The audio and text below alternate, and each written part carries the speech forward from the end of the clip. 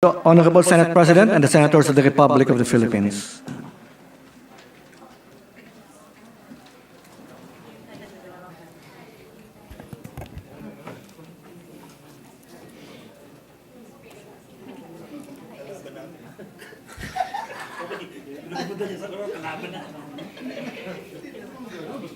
Hi, Mavs. Gusto na. Ang prayer na yan? Sige.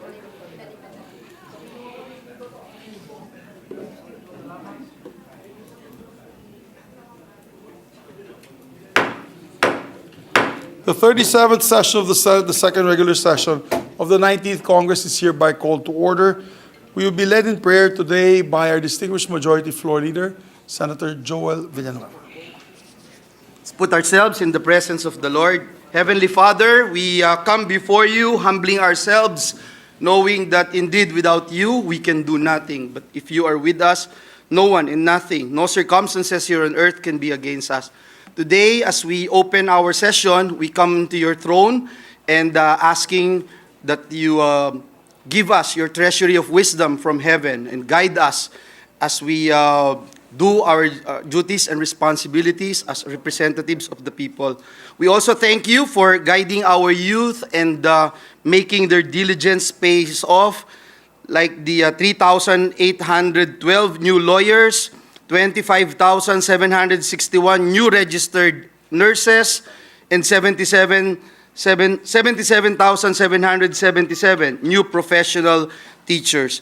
We also would like to raise unto your throne our kababayans who are victims of the recent typhoons, earthquakes, accidents, and ongoing conflicts and wars around the world. We pray that you take good care of our kababayans, not only here in Luzon, Visayas, Mindanao, but also in outside the country. We pray, Lord, that you guide us and help our leaders in making the right decisions and in taking care of our country and our people.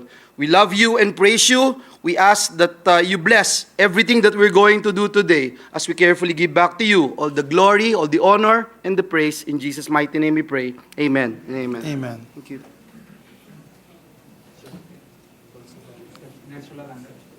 Please remain standing for the Philippine National Anthem. Tayang mag-ibiw, pelas ng silanganan, alab ng puso, sa dibdib mo'y buhay. Lupang hinirang, tuyan ka ng magiting, sa manlulupi, di ka pasisihin. Sa dagat at bundok, sa simoy at sa langit mong bagaw, may nilagang tula at awit sa paglayang minamahal.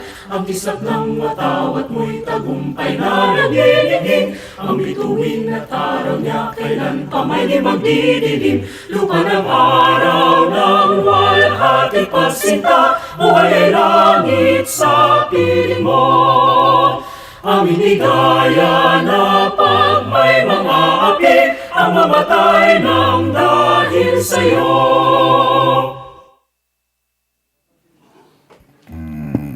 Wala tayong budget para sa choir? Budget para sa choir? Sabi ko, wala na ba tayong budget para sa choir?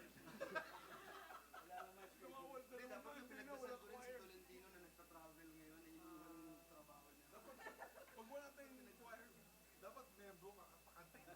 Ako na rin kakanta. Si minorities there, no? Aya. Secretary, please call the roll of members. Roll call of members. The Honorable Senator Angara, Senator Binay, Senator Cayetano Alan, Senator Cayetano Pia, Senator De La Rosa, Senator Ejercito, Senator Escudero, Senator Estrada, Senator Gatchalian, Senator Go, Senator Ontiveros, Senator Lapid, Senator Legarda, Senator Marcos, Senator Padilla, Senator Pimentel, Senator Poe, Senator Revilla, Senator Tolentino, Senator Tulfo, Senator Villanueva, Senator Villar Cynthia, Senator Villar Mark, the Senate President. With 20 senators present, the chair declares the presence of a quorum. Majority Leader. Mr. President, before we continue, may I just be allowed to acknowledge some guests from the gallery. We have with us our friends from the labor group, guests of Senator Ontiveros and this representation, the trade union leaders. They're all here. I will no longer read every single labor unions, but we have with us Dr. Ani Heron, Ian Mariano, Eva Arcos, Mr. Santiago Nola, Marie Schruter, Mr. Orlando Quesada, and Mr. Carlos Anunuevo. We also have with us, Mr. President, guests of Senator Jinggoy and Senator Robin Hood Padilla, Ms. Maricel Soriano, Mr. Dennis Padilla, Mr. Onyok Velasco, Miss Eric Nicolas, Attorney Joji Alonso, Mr. Ding Dong Dantes, and Ms. Iza Calzado. We welcome all of them in this august chamber, Mr. President. Yes, welcome to your Senate, to all the guests that are here today. Welcome to your Senate. We also have with us, Mr. President, Vice Mayor's League of Benguet, led by Mr. Roderick Awinga, guest of this representation. Yes, welcome to the Senate. Vice Mayor. Mr. President, at this juncture, Maybe we can ask for a minute suspension to locate all our members. We're going to ratify Yes, Mr. the measure. So, may I ask for a minute session suspension, Mr. suspended for President. 1 minute.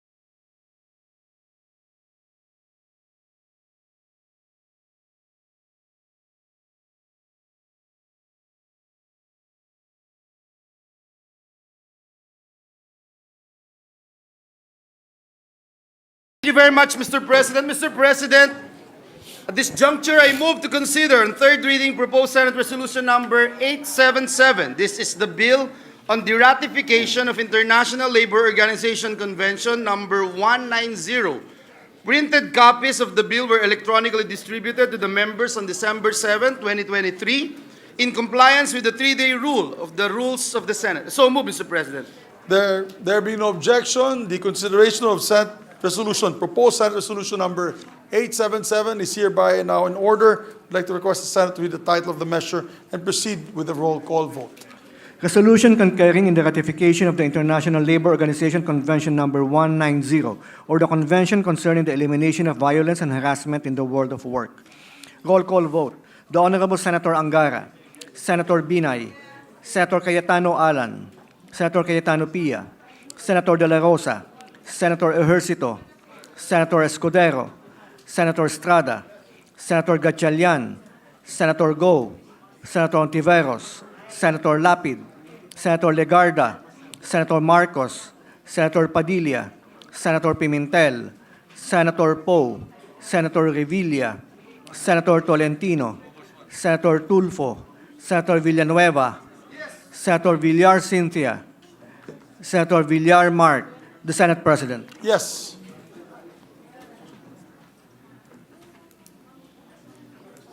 With 20 affirmative votes, 0 negative votes, 0 abstentions, PS Resolution number 877 is approved on third reading and the ILO Convention is hereby ratified. Congratulations. Thank you very much, Mr. President. May I just be allowed to just insert into the records my explanation of vote, Mr. President? This is such a great day for our country and people, especially for the labor sector, Mr. President. Thank you very much, dear indeed. colleagues. Thank you, Mr. President. Indeed, congratulations to the whole labor sector. Congratulations. Budget. Yes, session suspended for 1 minute.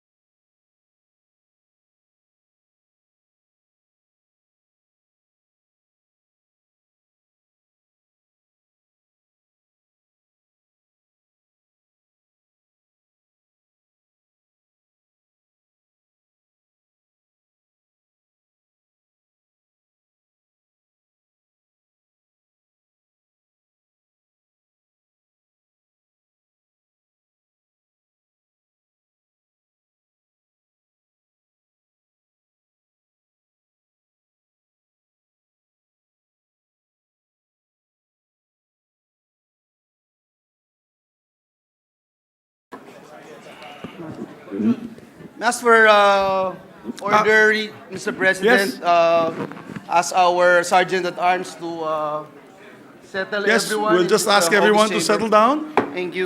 We have to approve several items for several bills from third reading.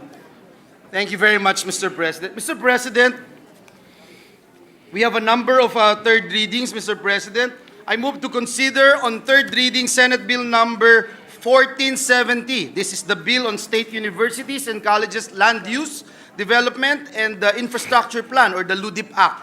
Printed copies of the bill were electronically distributed to the members on December 7, 2023, in compliance with the 3-day rule in the Constitution. I so move, Mr. President. There being no objection, motion is approved. We ask Secretary to read the title and proceed with the third reading vote. An act strengthening the mechanism for land use development and infrastructure planning and budgeting for state universities and colleges, amending for the purpose Republic Act number 11396, otherwise known as the SUC's Land Use Development and Infrastructure Plan, LUDIP Act. Roll call vote. The Honorable Senator Angara, Senator Binay, Senator Cayetano Alan, Senator Cayetano Pia, Senator De La Rosa, Senator Ejercito, Senator Escudero, Senator Estrada, Senator Gatchalian, Senator Go, Senator Ontiveros, Senator Lapid, Senator Legarda, Senator Marcos, Senator Padilla, Senator Pimentel, Senator Poe, Senator Revilla, Senator Tolentino, Senator Tulfo, Senator Villanueva, Senator Villar Cynthia, Senator Villar Mark, the Senate President. Yes. With 20 affirmative votes, 0 negative votes, 0 abstentions, Senate Bill number 1470 is approved on third reading. Congratulations. Congratulations, Office response. especially to Senator Chis Escudero. Mr. President, I move that we consider on third reading Senate Bill number 2441. This is the bill on Free College Entrance Examination Act. Printed copies of the bill were electronically distributed to the members on December 7, 2023, in compliance with the 3-day rule in the Constitution. I so move, Mr. President. There being no objection, motion is approved. We ask Secretary to read the title and proceed with the third reading vote. An act mandating private higher education institutions to waive college entrance examination fees and charges of certain students qualified to apply for college admission. Roll call vote. The Honorable Senator Angara, Senator Binay, Senator Cayetano Alan, Senator Cayetano Pia, Senator De La Rosa, Senator Ejercito, Senator Escudero, Senator Estrada, Senator Gatchalian, Senator Go, Senator Ontiveros, Senator Lapid, Senator Legarda, Senator Marcos, Senator Padilla, Senator Pimentel, Senator Poe, Senator Revilla, Senator Tolentino, Senator Tulfo, Senator Villanueva, Senator Villar Cynthia, Senator Villar Mark, the Senate President. Yes. With 22 affirmative votes, 0 negative votes, 0 abstentions, Senate Bill number 2441 is approved on third reading. Congratulations once again to the sponsors. Thank you very much, Mr. President. This juncture, I move that we consider on third reading Senate Bill number 2455. This is the bill on Self-Reliant Defense Posture Revitalization Act. Printed copies of the measure were electronically distributed to the members on December 7, 2023, in compliance with the 3-day rule in the Constitution. I so move, Mr. President. There being no objection, the motion is approved. Therefore, we proceed with the roll call vote. Ask Secretary to read the title of the measure. An act revitalizing and strengthening the self-reliant defense posture program and promoting the development of a national defense industry pursuant thereto and providing funds therefore. Roll call vote.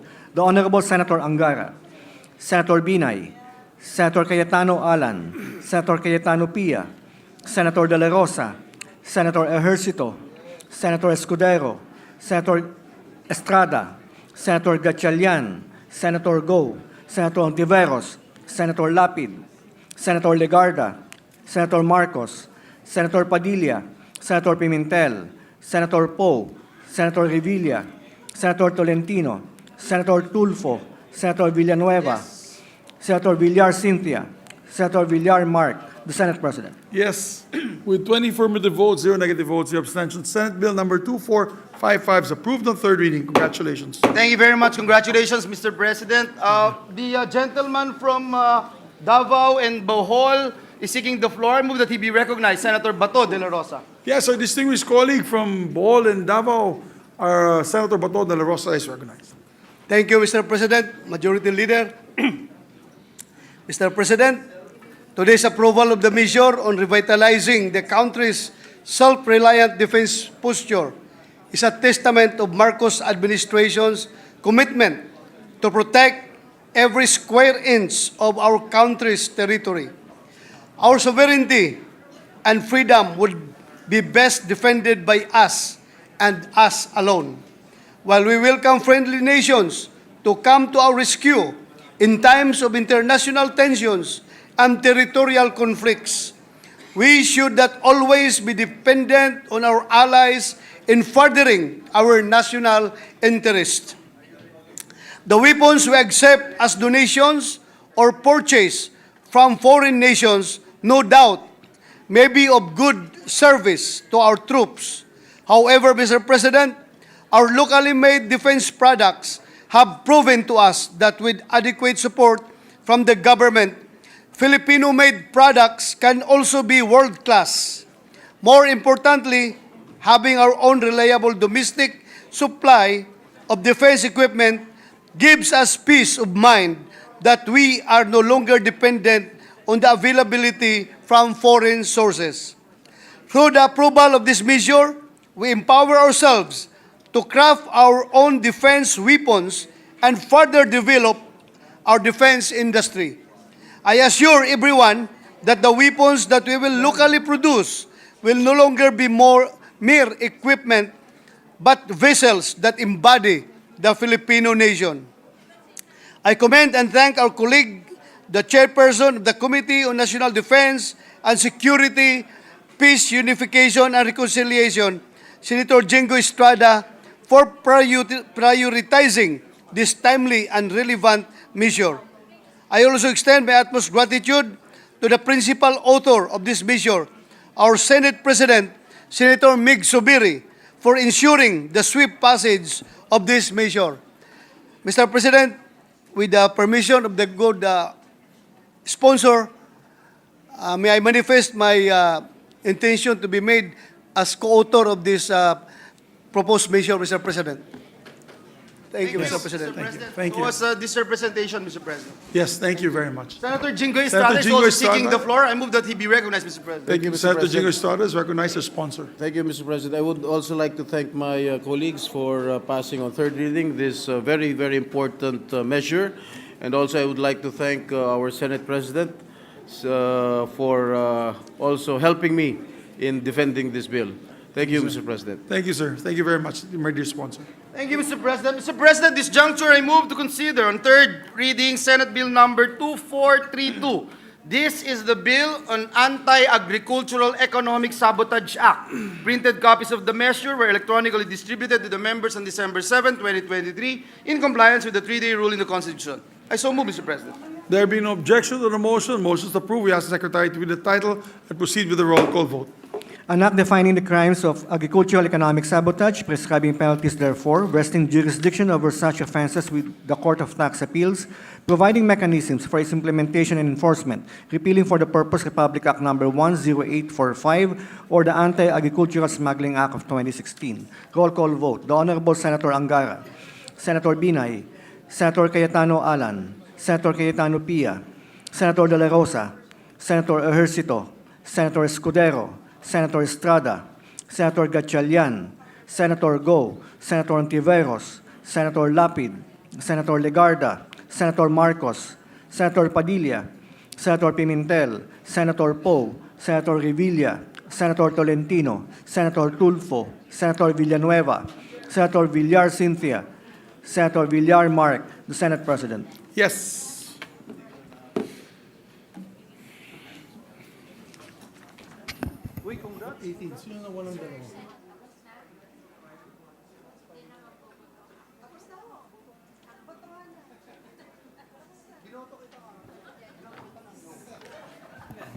With 13 affirmative votes, 0 negative votes, 18 rather, 18 affirmative votes, 0 negative votes, 0 abstentions, Senate Bill number 2432 is approved on third reading. Thank you very much, Mr. President. We congratulate our hard-working chairperson of the Senate Committee on Agriculture, Senator Cynthia Villar.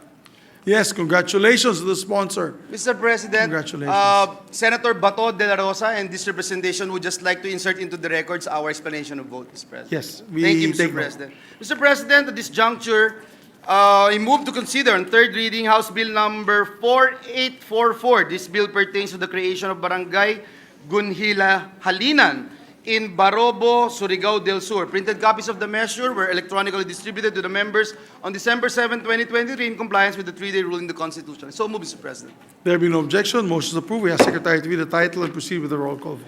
Anak creating a barangay in the municipality of Barobo, province of Surigao del Sur, to be known as Barangay Ginhalinan. Roll call vote.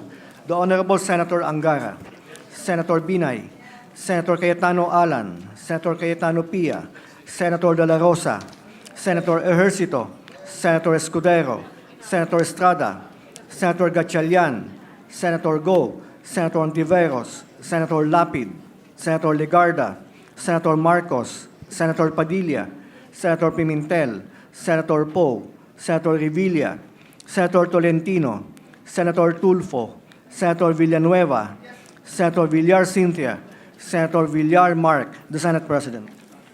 With 19 affirmative votes, 0 negative votes, 0 abstentions, House Bill number 4844 is approved on third reading. Thank you very much, Mr. President. Mr. President, this juncture, I move to consider on third reading House Bill number 5819. This is the bill dividing Barangay 176, also known as Barangay Bagong Silang in the city of Caloocan. Printed copies of the measure were electronically distributed to the members on December 7, 2023 in compliance with the three-day rule of the Constitution. I so move, Mr. President. There being no objection, motion is approved. We ask Secretary to read the title of the measure. Proceed with the roll call vote. Anak dividing Barangay 176, also known as Barangay Bagong Silang in the city of Caloocan, into 6 separate and independent barangays to be known as Barangay 176A, Barangay 176B, Barangay 176C, Barangay 176D, Barangay 176E, and Barangay 176F. Roll call vote. The Honorable Senator Angara, Senator Binay, Senator Cayetano Alan, Senator Cayetano Pia, Senator De La Rosa, Senator Ejercito, Senator Escudero, Senator Estrada, Senator Gatchalian, Senator Go, Senator Ontiveros, Senator Lapid, Senator Legarda, Senator Marcos, Senator Padilla, Senator Pimentel, Senator Poe, Senator Revilla, Senator Tolentino, Senator Tulfo, Senator Villanueva, Senator Villar Cynthia, Senator Villar Mark, the Senate President. With 19 affirmative votes, 0 negative votes, 0 abstentions, House Bill number 5819 is approved on third reading. Mr. President, Senator Cynthia Villar would like to insert into the records her explanation of votes and at the same time to be made the co-author of the measure, Mr. President. Yes, The measure that we we take note discussed. of the Yeah. measure. And Thank I you, think- Mr. President. and Mr. if President, I read the title correctly, this it is bill, Bagong dividing Silang, barangay. I know the Barangay Bagong Silang is one of the biggest Yes, barangays in yes. the country. Yes, Oh, sorry. Mr. President. It is the biggest barangay. Yes, it is. It's bigger than some of my towns in Yes, Bukidnon. Mr. So President. it's a good idea to have it split up into separate barangays. Yes. It Thank you, makes, Mr. President. the delivery of public service easier to the people. Yes. Mr. President, our Deputy Minority Leader is also seeking the floor. May I move that she be recognized, Senator Risa Ontiveros? Yes, our distinguished Deputy Minority Floor Leader, Senator Risa Ontiveros. Salamat kayo, Mr. President. I apologize, I stepped out for a few seconds to do something right outside the Senate Session Hall. Na-miss ko po yung third reading vote on Senate Bill number 2432. I just like to manifest my yes vote for the act defining the crimes of agricultural economic I sabotage. know, I was looking for you, Madam. Apo, salamat ka. When I saw the list was 18, I was looking for those who were absent. I said, I know Ma'am Risa would have voted in favor of it, but I think you have to step out for something important. But Salamat. we put on the records of the Senate that if you had been here, you would voted in the affirmative. So I may not No, I'm include sorry, that ma'am. in the number Voting anymore. is All already right, I done. understand, but thank you for allowing me to make the manifestation of record. Salamat Yes, kayo, yes. Mr. President. Thank you. When I started the vote, I was looking for you. I could no longer stop the voting. I knew you would have been in favor of the measure. So, but we take note of your position, and I know you're one of those who are one of our anti-smuggling advocates.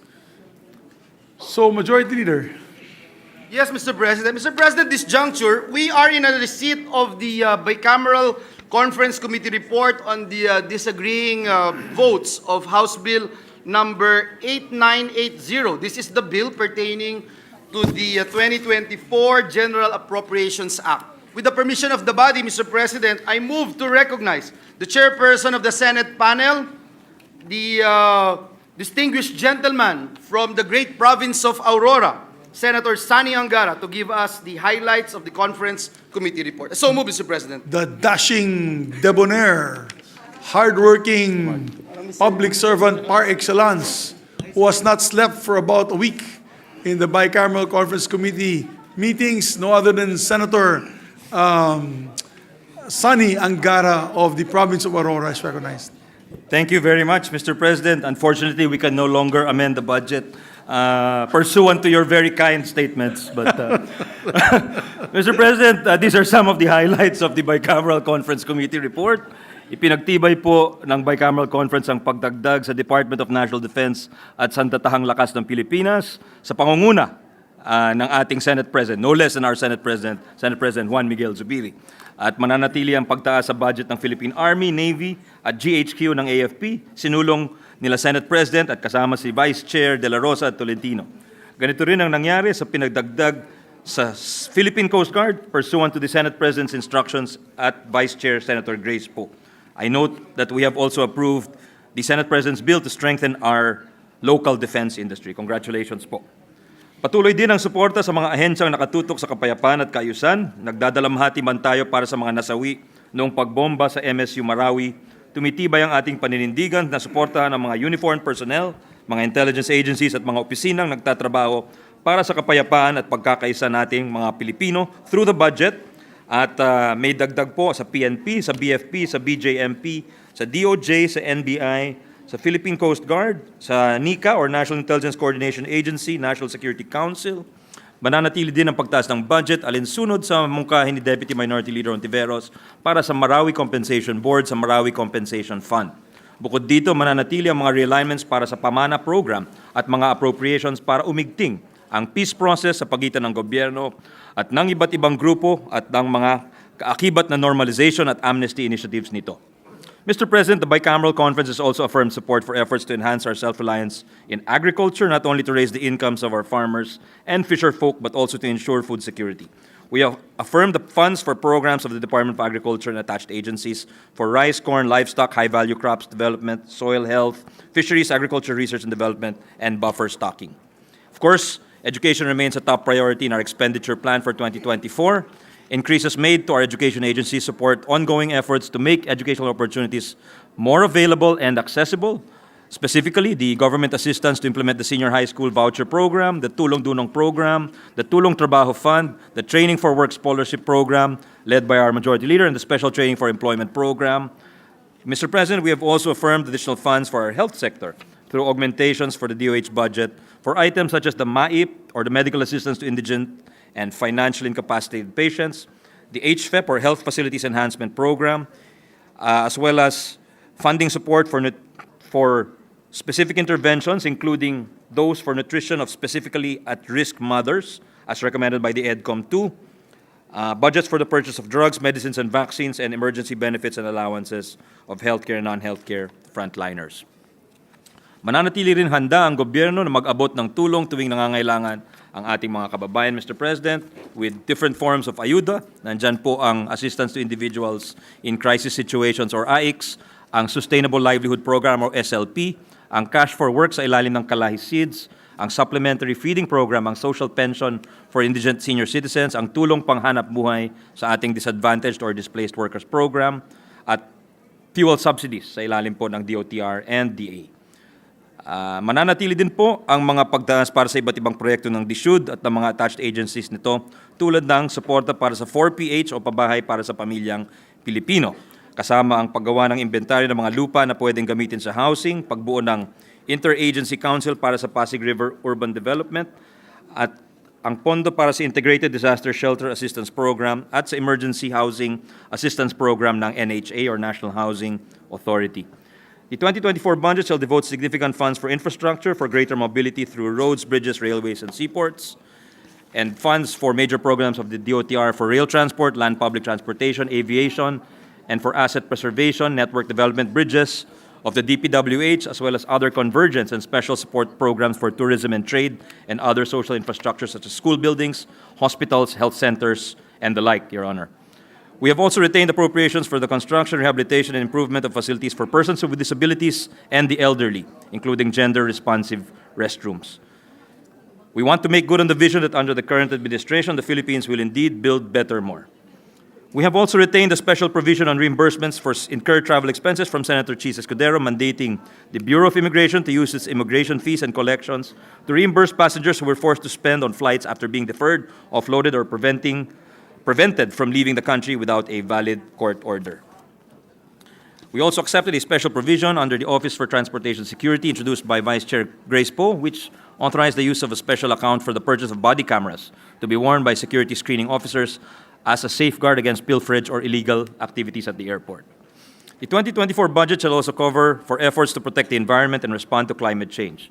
Upon the suggestion of Vice Chair Cynthia Villar, we've retained increases to the DNR, which includes funds for the rehabilitation, protection, and development of protected areas, prioritizing legislated protected areas and significant augmentations made by the Senate President for new and improved marine stations. Napapaloob din sa pagpinagkasundoan ng budget ang mga hakbang para sa transition sa renewable energy sources na pinamunuan ni Vice Chair Win Gatchalian, mga special provisions hinggil sa offshore wind integration port para sa Philippine Energy Research and Policy Institute at para sa waste-to-energy component ng Renewable Energy Development Program. Tuloy-tuloy ang pondong makakatulong para lalong makapaghikayat ng mga investors at para lumawig palalo ang kakayahan ng ating mga SMEs, led by our DTI sponsor, Senator Mark Villar. Kaya tumaas po ang pondo para sa mga green lanes for strategic investments, sa shared services facilities, Philippine Creative Industries Development Act, para sa Export and Trade Promotion Program ng Center for International Trade Expositions and Missions or CITEM. Mr. President, innovation, science, and technology, research and development shall also remain key pillars of the government's efforts and priorities in our expenditure plans, with augmentations proposed by Vice Chair Francis Tolentino to the budgets of DOST and other attached research institutions. The 2024 budget will also support the government's efforts for promoting the Philippines as a prime tourist destination and preserving our culture and heritage, led by Senator Nancy Binay, Vice Chair, and Senior Vice Chair, Senate Pro Temp Loren Legarda. Patuloy din po sa ilalim ng 2024 budget ang mga galaw para lalong mapalakas ang mga lokal na pamahalaan at maging mas desentralisado ang ating pamahalaan. Mananatili rin ang suporta sa 2024 budget para sa Department of Foreign Affairs o DFA at sa mga attached agencies at mga embahada at consulates general ng Pilipinas sa iba't ibang mga bansa. Alinsunod naman sa pangako ni President Bongbong Marcos na palalawigin ang suporta para sa ating mga atleta, may dagdag na budget para sa National Academy of Sports at sa Philippine Sports Commission led by Senior Vice Chair Cayetano and Vice Chair Bongo. Iilan lamang ito, Mr. President, sa mga pinagkasunduan ng inyong Bicameral Conference Committee hinggil sa pambansang budget for 2024. Inaasahan po natin na makakatulong ang budget na ito para maabot sa pangunguna ni Presidente Marcos ang bagong Pilipinas na pinapangarap ng bawat Pilipino. We are confident that this budget will provide certainty and hope during these uncertain times. Taus-puso po tayong nagpapasalamat sa lideratura ng Senado, kay Senate President Mig Zubiri, Senate President Pro Temp Loren Legarda, Majority Leader Joel Villanueva at Minority Leader Coco Pimentel. Gayon din po sa lideratura ng Kamara, kay Speaker Romualdez at Committee on Appropriations Chairperson Zaldi Co. At malalim ang ating pasasalamat sa mga staff ng mga senador, sa staff, at of course to our vice chairs, very hardworking, Senior Vice Chairs Cayetano, Amy Marcos, and Senate Pro Temp Legarda, and Vice Chairperson Cynthia Villar, Bato de la Rosa, Win Gatchalian, Bongo, Risa Ontiveros, Nancy Binay, Grace Poe, Francis Tolentino, Mark Villar, J.V. Ejercito, Jinggoy Ejercito Estrada, at mga kapwa-senador na sila Senator Alan Peter Cayetano, Francis Chis Escudero, Lito Lapid, Robin Hood Padilla, Ramon Bong Revilla Jr., at Rafi Tulfo. At nagpapasalamat din tayo sa LBRMO sa pangunguna ni Director General Irene Palanca. Natapos po ang budget ito dahil sa pagpupuyat at pagsisipag po nila. Naway makatulong ang budget na ito para maabot ang pinapangarap nating bagong Pilipinas. Buhay at maraming salamat, Mr. President.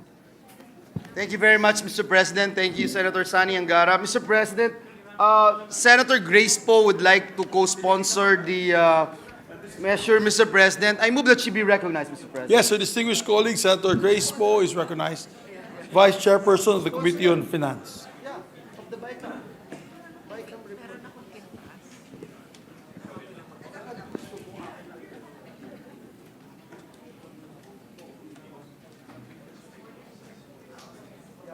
Mr. President, I withdraw my motion, Mr. President.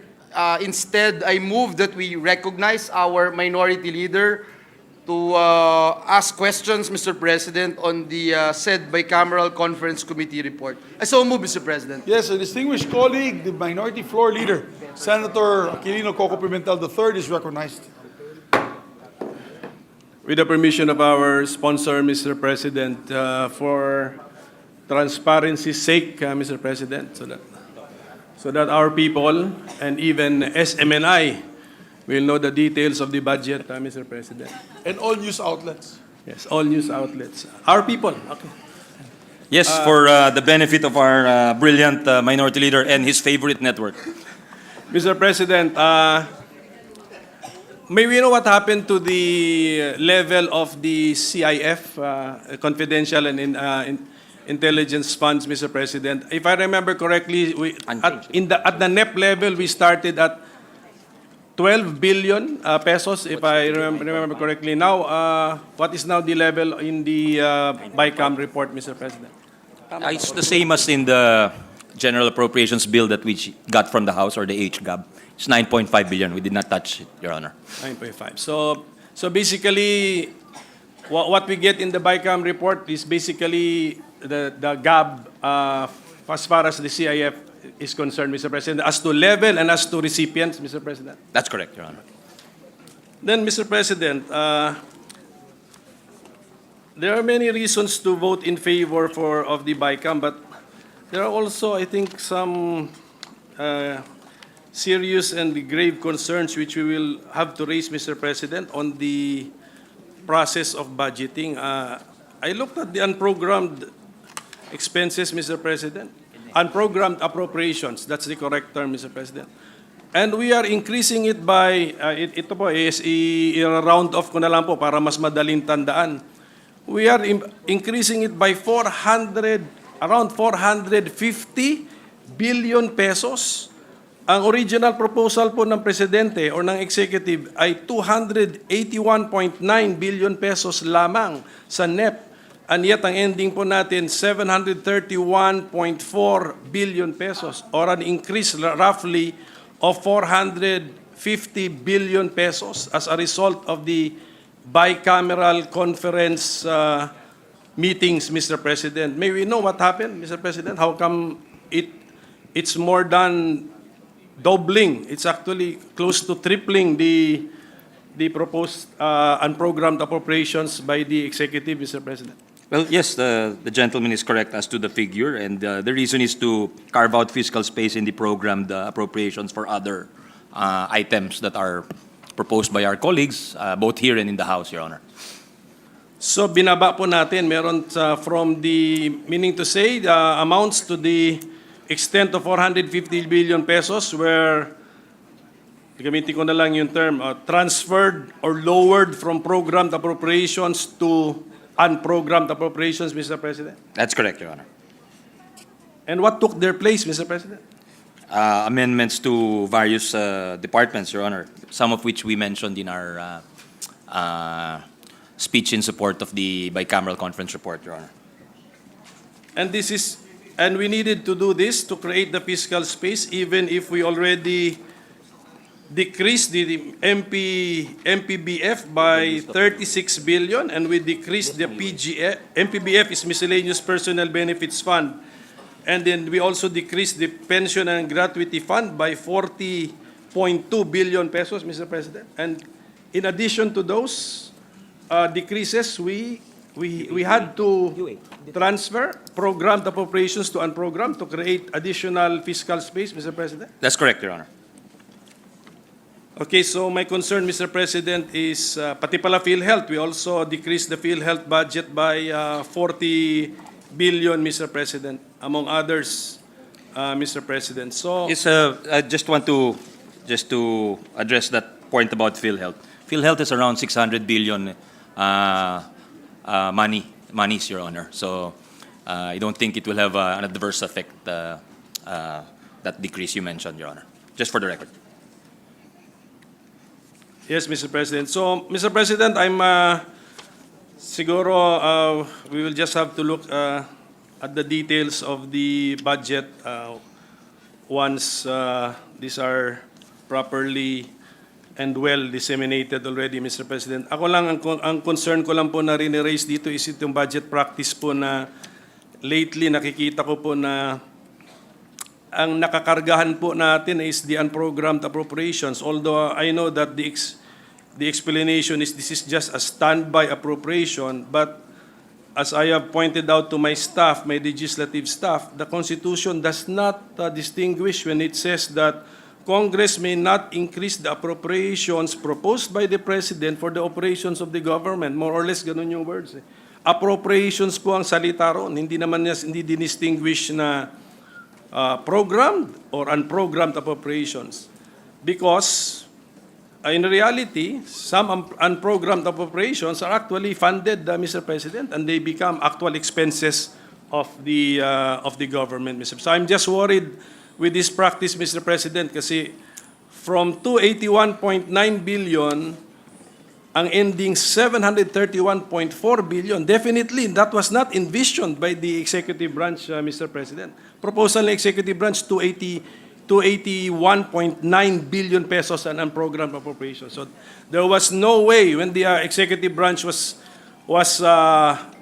designing and coming up with the budget, with the NEP, that they envisioned the ending na unprogrammed appropriations would be 731.4 billion pesos, Mr. President. So that's just a concern that I am raising, Mr. President, because I also observed this last year, actually, Mr. President.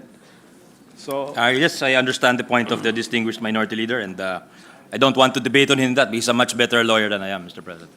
well, anyway, Mr. President, that's the, sabi natin, gray area, or at least ginagawa kong gray area, Mr. President.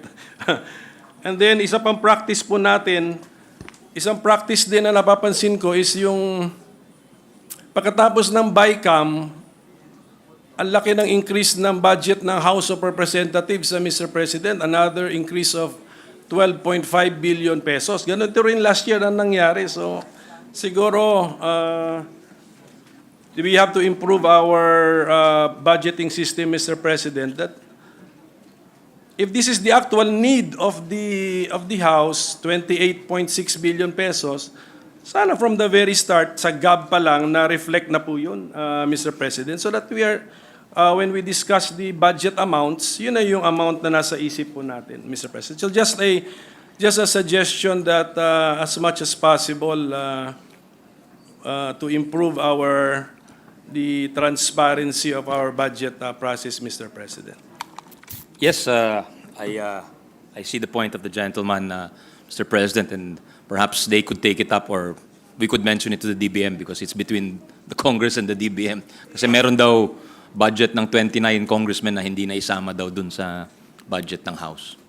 But this also happened last year, Mr. President. So Yes, sana yes. we learn from past experiences. At any rate, Mr. President, so I'd like to thank our sponsor for responding to my questions, and so for being so patient and understanding with this representation, Mr. President. But siguro naman, I think we sufficiently examined the budget during its time here in the Senate, Mr. President. Although for next year, sana, if we could come up with a better scheduling process siguro if we can add one day, kasi ang nangyari naman sa atin ngayon, we extended into a Tuesday yata, and then we called off the session for that Tuesday.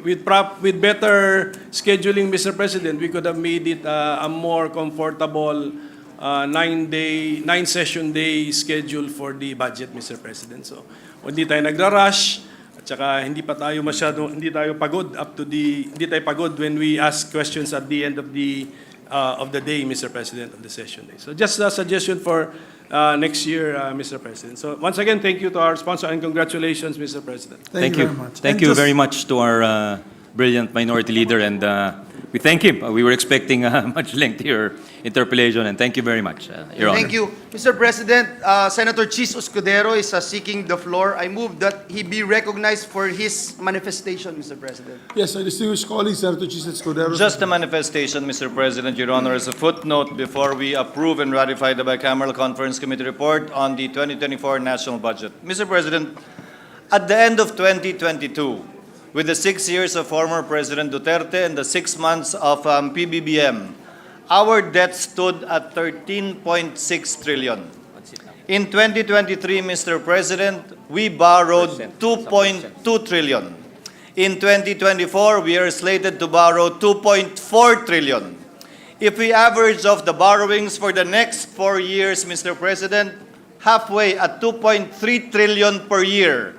By the end of President Marcos's term in 2028, Mr. President, our debt, which stood at 13.6 trillion, will be 27.4 trillion pesos, Mr. President. That means if we are to maintain a 60% GDP to debt to GDP ratio, our GDP, Mr. President, should double by 2028.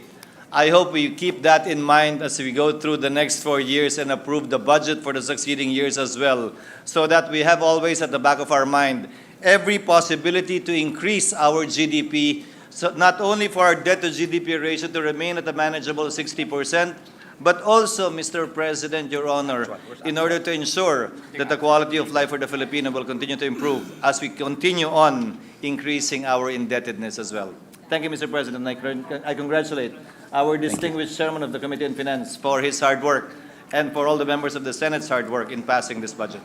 Thank you very much, distinguished gentleman from Sorsogon and former chair of the committee. I think it's a very sound message, and hopefully our economic managers, the message will reach them, Mr. President. Yeah. Mr. President, just a quick question regarding the manifestation of Senator Escudero. Yes, please proceed. Yeah, he cited figures from the time of former President Marcos till the present and the increase. I just want to know, what was the rate of inflation from that time until now? It would vary, Mr. President, Your Honor, but it was not during the time of former President Marcos. To place it in proper perspective, when President Duterte assumed office in 2019, total debt incurred by the Philippines from Aguinaldo to Aquino was 6 trillion pesos, plus or minus. During the time of President Duterte, in the course of 6 years, given the pandemic as well, we incurred indebtedness of over 6 trillion pesos, making it a total of 13.6 trillion. Now, at an average of 2.3 trillion, we would be doubling it in the next 6 years by 2028. The inflation, Mr. President, if you look at the period beginning 2019 to the present, would be averaging between 4 to 6% per annum.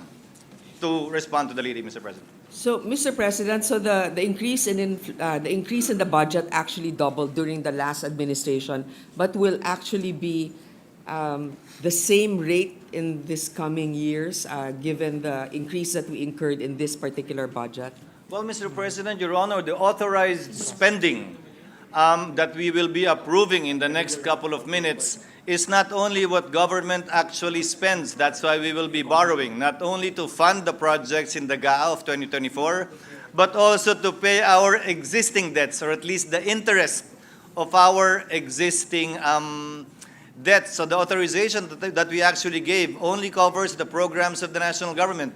It does not include debt payments, either principal and interest, because these are what we call off-budget items pursuant to the Constitution. Thank you, Mr. President, for the clarity given by the former Finance Chair, Senator Escudero. Thank you very much to the two colleagues of ours. Yes, and Mr. also, President. just before we, are we going to ratify for the?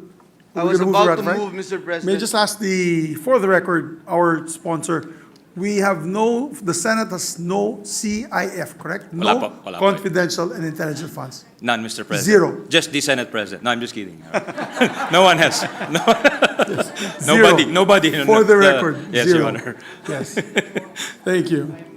We just want to put that on record. Thank you very much, Mr. President. With that, I move that we approve and ratify the Bicameral Conference Committee report on the disagreeing votes of the House Bill number 8980 and let the text of the joint explanation be deemed read into the records of the chamber. I so move, Mr. President.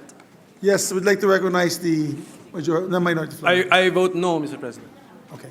So But he's everyone not else objecting is, to the motion yes. that we We ratify, take note Mr. of his manifestation, of his vote. And there being no objection to the motion of the majority floor leader, the, where is that bit? The Bicameral Conference Committee ratifying both House and Senate versions of the budget is hereby approved and ratified. Thank you very much, Mr. President. Thank you very much, Mr. President. May I move that we recognize the distinguished lady from Pangasinan and Iloilo, Senator Grace Poe. I so move, Mr. President. Our distinguished colleague from Pangasinan and Iloilo in the Republic of the Philippines, Senator Grace Poe, is recognized.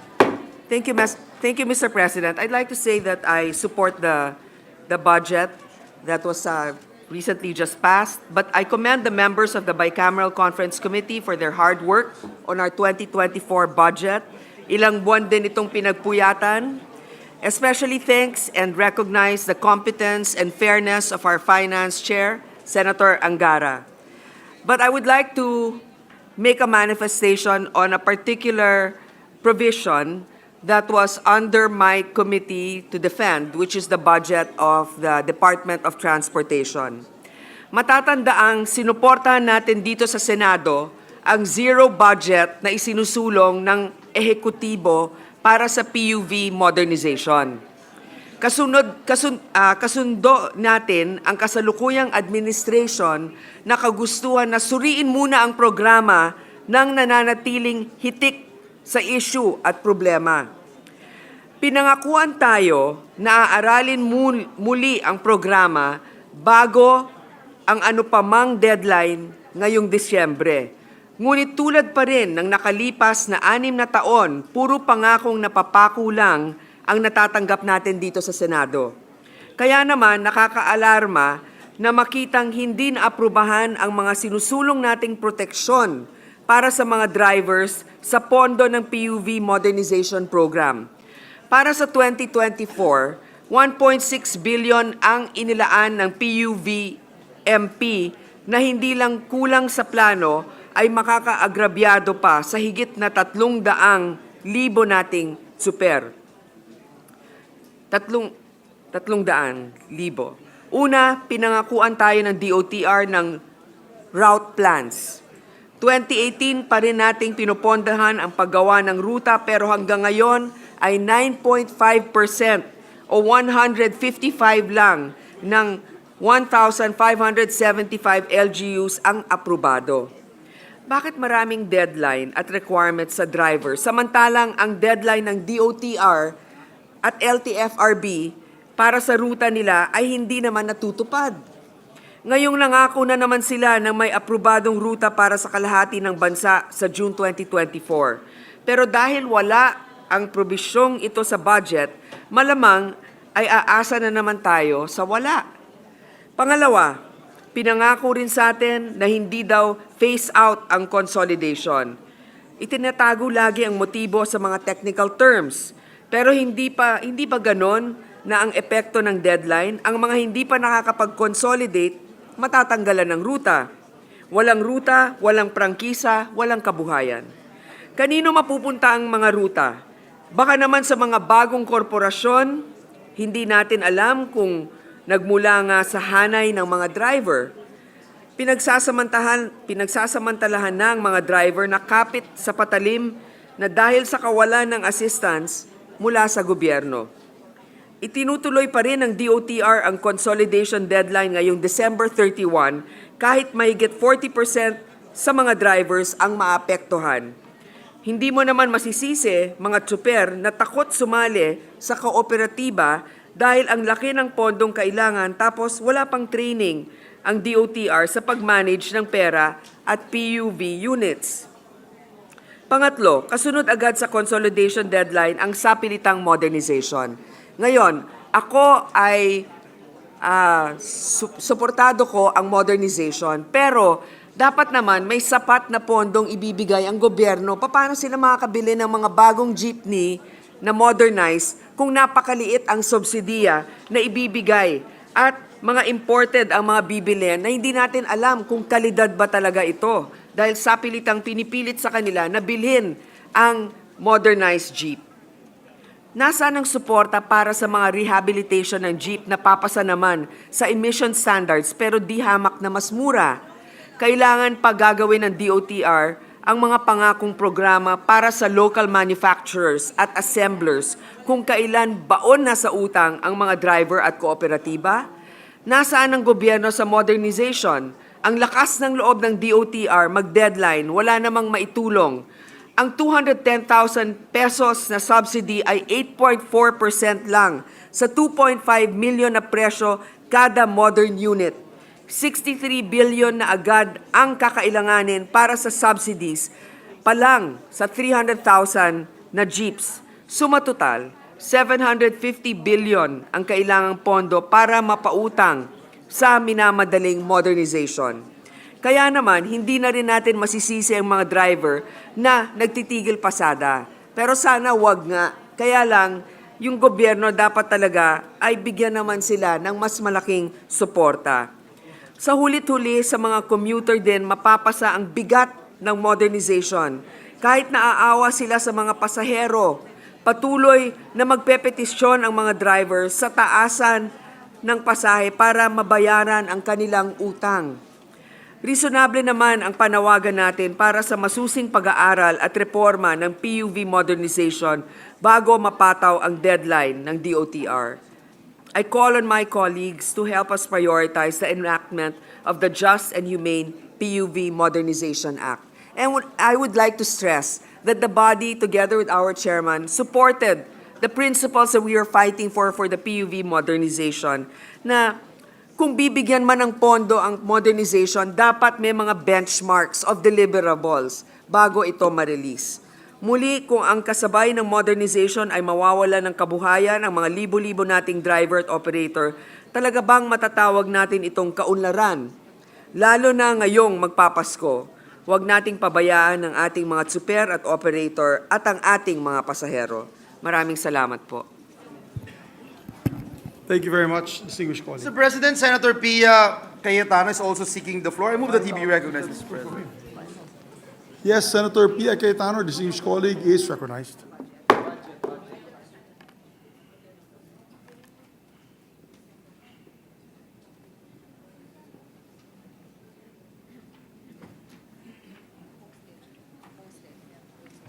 Mr. President, just a few points I'd like to raise.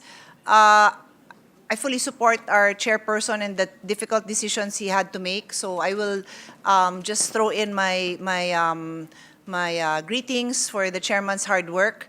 I know very well that he defended to the best of his ability until the last minute some amendments that we would have wanted to be seen, especially in the education sector, along with our chairman of the Committee on Basic Education. This really would be the budget that we would have wanted to be included to ensure, well, not ensure, but to support our goal of improving the education system, Mr. President. Won't go into details, but I know for a fact that our chairman worked really hard to try to secure that budget. And now just a few quick reactions, Mr. President. Maybe at a later time when I get to see the final version in all its details, of course we are happy that there is a provision in the GAA every year now on sustainable development being incorporated in every project that is funded. But as they say, the devil is in the details. And one of the devils that we see now is precisely in the area that our colleague, Senator Grace Poe, pointed out.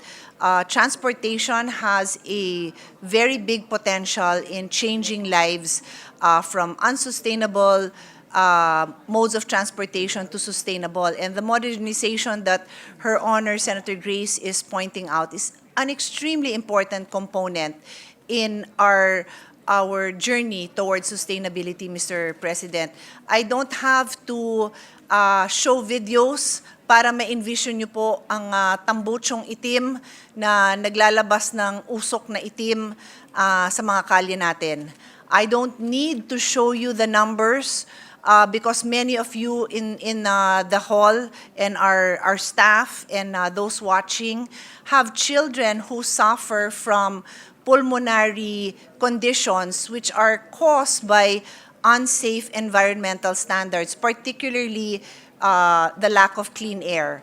So lahat ito affected by this modernization program, and unless we really have the political will to ensure that the budget necessary to help the jeepney drivers transition to more modern and sustainable models, ito po yung, and I'd like to put on record that this is not simply shifting to an e-vehicle type.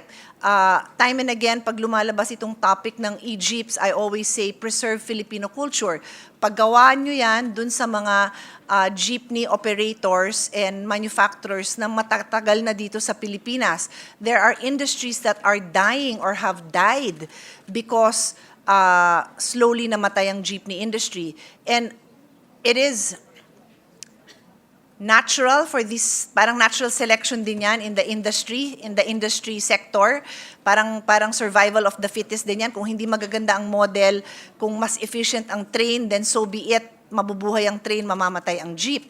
Pero kung bubuhayin din lang natin ang mga jeepney, then it might as well be not by importing jeeps, but by supporting the local industry and then preserving. And we have with us artists, no, our professionals from the creative industry who will attest that, well, their lives are all about bringing color and meaning and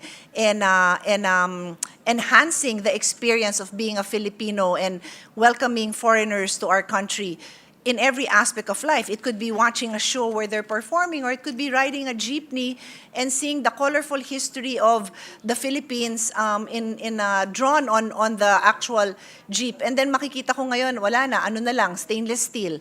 And then worse, mag-i-import tayo ng vehicles na hindi na nga made in the Philippines, wala pang input ng ating mga creatives, the way we grew up with the jeepney. So I just want to fully support the manifestation and concern of Senator Po as one of the examples that I am fighting for sustainability in the country.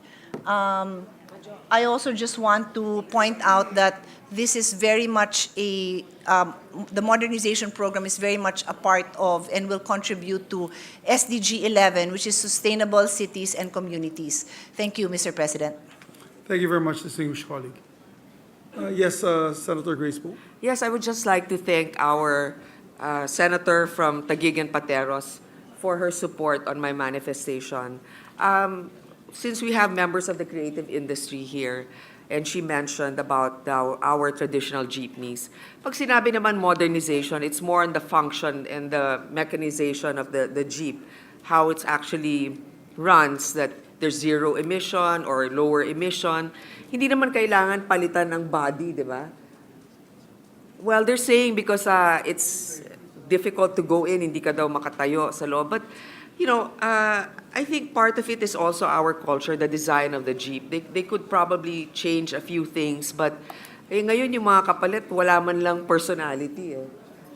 Pero sige, para unahin na muna natin syempre yung kapakanan ng mga drivers. There are a lot of other concerns, but definitely our culture should be preserved. And art also, art is really an important part of our daily lives, di ba? It enriches our experience, and it also strengthens our identity. So that's it. Thank you, Mr. President. Thank you. And just for the record also, Thailand still uses tuk-tuks. And everybody in the world knows what a tuk-tuk is from Thailand. So it's a cultural identity that they still preserve to this day. Yes, Majority Leader. Thank you, Mr. President. Mr. President, before we leave the topic, Mr. President, I would just like to put into the records of the chamber my full support and agreement with the Senators Po and Cayetano. I am from Bulacan, Mr. President. We are very sentimental when it comes to our heritage, Mr. President, and indeed, we have to take good care of it. But today, Mr. President, the man of the hour is our chairperson who worked very hard, Senator Sani Angara, and we'd like to commend the hardworking chairperson of the Senate Committee on Finance for his hard work in ensuring that the budget, Mr. President, I think is very important. We were able to pass the budget on time, Mr. President. On time po tayo. And I'm a living testimony of how our chairperson, Senator Angara, worked very hard, Mr. President, because he is my basketball buddy. I couldn't exercise for the past 2 weeks, Mr. President. We especially would like to thank him for making sure that our budget, Mr. President, continues to reflect our aspirations in the coming year. Particularly, Mr. President, the budget of agriculture is meant to boost domestic production and harness the potential of our agricultural sector for the economic development. If you look at the budget of the education sector, all education agencies from TESDA, DepEd, and CHED are increased, including the PGH and other medical SUCs, our medical state universities and colleges, which this representation and Senator Pia had been working on. Mr. President, almost 30 billion yung increase po niyan. Consistent with the intergenerational principle enshrined in the Constitution, the budget of the Department of Environment and Natural Resources reflect our focus to address climate change and protect our biodiversity, which is very close to the heart of our Senate President Pro Tem, Senator Lauren Legarda, and to ensure that our healthcare system will not suffer the same stress as what we have experienced in the height of COVID-19 pandemic. The budget for DOH was increased to fund additional facilities and provide additional assistance to indigent patients. 2.5 billion pesos po yung increase niyan, Mr. President. And to further boost domestic production and make Philippine products world-class, the budget of DTI was increased by about 686 million, Mr. President. In-increase din po yung funding of various important programs such as Tatak Pinoy Act, the Creative Industries Law, among others, Mr. President. But last but not the least, Mr. President, I'd like to stress and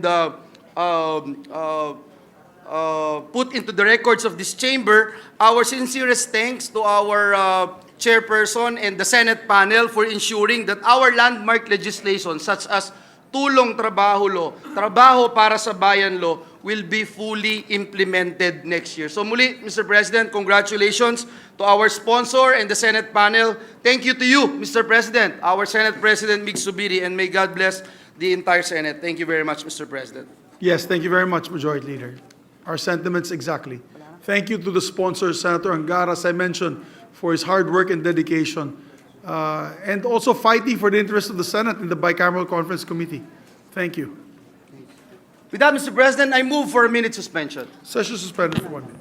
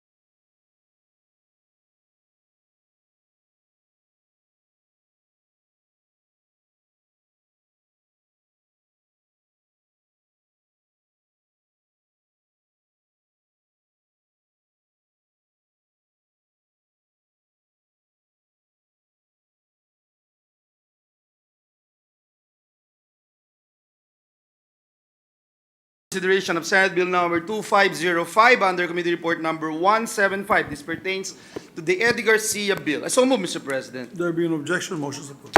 Mr. President, the parliamentary status of the measure is that we have sponsored the bill, and with the consent of the body, I move to open the period of interpellations and debate and recognize the sponsor of the measure, Senator Jinggoy Estrada, and to interpellate this representation.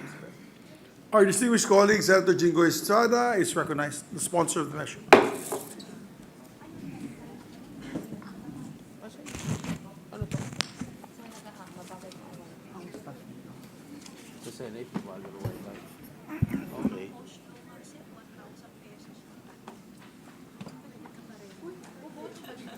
Thank you, Mr. President. With the gentleman from San Juan yield to some clarificatory questions, Mr. President.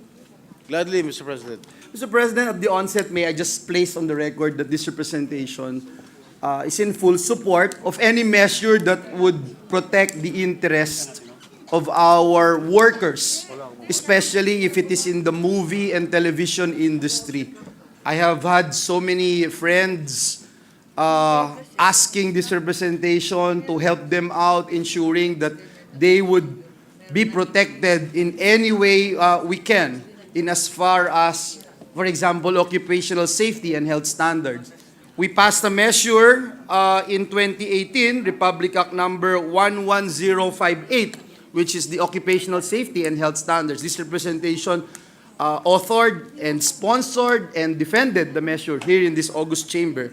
And that is why, with the heavy heart, Mr. President, I would like to spread into the records that after the DOLE advisory, labor advisory number 4, after Republic Act number 11058 was signed into law, the horrible incident that concerns our good friend, my idol, Tito Eddie Garcia, experienced this horrible accident, Mr. President.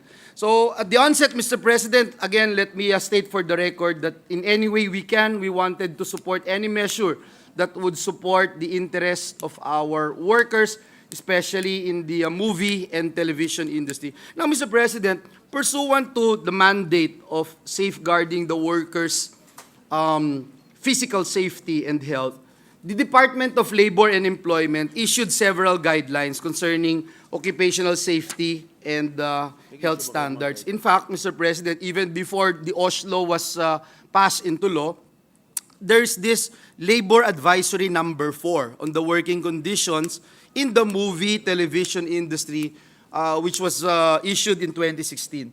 Now, this issuance, Mr. President, enumerates the working conditions that must be observed in the industry, including the hours of work, the waiting time, occupational health and occupational safety, transportation, accommodation, minimum benefits, and social welfare benefits. As this representation was then the Labor Committee chairperson in the 18th Congress, we were able to further, Mr. President, and strengthen the compliance with the OSH standards upon the passage of RA number 11058. And this was in 2018, which aims, and I'd like to put on record, its objective, Mr. President, is to provide a safe and healthy workplace by enumerating the duties of the employers, enumerating the duties of the workers, and providing for penalties for violations thereon. The law also provides the creation, Mr. President, the creation of the Intergovernment Coordination and Cooperation Committee. Now, Mr. President, my first question would be in line with this creation of the Joint Memorandum Circular number 1, because I remember, Mr. President, in 2020, this was created, and every single time we have a hearing here in the Senate, this representation would ask questions about this particular issue. So perhaps, Mr. President, if we can also just put into the records the enumeration of the significant achievements, Mr. President, of the Joint Memorandum Circular number 1, since it has been 6 years, Mr. President. 6 years ago, na ma-ensure po natin yung compliance ng OSH standards, imposing penalties ng violations, etc.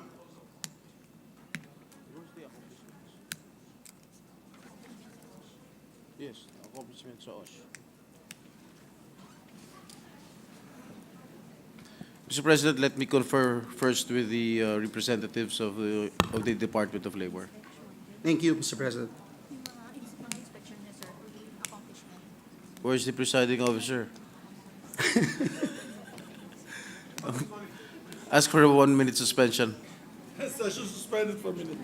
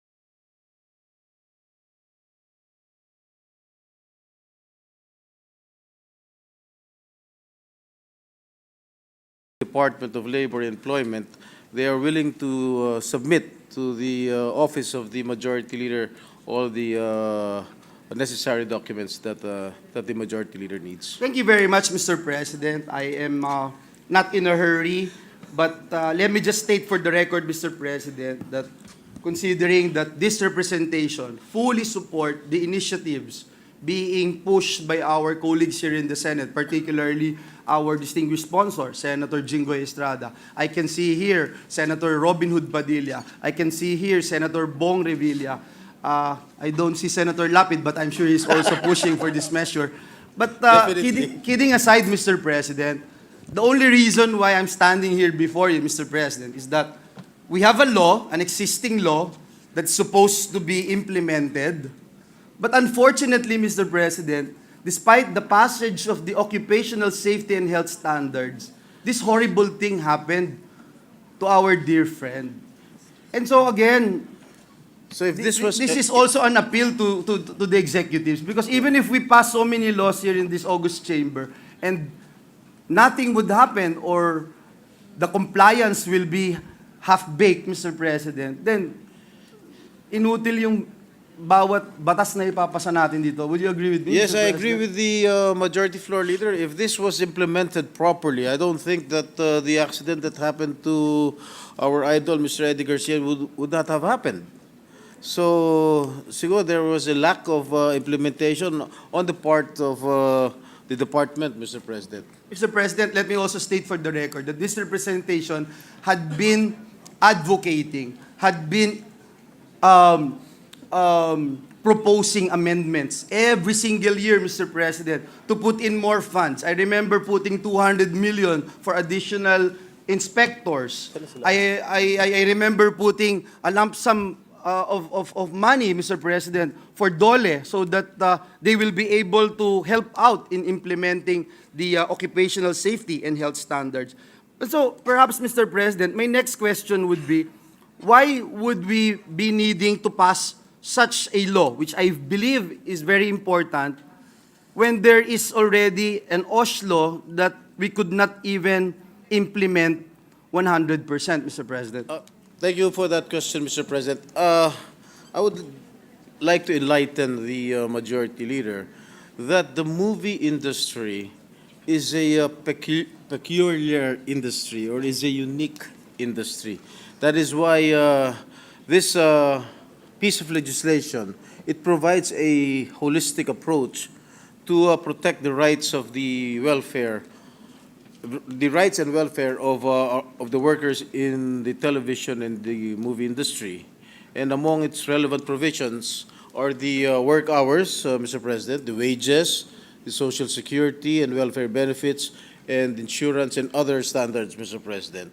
And, Mr. President, the Oslo that you sponsored during the 17th Congress, when I was not yet present in this August chamber, is an integral part of this measure. As provided in Section 15, I would like to invite the attention of my colleague, Senator Joel, Section 15, page 6, specifically mentioning the requirement for employers to strictly comply with the provisions of Republic Act number 11058, or an act strengthening the compliance with occupational safety and health standards and providing penalties for violations thereof. We understand that the Department of Labor and Employment does not have enough number of labor inspectors to monitor the compliance of the law. However, I believe that the department is exerting all their best efforts to properly implement the provisions of this particular law, Mr. President. Yes, Mr. President, and again, let me state for the record that this representation was the one who increased the number of labor inspectors, Mr. President, and the records of this August chamber can bail me out, Mr. President. I remember from 700 inspectors, we increased the number of labor inspectors to 1,200, Mr. President. I just don't know the current number right now, Mr. President. Again, Mr. President, let me also state for the record that if you look at Oslo, there is a provision that states that the Department of Labor and Employment would have determined these emerging industries, that the distinguished gentleman from San Juan is talking about, because there are definitely peculiar industries. For example, Mr. President, the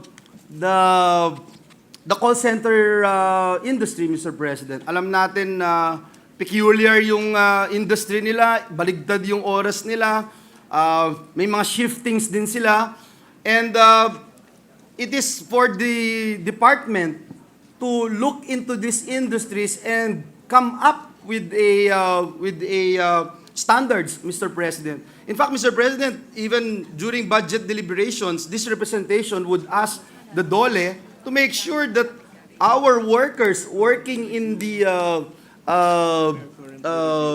call center industry would be able to get a good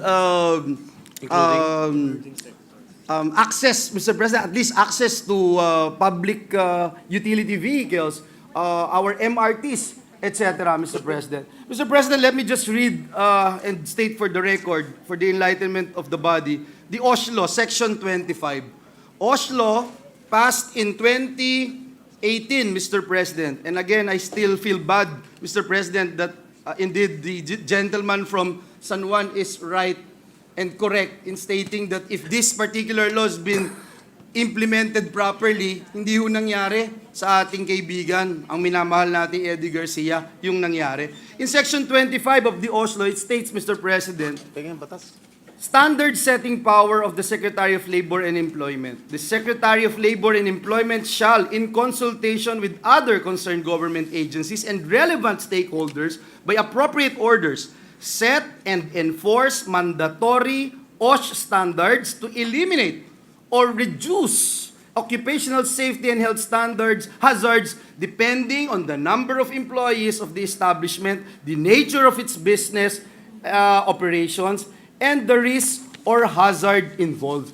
So, Mr. President, I am, again, putting into the records of this August chamber that I am supporting this measure so that we'll be able to customize, laser-focus the efforts of the government in protecting our workers. Imagine, Mr. President, some of my friends in the movie and the television industry would tell me that they would work sometimes, Mr. President, 3-4 days straight they would have to drink Red Bull or Lipovitan all the time just to cope up with the needs or the requirements of the producers, Mr. President. So, hindi na ho talaga healthy yun. No? That's why I'm supporting this, Mr. President. But at the same time, we have to make sure that our executive department, the implementers of our law, would be ready, Mr. President.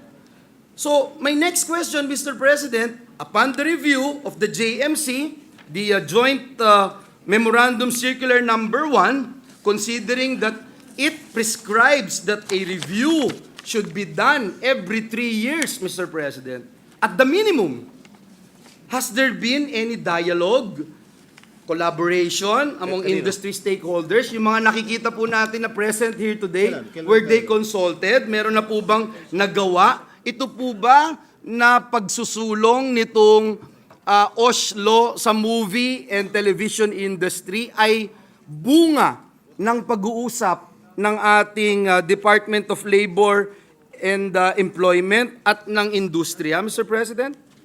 Well, thank you, Mr. President. According to the representatives of the DOLE, they had already made consultations with other sectors like the agriculture sector, the fisheries, fishing, and BPOs. What else?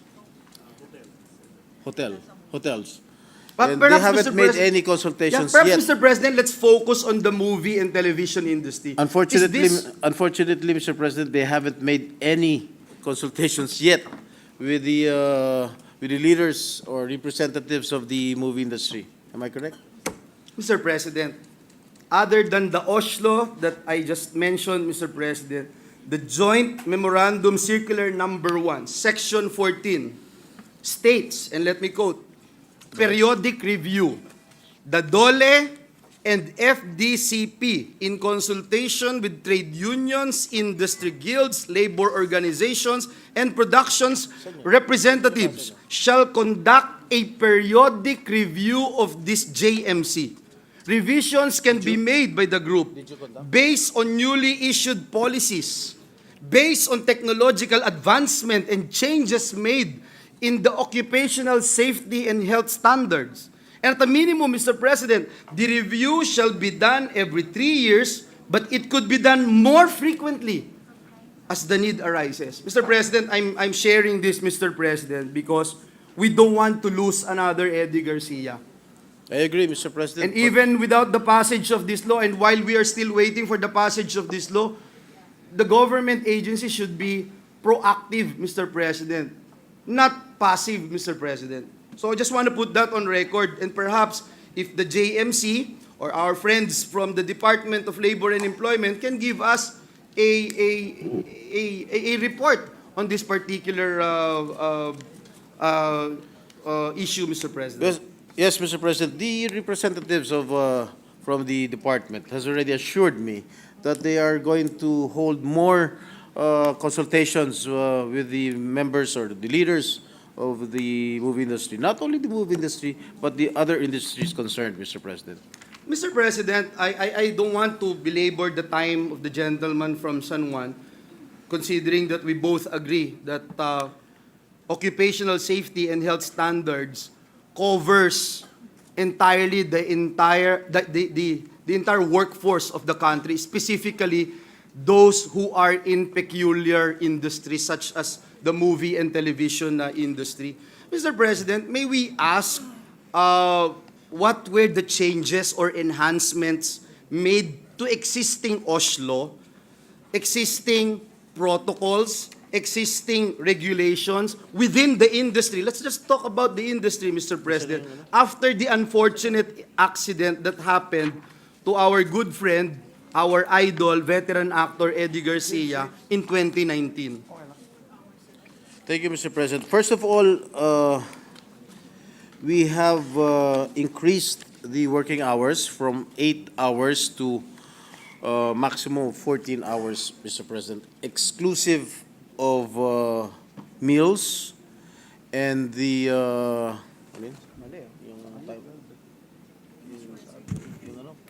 increase and egress. Yung ano? Mr. President, can you repeat that, Mr. President? It was decreased from, They increased increased the from hours 8 hours to a maximum of 14 hours per day. of 14 hours. Oh, that's in the bill, Mr. President. Yes. But not in the JMC No, number no. one. I do not have any copy. Because I'm asking, Mr. President, the accomplishment of this committee, Mr. President. Again, Mr. President, I'm just pointing out for the interest of people watching us, listening to us, we wanted to make sure that every law that we pass here is being implemented properly because kahit anong ganda ng batas na ipapasa natin kung hindi rin pala itignan. Can you imagine, Mr. President, after the incident happened until now, walang coordination with the film industry, the television industry, ang ating supposed to be state regulator, Mr. President, that would protect the interest, the best interest of our workers, Mr. President. Mr. President, I'm just trying to browse the JMC, Mr. President.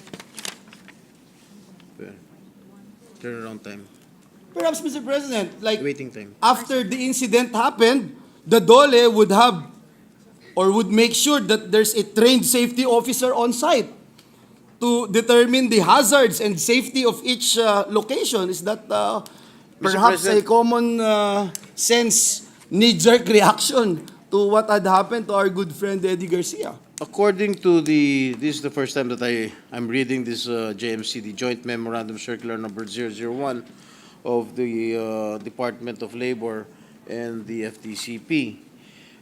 And in section 4.1, 4.1.2, the hours of work.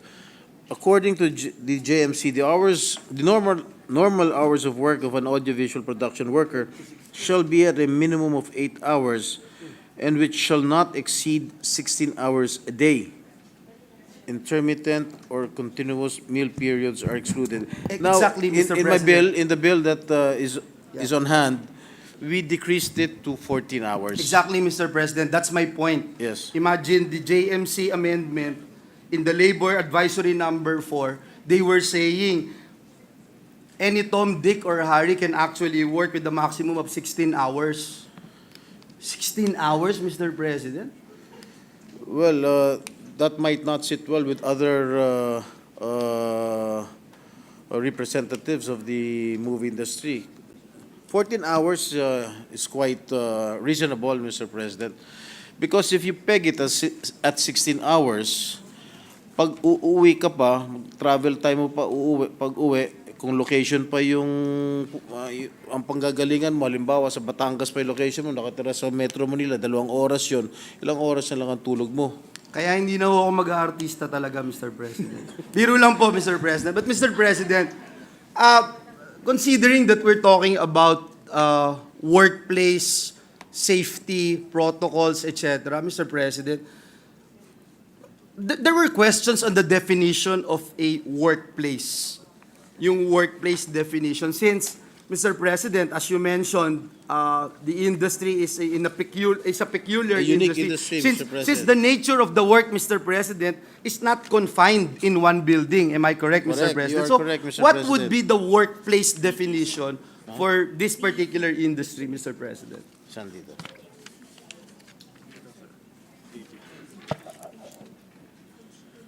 Well, it's a JMC yan. In the GMC, workplace refers to any set or location where workers need to be present or to go to by reason of their work, and which are under the direct or indirect control of the producer.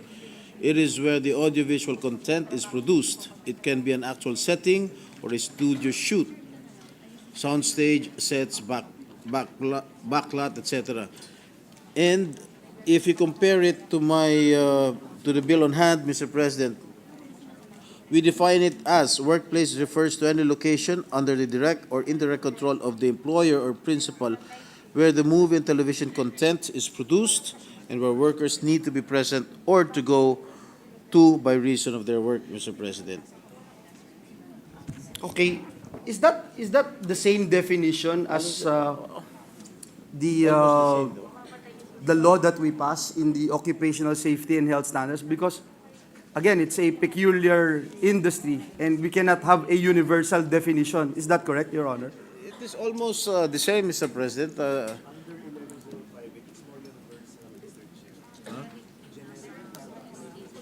What's OSA? Occupational? Well, under the OSLO, Mr. President, if I may define the workplace under the OSLO, workplace refers to any site or location where workers need to be or to go to by reason of their work and which are under the direct or indirect control of the employer. It sounds quite generic, Mr. President. Yes, because it covers a The universal definition, Mr. President. Yes. Yes. Thank you, Mr. President, for that. Again, just to lay the foundation that indeed the OSLO covers everything. And if you look at the law that we pass here in the Senate, it is supposed to empower our regulators, our state regulators, to ensure the safety of our workers. Mr. President, I don't want to belabor the time of our colleagues, especially the gentleman from San Juan. I just have one more issue that I'd like to raise, Mr. President, before I close the period of interpellation. Mr. President, may we know what is the whole universe of establishments in the film and the TV industry, Mr. President? The whole universe. On the average, perhaps, Mr. President, how many establishments can be inspected by DOLE in the film and TV industry in a year? Because I would ask that question kasi nga, Mr. President, if the law has been implemented properly, hindi ko siguro nangyari to. I was looking at, I have a lot of data here, Mr. President. For example, Mr. President, I'm looking at the series of accidents and events that happened, Mr. President. Marami sa iba't ibang industriya, Mr. President. Pero sa entertainment industry, ang talagang na-report lang na fatal incident ay yung nangyari po kay Sir Eddie Garcia. No? But if you look at fatal incidents, across the industries, meron po akong listahan dito. I'm not sure if this is correct. There are 94 fatal incidents across industries, Mr. President. So, ang gusto natin... May I know what was the duration of the fatal injuries? This is the latest report given by DOLE. I think this is just for this year, Mr. President. 94 for all industries, not Yes. only the movie industry. Yes, 94 all industries. Okay. And that is why I'm trying to laser focus in the movie and television industry. May I know how many It's 94, Mr. President. fatal injuries with regard to the movie industry? There's only one reported, as Only mentioned the Eddie earlier, Garcia bill. the Eddie Garcia incident, Mr. Okay. President. And that's why The Eddie Garcia incident, and I'm that is sorry. the reason why I am pursuing this question, Mr. President, to find out how can we make the implementers of the law effective, Mr. President. Otherwise, we will be passing laws again and they would say, oh, we don't have inspectors. Oh, we don't have enough capability to actually implement such law. Because after this law, Mr. President, if this bill becomes a law, Mr. President, which I am supporting, I am sure the Security Guards Association of the Philippines will ask Senate or Congress to pass a law basically protecting their basic rights. The call center agencies, Mr. President, would do the same thing. But again, the executive, the implementers of the law are not ready. In fact, I will ask this question with regards to the compliance of the Department of Labor and Employment. What is the compliance of the DOLE with regard to the implementation of the occupational safety and health standards? Unfortunately, there's a low compliance, Mr. President. That is what they told me. That's quite unfortunate, Mr. President, that there is a low compliance of the OSLO, Mr. President. Well, perhaps, Mr. President, just to... I'm trying to finish or wrap up my my interpellation, Mr. President, I would just like to find out from our friends in the department the average, how many establishments can be inspected by DOLE in the film and TV industry in a year, Mr. President? Ano po ba yung common violations? Okay. Common violations of non-compliant establishments in the said sector. Para maintindihan po natin gusto so that we'll be able to come up with a concrete solutions in ensuring that with this law, we will be able to address the problem. Okay, Mr. President, I have here the figures that that is being shown to me by the representatives of the DOLE. From January to October of 2023 of this year, they have covered 23 establishments. 3 were non-compliant. What's this GLS? What is the universe there, Mr. President? They were able to cover 23, you mentioned, Mr. Yes, President. a What is the total of- universe? How many establishments are there, Mr. President? And they were able to cover only 23 establishments for 2022.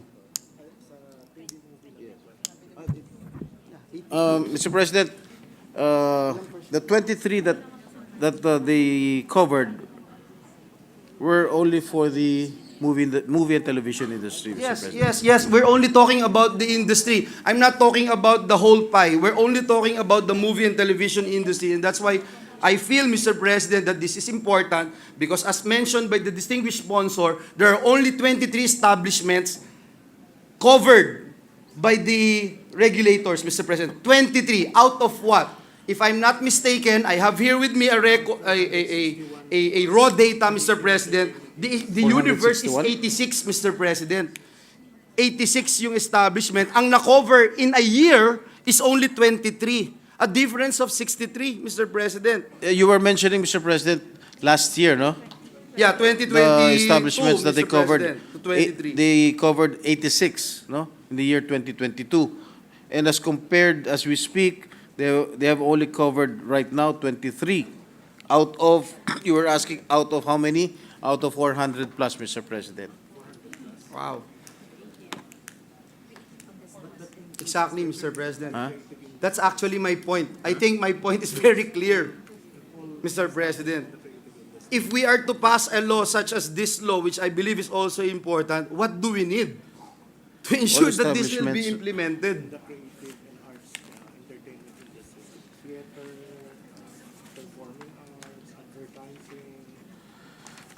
May I just expound on the 461 establishments that I just mentioned, Mr. President? These establishments, Mr. President, this is in the creative and the arts industry. Ano pa? Advertising, specialized design activities, photographic activities, motion picture, video and television program production, sound recording and music publishing activities, and the programming and broadcasting activities, Mr. President. Mr. President, as much as I wanted to stop asking questions, Mr. President, we are here to the bottom line of this deliberation right now, Mr. President, is to protect our workers.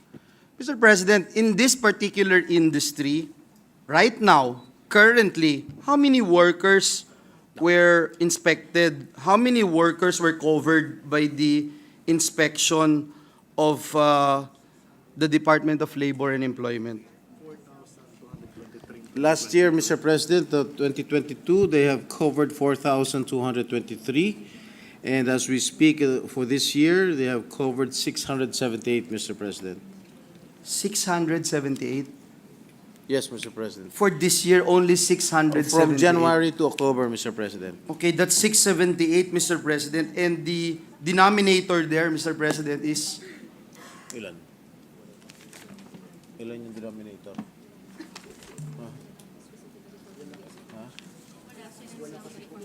We do not have any record, Mr. President. That's exactly my point, Mr. President. I would end my interpellation there, Mr. President, and again put and state into the record of this August chamber that I am in full support of protecting our workers, especially our workers in the movie and television industry. And unfortunately, Mr. President, despite the fact that this horrible, terrible accident happened to our good friend, to our idol, our national treasure, I would call him our national treasure, Eddie Garcia, we are still not ready, Mr. President. We are still not ready. We are still far away from complying with the occupational safety and health standards, and here we are. We wanted to pass another law, not just to honor our good friend, but to ensure that our workers in the movie and television industry are protected. But I think we have to do more, Mr. President. Thank you very much. Thank you very much, Mr. President. Would like to thank my colleague, the Majority Leader, for wholeheartedly supporting supporting this particular measure, Mr. President.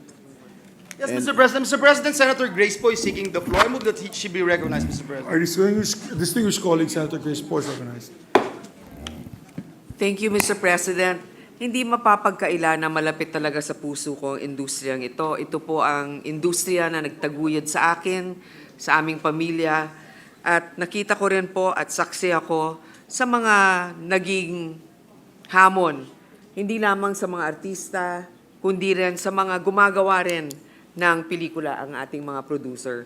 Kaya I would also like to commend the chairman, the sponsor of this bill, because he had to do a very difficult balancing act to make sure that the industry survives, while at the same time the industry honoring and protecting the rights of the workers. I would also like to thank those in the gallery now who has taken time off from their work to be here, our good friends and also advocates for the rights of movie workers. Mr. Ding Dong Dantes, of course, my good friend Maricel Soriano, Ana Ilagan, a family friend, and also a former member of the Movie and Television Review and Classification Board, Jackie Aquino. Thank you for your presence here today to witness also the work of the Senate in upholding the rights of our workers. But ang matanong ko lang po, yung sinasabing oras na 8 hours normal until 14 hours, gusto ko lang klaruhin. Sorry kung natanong na ito, pero hindi kasama dito ang ingress at egress. No, Mr. President. Okay. Hindi po kasama. Kasi yun medyo mahirap tansyahin talaga yon. Pangalawa, meron syempre mga penalties para dun sa mga hindi sumusunod sa batas. Sa ngayon wala pa. Sa ngayon wala pa. Pakisabi nga muli yung penalties kasi merong 100,000 fine, may pagkakakulong, pero medyo mabigat kasi yung kulong agad, no? So ano ba yung naging kompromiso dito? Right now, it is not yet included in the bill. Maybe in the period of amendments, one of our colleagues would want to introduce some amendments with regard to the penal provision, Mr. President. Okay, thank you. Alam mo, napag-usapan din namin kasi si Senator Bong ay producer rin. So, alam natin, katulad ng call center industry, iba talagang kultura sa showbiz. Medyo mahaba talaga yung oras ng pag-iintay at hindi regular ang trabaho, di ba? So, naisip namin, ang 14 hours ba kaya ay reasonable? Pero napansin ko rin, at tama din ang ating sponsor, dahil nga may 14 hours, dahil nga only minsan ng oras, ang bagal ng setup. Di ba? Minsan, depende sa mood ng kung sino man na nagpapatakbo, ay yung blocking, ang tagal. Tapos depende rin kung very artistic yung director, paulit-ulit din ang linya. Siguro ngayon, kung may batayan ng oras, mas magiging efficient sana ang pagpapatakbo ng set. Kasi the problem is really the waiting. The waiting is really a problem. Nakababad sa tent, maswerte kung may tent. Kung walang tent, sa init. Ang hirap talaga ng pinagdaraanan. Lalong-lalo na kung artista ka, naghihintay ka doon, natunaw na yung makeup mo, kailangan maganda ka pa rin paglabas mo. 'Di ba? Tapos, paano ngayon? Ito rin yung tanong ko, kung 14 hours, paano kung ang gagawing pelikula parang panday, may prosthetic? Kasama ba yon sa 14 Well, hours? that was what I asked during our consultations with some of the leaders of the movie industry. When our good friend, our colleague here, Senator Robin Padilla, hosted two events with regard to the consultation of this Eddie Garcia bill. Ang tinanong ko, paano nga yun? Pagka ang make-up, kailangan may prosthetic, syempre matagal yun. Kasi kung ordinaryong make-up lang, pwede siguro mga 20, 30 minutes o 15 minutes, tapos na. Pero pag prosthetic, abutin ka ng 1-2 oras. So, ang sagot naman dapat hindi kasama dun sa 14 hours yun. Okay, so pwede natin linawin yon sa period of amendment. Yes. Okay. Huli na lang to. Katulad din ng tatay ng ating good sponsor. Ang aking ama, pagka nagpapakain sa set, kung ano yung pagkain ng artista, pati rin sa crew. Meron bang mandated budget para sa pagkain ng ating mga crew members, mga cameramen, mga ganon? Magkano usually per meal? Magkano yung usually? 150? Ang sabi nung ating mga kaibigan mga producers dito, 150 pesos po Per meal? per meal. Okay. Ba't di nyo dagdagan? Marami na ba yun? Marami na. Hindi, sa'yo kulang. Dapat ang pagkain po ng mga artista at ang mga pagkain ng mga crew, dapat pare-parehas. Oo, dapat Pare-parehas ba? pare-parehas. Ang pagkain ninyo? Oo, naalala mo pa si Aling Baby dati, yung ating caterer noon. Hindi, nakalagay naman po sa batas, sa Section 13, if I may invite the attention of my colleague here. Section 13, letter A, adequate and nutritious meals in due consideration of the worker's health and religion. Okay. Well, that's good to know and it's actually put on record. Actually, maraming mga artista nagki-keto diet o hindi kumakain eh. So, baka pwedeng idagdag na lang sa ano.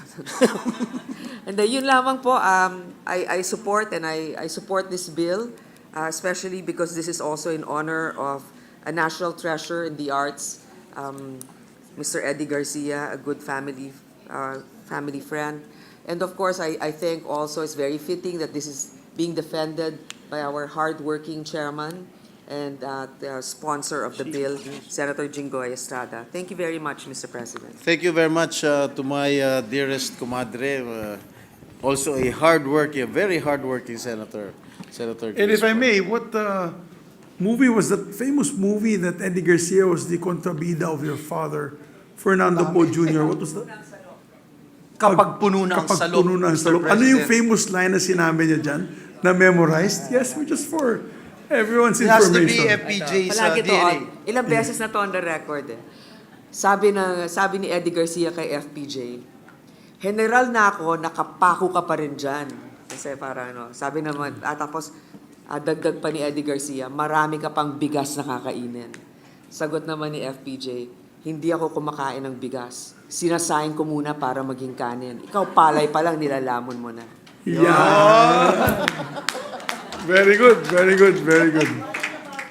Dapat may voice modulation, Mr. President. We should Pwede pala mag-artista to Senator Grace, Mr. President. Di ba dating That's Entertainment si Ma'am Grace? Diba? That's Entertainment ka ba, Ma'am Grace, nung araw?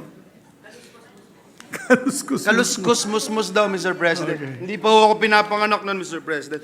Mr. President, next to interpellate is our distinguished colleague from the city of Taguig and Pateros, Senator Pia Cayetano. I move that she be recognized, Our Mr. distinguished President. colleague from the city of Taguig and Municipality of Pateros, Senator Pia Cayetano is recognized. Thank you, Mr. President. To the sponsor, with his kind permission, may I ask basically mostly clarificatory questions? Gladly, Mr. President. Thank you. Thank you, Mr. President. My objective in interpolating today is to ensure that there is clarity in the very well-intended bill that is before us today.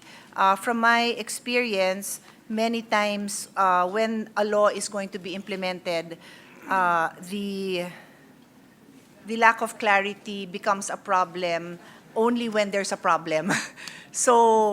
So I would like to dissect this now to ensure that when the incidents come up, it is already on record, at least in the Senate, what the clear intentions are in the bill.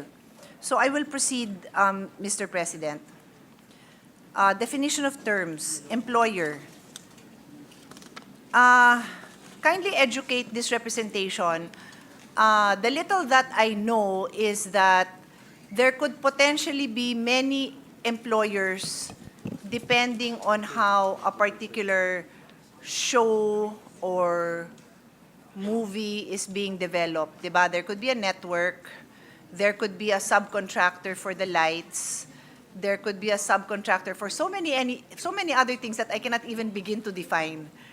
Can we start with educating this representation? What are the subcontractors? Because I'll tell you why I'm asking. I'm asking because at some point, are there subsidiary liabilities? Kasi baka magkaturuan na, hindi ako ang employer niyan, na subcontract yan. So I need to understand so that now pa lang, clear po tayo who will be responsible when we say it's the employer's responsibility.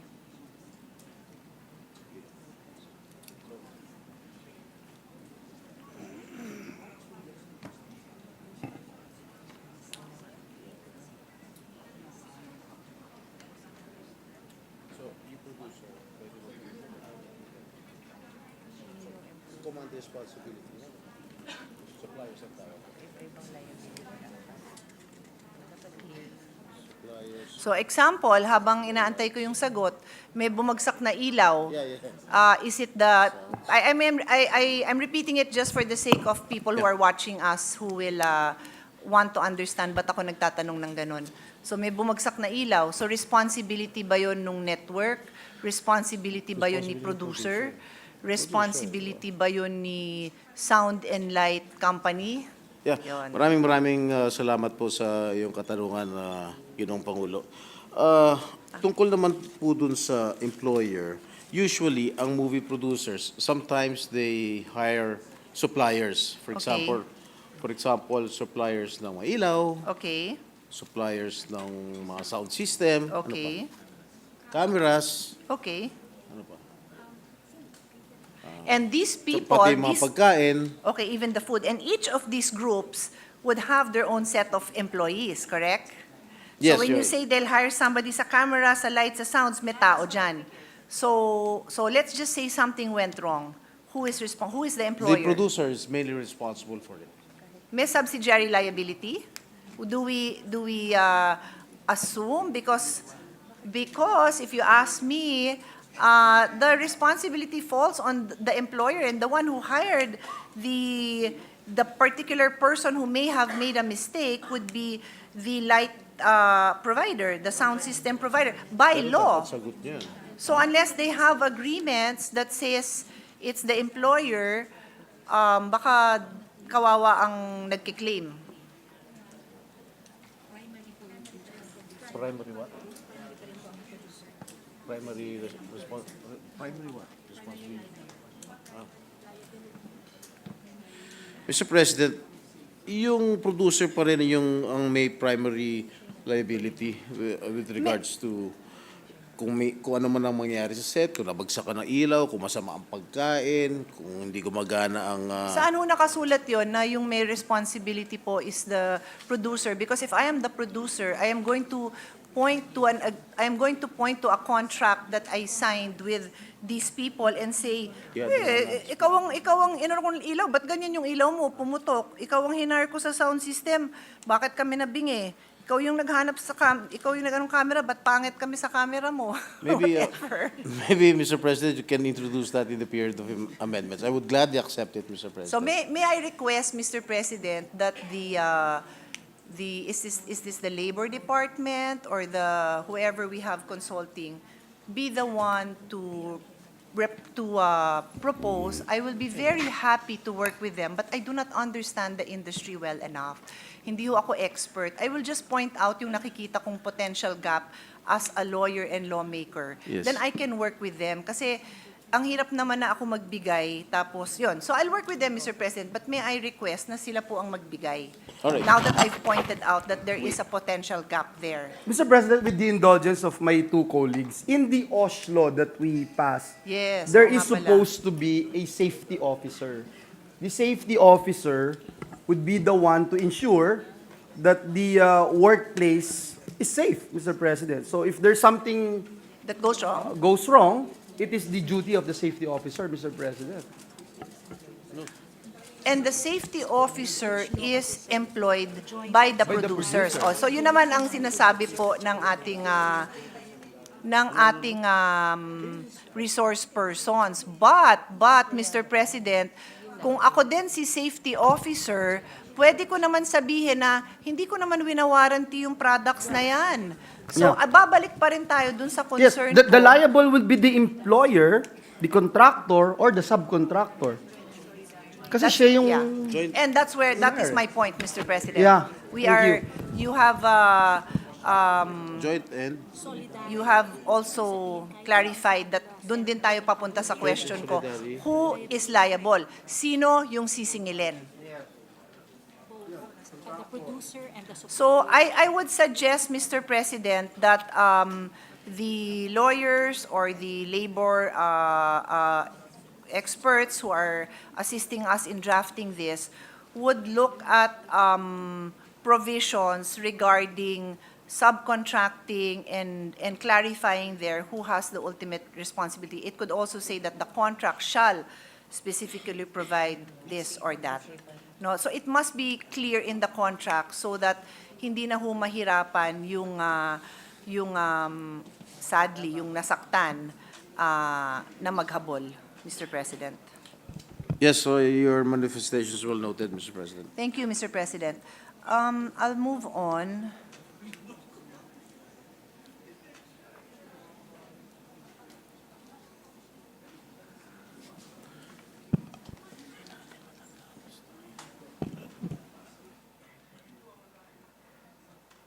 Mr. President, letter D, no, I'm still in the definition term, section 4, letter D.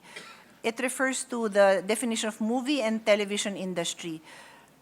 Kasama ho ba dito sa movie and television industry yung pagpo-produce ng isang show or whether it's a documentary or an entertainment show that is not in a movie as we know it and a movie house as we know it and not on TV as we know it? In other words, ito pala, sorry, including any related digital medium. I just saw it. Oh, yeah. So any, Yes. that's clear. Okay. So YouTube, Yes, Facebook, kasama po. Saan po? even Facebook. Yes, kasama. Is there a distinction if they're producing 3-minute versions of content? I don't film? mean to be philosopher, Mr. President, no, but I just want to be sure na makover lang talaga. Yeah. And I don't know the answer to it. Like, at what point is it not covered? Meron bang ganon? They are all covered, Mr. President. O sige, so podcast. So what if you have a well-known celebrity na kinuhang maggawa ng podcast, tapos, yun, nahulugan ng ilaw or ano man? Pag nagpa-podcast ka, I'm not techie, no? Pag nagpa-vlog ka, wala ka naman Mr. President, halatang hindi. Kasi ang podcast hindi ginaganon. Yung podcast, nakaupo ka, tapos nagaganyan ka. Kaya, Mr. President, So, kung mag-isa ka, you are usually in a studio for a podcast, You do not usually. employ any worker, Mr. President. Nag-iisa ka lang. No, uso na po ngayon ha. If I may, no, plug ko na rin kasi kaibigan ko si Mateo tsaka si Sara Gudicelli. Kaka-launch lang nila nung kanilang G Studios.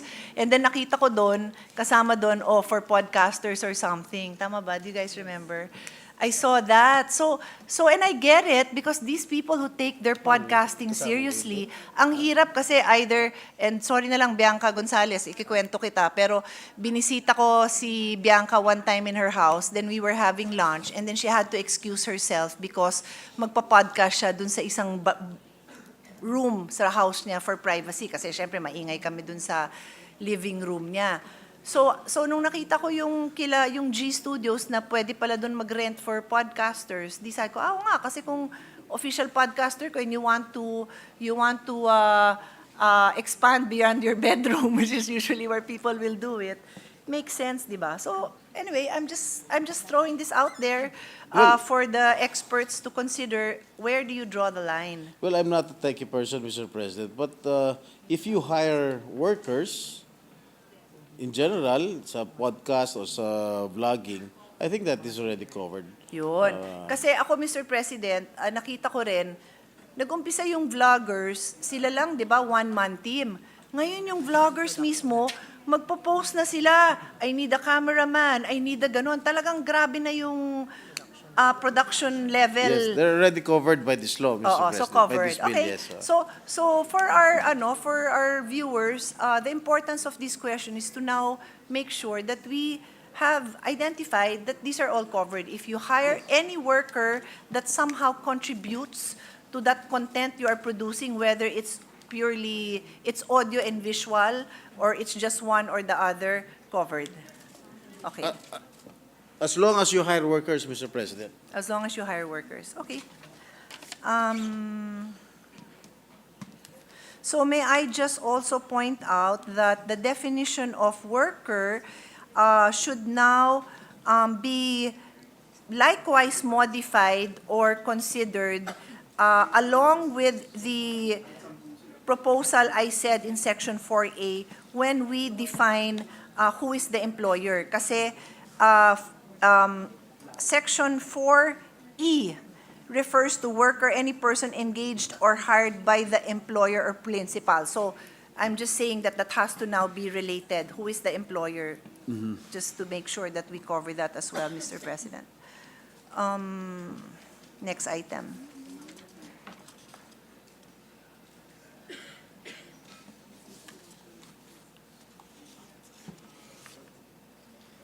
Section 5.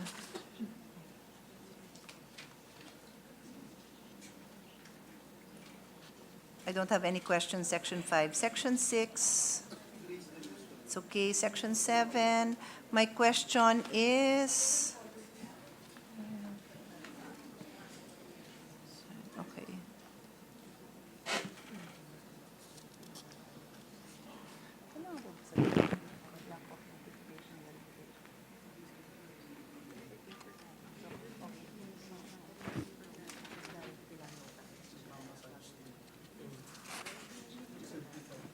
May I know why it is deemed important to include the phrase lack of verification or acknowledgement from a notary public does not affect the validity?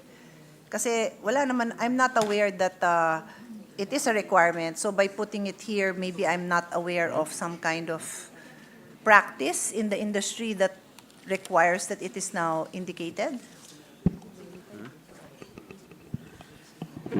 Mr. President, thank you for that comment. The phrase that you mentioned, the lack of verification or acknowledgement from a notary public does not affect the validity or enforceability of the agreement or employment contract. As long as there is an agreement, maybe, Mr. President, we can delete. Kasi the basic definition of a delete this contract phrase is a already. meeting of the minds. Yes, yes. And you have it in writing as proof of the terms that you agree upon. So Yes.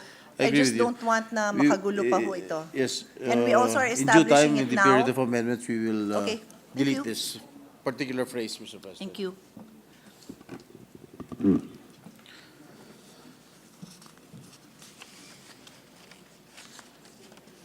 Paano sa individual Sige, amendment? dito na po tayo sa Section 9 on some of the terms and conditions of employment. So, my understanding of this whole provision is this, Mr. President. The normal work hours is 8 days. 8 hours. Sorry. Yeah. 8 hours. So, pag walang sinabi sa'yo, understood yon 8 hours, no? Parang sa ibang opisina. Normally, they'll say you're 9 to 5 or 10 to 6. So, we are also not indicating what time it starts, right? Basta, we're just establishing that the normal work hours is 8 hours. Is that correct? Yes, but as I've mentioned earlier, in the movie industry, this is a unique industry, Mr. Correct, of President. course. Hindi naman pwede na, 8 to 5 ka or 9 to Yes. 6 ka. Hindi naman pwede sa mga sa industriya ng pelikula to, Mr. President. So, why do we have to say this now? Because I think, I also just came from a shoot that ended at 3 a.m. last night. Iniwan ko si Alan doon, buhay na buhay pa What time ako. did you start, Mr. President? Our call time was 12 12 in the afternoon? noon And you finished at 9 at 3. in the morning? Well, I got home at 3:30, so 3:24 So to that's be 15 exact. So hours? siguro mga 2 That's 2 15 something. hours? Mga ganun. We started mga 3, siguro 12 hours kami. Pero, yun nga, again, there for makeup and, yeah, anyway. But anyway, my point is, do you even want to say what the normal work hours is? Because you're telling me it's not normal. So, Yes. why do we have to say it's the normal? This is a unique industry. So wag natin lokohin yung sarili natin. Kung hindi yan yung normal, wag natin sabihin it's the normal. Hindi pala yan yung normal. Hindi kasi ang intention itong minimum of 8 hours and in-extend natin a maximum of 14 hours. Kasi unang-una, upon the consultations that we've been through, ito yung reasonable hours of work. Kasi Of pag course. ilalagay mo ng 8 hours lang or 10 hours lang or normal work hours ng 8 hours, malulugi po yung mga producer. Kasi syempre, hindi nila ma-maximize Yeah, I understand. yung oras I understand. I understand. ng ating mga Yeah, because yung pag-setup mo pa lang, baka artista. 4 Correct. hours na yun. Alam nga namang 4 hours na Correct. lang. I really understand. I'm just asking how the reality is reflected in the way we wrote it. Yun lang naman yung nature ng mga tanong ko eh. Kung hindi pala normal yung 8, baka dapat sabihin natin the usual, the intended, or I don't know. I don't know. I'm just trying to reflect here what is the norm talaga. But my staff na ang lakas bumulong dito sa likod ko is correctly pointing out that the reason you want to establish 8 hours is because overtime pay or differentials will kick in based on the 8 hour. Tama ho ba yun, Mr. President? Tama po kayo, Mr. Ayun, President. okay. So that's why it's important to establish 8 hours kasi may benefits na pumapasok within that 8 hours. Okay. So I will do my homework also and not bother His Honor with those to be sure na clear sa atin what kicks in within 8 hours and what kicks in within 14. May difference ba? And it's also something I would like His Honor to ask the experts, the consultants, para clear tayo. Unless the intention is not to be clear. Kasi natatawa ho ang sponsor. So, gusto ba nating hindi tayo clear?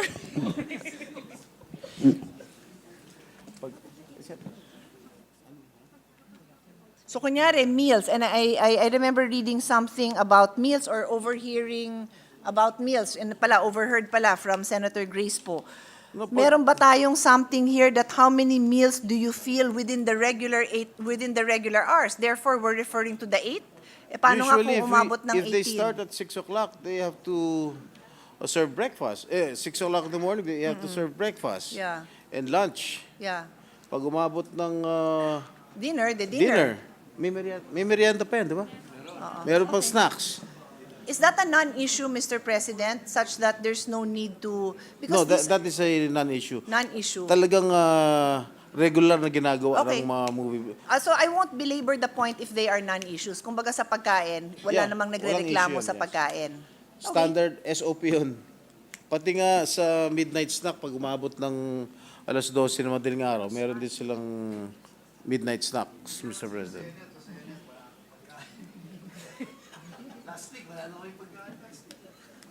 Mr. President, this is a general principle similar to Senator Joel Villanueva's, no? Existing laws that protect workers would continue to be effective and followed unless they are specifically amended or repealed under this law. Is that correct? Under this bill when it becomes a law? Supplementary,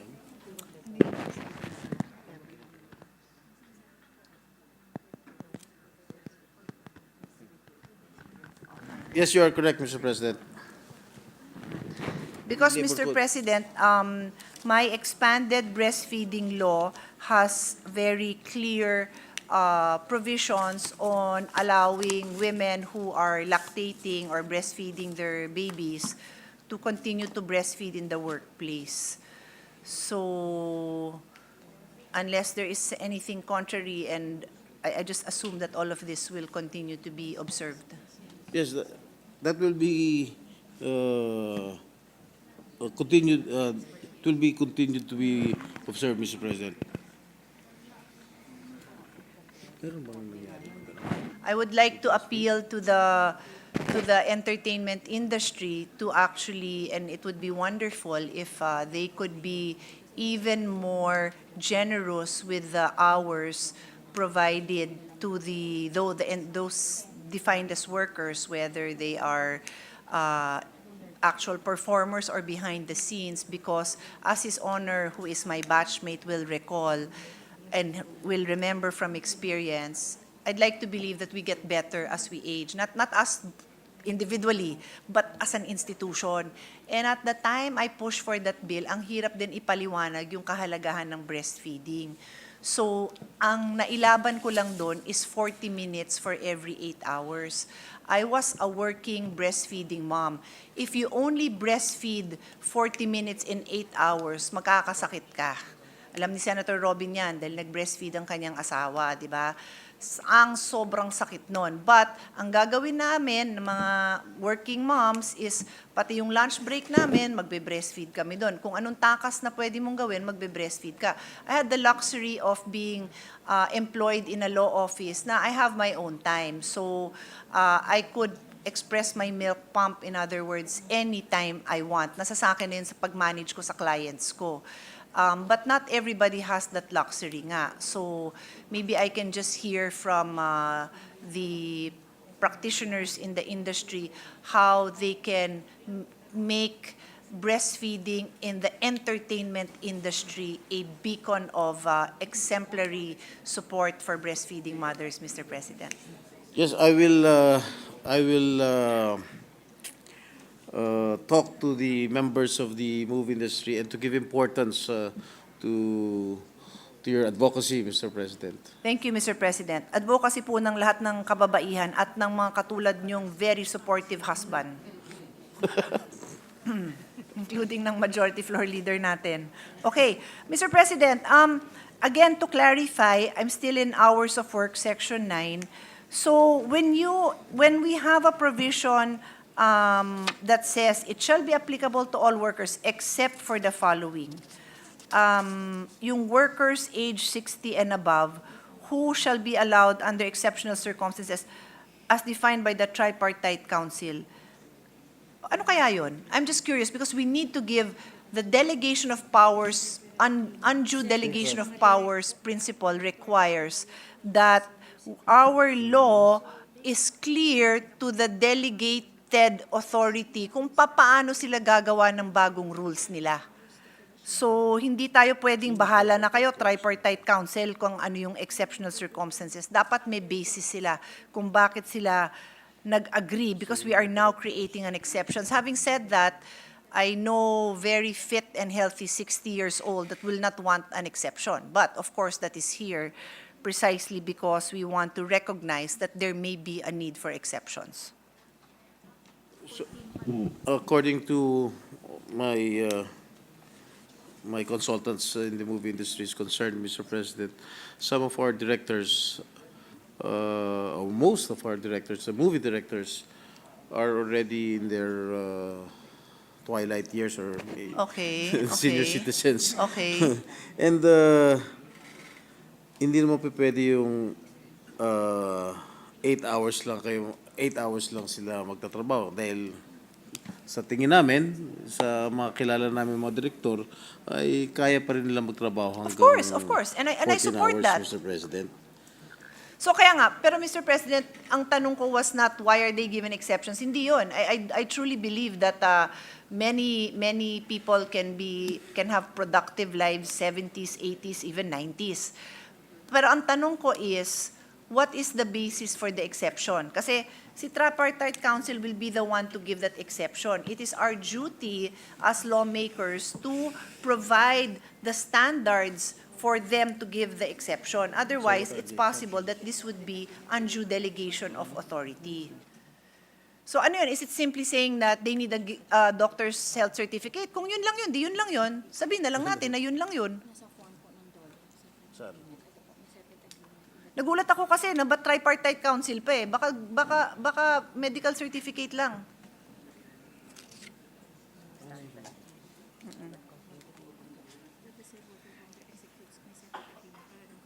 So to be clear, yes, go In ahead. Section 9, Mr. President, I would like to invite the attention of my colleague here.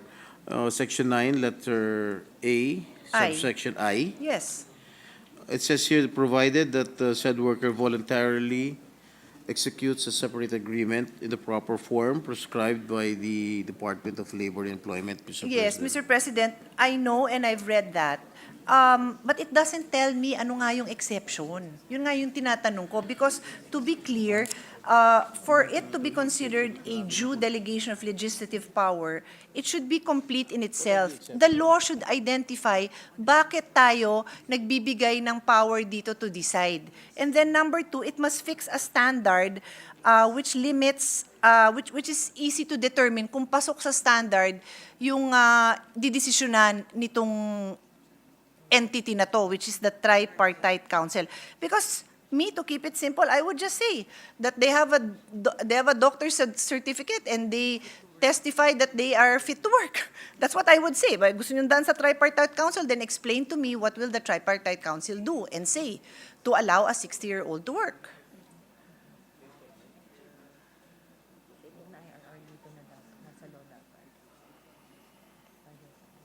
May I ask for a minute suspension, Mr. President? Session suspended.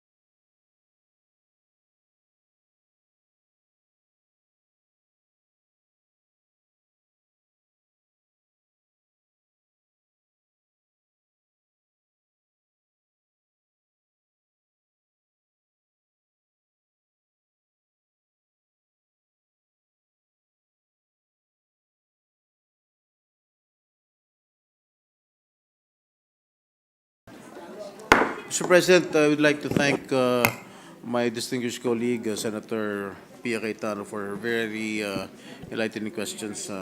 As discussed with the stakeholders concerned of the industry, Mr. President. Mr. and the- President, sorry, may I just ask the level of noise to be lowered because I cannot hear the distinguished sponsor that well. Thank you. May we ask our colleagues in the back to settle down as we have started session. Thank you.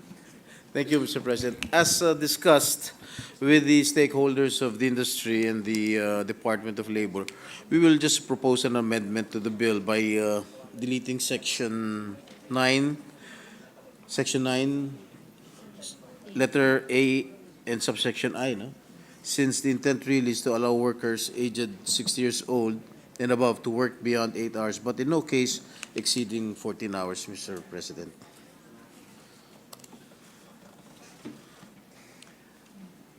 I leave that to the discretion of the sponsor if they would like to delete it. Just to be clear on the part of this representation, I am not aware that there is any law that prohibits a 60-year-old from working. Therefore, there would really be no need no legal need to provide an exception unless by the nature of the work it is very taxing. Then I think it would benefit the employers, whether it's the producer or whoever, for everybody's mutual protection to get a medical certificate. Yes, I agree. I Yun lang totally naman agree po, with you, Mr. Mr. President. Yes. Oo. And then, Mr. President,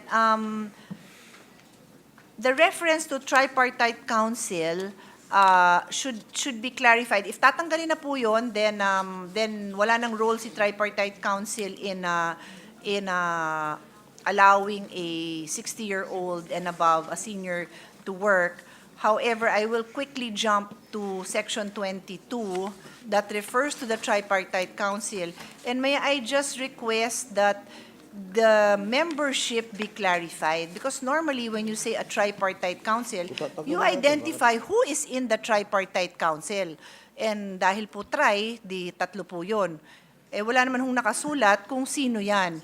So maghuhulaan ho tayo, and baka naman with all the stakeholders, many would like to be a part. I can only speak for, let's say, the health industry. We have health workers, we have non-health workers, and then we have the industry leaders or yung mga employer.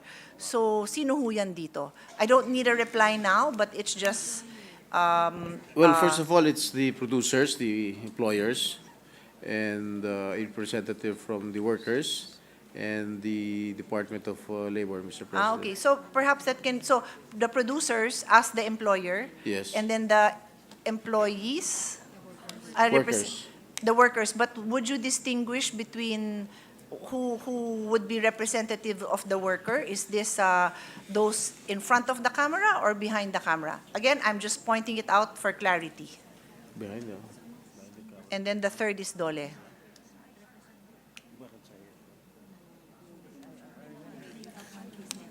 That has to be identified, Mr. President. Yes, so Mr. there's President, no- maybe in the crafting of the Yeah. IRR, Mr. Ay, President. parang hindi yata, Mr. President. I think that is too important to leave to the IRR. Because, Mr. President, as the example I've seen, nag-delegate po ng power under Section 9 sa Tripartite Council. You cannot delegate that power na we don't even know who would be the members there, Mr. President. Ano yung, sino representative ng workers? What's IJ? Interguild Alliance. Yeah.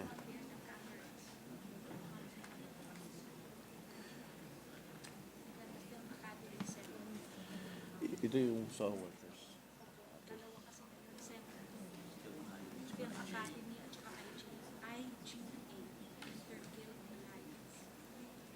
I?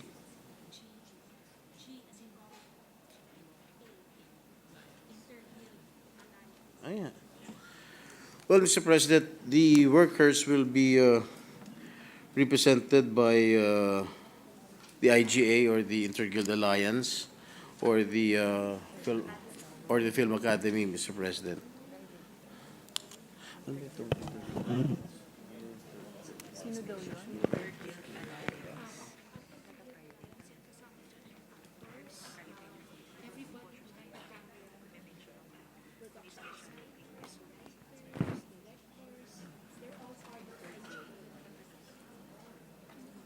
If I may add, Mr. President, just to enlighten my dear colleague, ang ibig sabihin po ng Inter-Guild Alliance, Mr. President, ito yung mga taong behind the camera, Yes, like for okay. example, yung mga production designers, So, yung mga scriptwriters, Okay. yung mga Set designer, tama ba? set designer, yung mga director.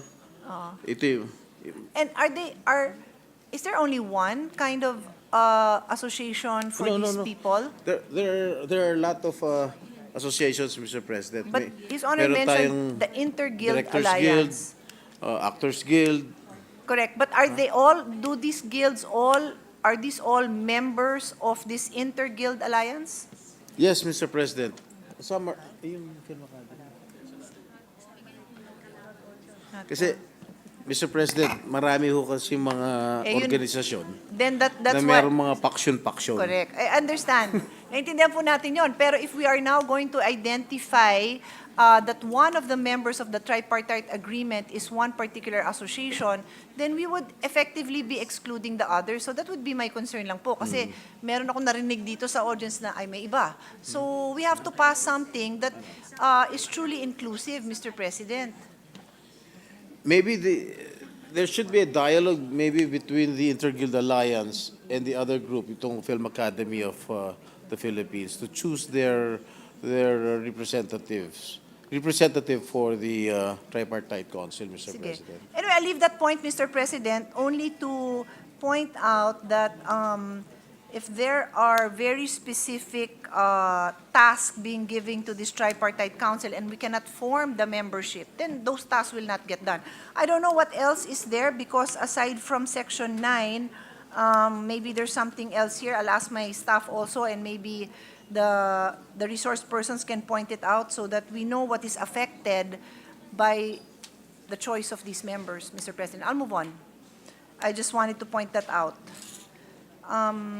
So I'll go through the other letters. Work hours include waiting time where the worker is required to stay. Are we within going back, Mr. President? No, we're not going back, Mr. President. I was in Section 9A. I am now in Section 9B. 9B? Yes. I thought you jumped to Section 22. No, only sorry. because the tripartite council Okay, mentioned okay. in 9AI is defined somehow vaguely Alright. in 22. Pero ito lang naman yung main concern ko, Mr. President, Section 9. Okay. So clearly, work hours include waiting time, and then letter C, time during which work is required to. Okay. D. Are the workers, both those in front of the camera and behind the camera, are they amenable to Section D? Okay ba sa kanila Section na D? 9D. Yung schedule shoot, if a scheduled shoot is canceled less than 8 hours immediately preceding, all workers engaged shall be compensated. Okay ba sa kanila yung 8 hours? Because pag ako po may 8 a.m. at tinawagan ako ng alas 12, hindi po okay sa akin yun. Dahil sira na yung buong araw ko, dahil yung alas 8 ko, may iba sana akong ginawa. Natulog sana ako, nag-workout sana ako, may iba sana akong appointment, may date, you never know. Well, upon So- consultation with the members of the industry, I think they are amenable to it, Mr. President. Amenable? Amenable daw. Really? Not Thumbs sure, up Mr. sila. President, ha? Kasi I'm just speaking for myself. 8 hours isn't a lot.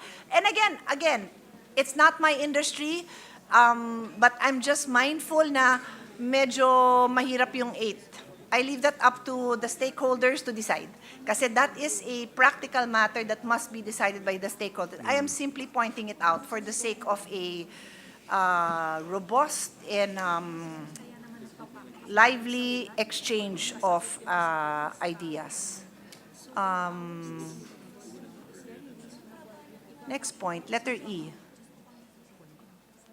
Ayun. Mr. President, dito pumapasok si letter E, 9E, dun sa tanong ko kanina na ano ba ang ibig sabihin ng normal work hours na 8 hours? Kasi nga, in 9E, we identified that work rendered beyond 8 hours shall be compensable with overtime pay. That's really the reason why that 8 hours is being identified, I believe, Mr. President. unless a more favorable rate or fee is stipulated in the contract. So, Mr. President, to be clear, at least for talents, and when I say talents, pag sinabi bang talents, sorry, Extra. forgive me. Ha? Extras yun. You refer to the extras as talents right now. Okay. Okay. So anyone in front of the camera na lang, 'di ba? So regardless of your billing, tama ba yung aking pag-explain? Anyone in front of the camera, do they normally get a fixed rate that is would fall under letter E, meaning unless a more favorable rate or fee is stipulated? Is that common?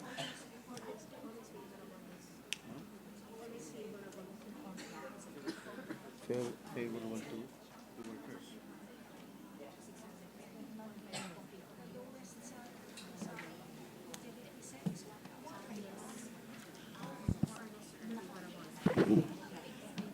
Mr. President, There is going to be an exciting response because the Yes, sponsor is smiling. I was Surprised. also a movie producer Okay. way back, and for me,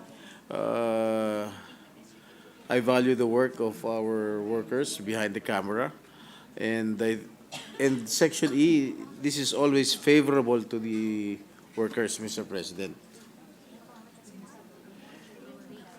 Kasi ang ano yun? Minimum wage natin right now is 610 pesos, and they are being paid around minsan doble na po, Mr. President.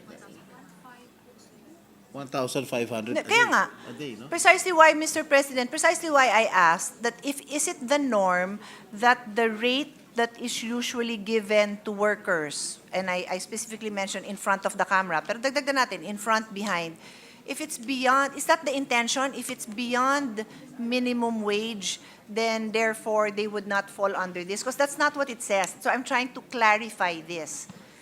So, Yun ba yung point na pag binigyan ka namin ng beyond minimum wage, you will not fall under the... Because that's the answer that's being given to my question, is it the norm that the rate given is negotiated, therefore hindi nakasama itong overtime pay? no, that's not the question of Senator Pia. Ang question, Senator Pia, kung nabayaran mo na beyond the minimum wage, are they still applicable to the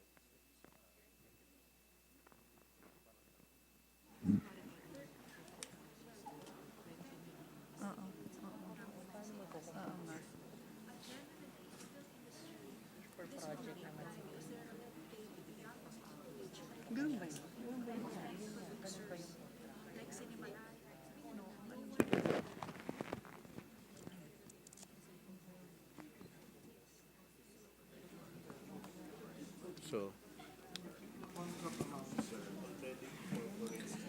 may we seek for a minute suspension? Session suspended.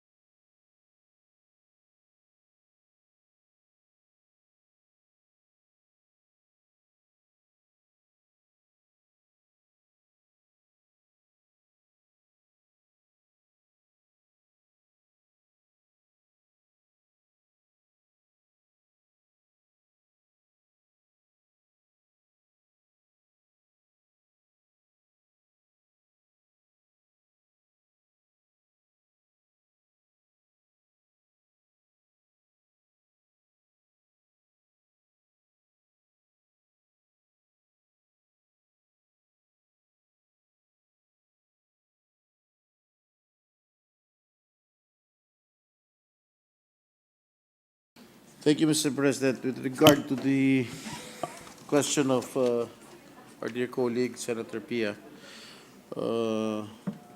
Section 9, letter E, tama? Subsection E. In general, Mr. President, the workers receive wages that are higher than the prevailing minimum wage rate plus overtime pay. Usually, parang package po ito, Mr. President. And I think this provision is needed to protect workers who are in small independent films, Mr. President. Minsan po kasi pagkain na yung binabayad sa kanila, kaya kailangan natin ng provision na ito, Mr. President. Of course. And the reason I asked, Mr. President, precisely is to avoid that kind of confusion. When His Honor's reply is, it's normal in the industry to provide a rate that, number one, is more than above minimum wage, and then you added that it includes overtime pay, that should be very clear. Because Yes. otherwise, by law, if you are a regular worker, you are not a supervisorial or a managerial worker. By law, you must receive a overtime pay. Yes. So kung kasama na yon, then I suggest that it is very, very clear para wala nang turuan. Yun lang Yes, naman. Mr. President, according to the computations that they made a while ago, if you're being paid 725 pesos, huh? If you're being paid 1,000, less than 1,200 pesos, say 1,100 pesos, you're being paid the minimum wage plus the overtime. Itong mga binabayad po natin mga producers dito sa ating mga malilit na manggagawa ay lagpas pa ho dun sa sinasabi kong figures, Mr. President. Sometimes they pay them 1,200, 1,500 pesos a day. So, sakop na po yung overtime pay dun sa binabayad nila, Mr. President. Thank you, Mr. President. Exactly why I was just asking, what is the practice in the industry? Because this Section E states the standard, and then unless, sabi dito, unless a more favorable rate or fee is stipulated. So His Honor is explaining that, in fact, there are more favorable rates that are stipulated in their contracts. So, okay din naman maipaliwanag to para walang confusion. I'll move on, Mr. President. Letter G, travel to and from out-of-town projects shall be compensable, provided that the worker cannot gainfully utilize the travel time for one's own personal purpose, need, or benefit. So if you're on a let's say yung inyong shoot is in Baguio and you're on a 4-hour trip, yung 4 hours na yun is considered compensable work hours, right? Ano kaya, Mr. President, yung unless the worker, provided that the worker cannot gainfully utilize the travel time? Pagka ba, I'm being piloso po, Mr. President, no, but I just don't want there to be any misunderstanding here. So kung nakasakay ka doon, papunta, and then you're listening to your favorite music, are you utilizing the travel for your own personal benefit, or clear yun that that's compensable?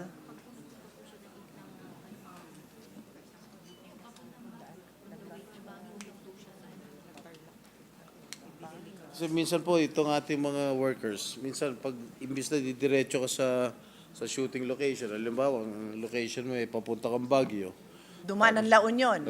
nag-detour ka pa, punta ka La Union, nag-beach ka pa or whatever. So yung part na yon hindi. Yes. O, kasi yan at yun din ang binubulong nitong mga staff ko, baka kasi mag-detour. So that's exactly what we're talking about para clear. So if you compute that it's only now 3.5 hours by NLEX, ECTEX, and TIPLEX to get to Baguio, pag dumating ka doon ng 6 hours, yung 2.5 mo hindi kasama. Di namin alam Yes. kung saan ka napunta. Correct. Okay, I'm just clarifying, Mr. President, para clear. And then,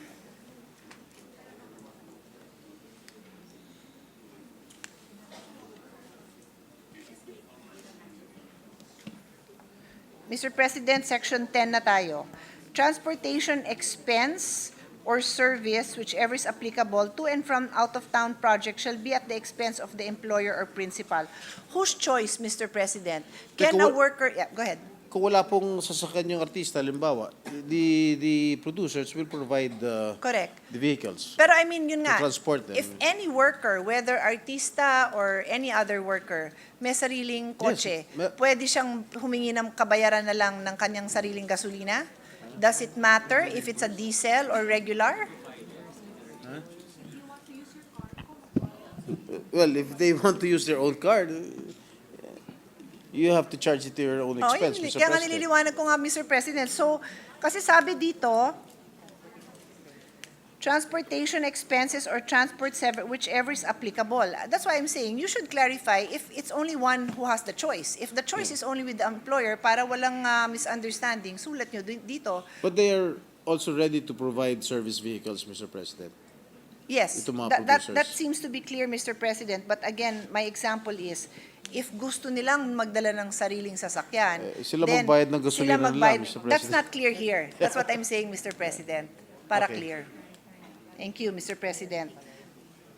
So, I think, Mr. President, the only other clarification na lang, and I no need to respond, you can just give me the response later about the insurance. Yeah. I just want to be clear that it's very clear what kind of insurance, because you cannot double insure someone, as far as I know.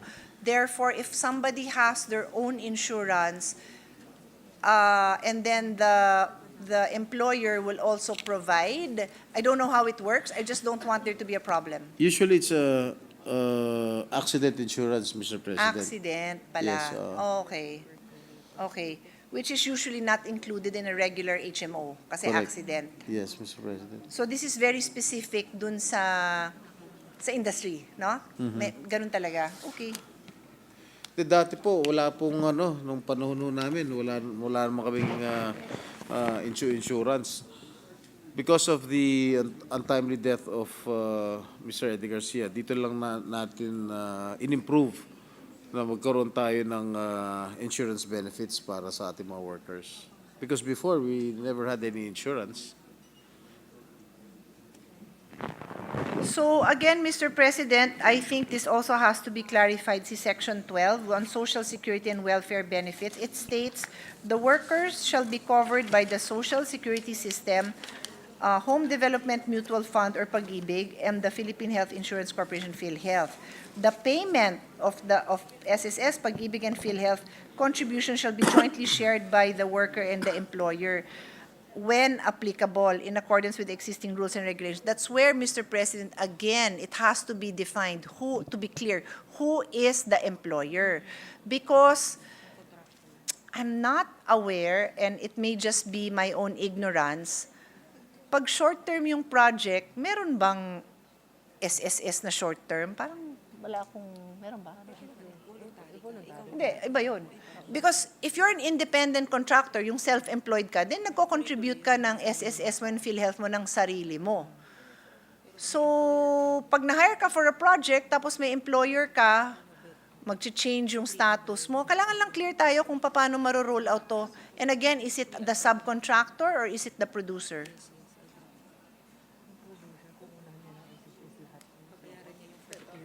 Di ko maisip na lilipat lahat ng responsibility nun sa producer, which is what was relayed earlier on the floor.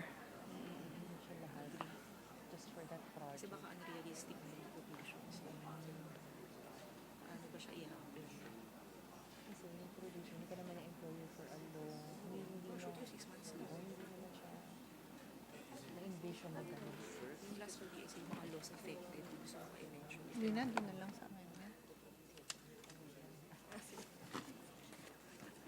Minute suspension, Mr. President. Session suspended.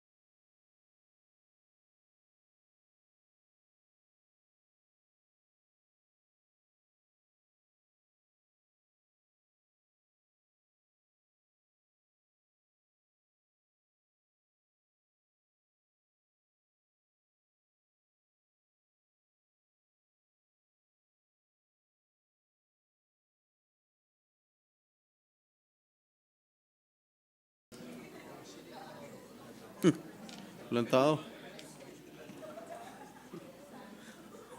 Wala.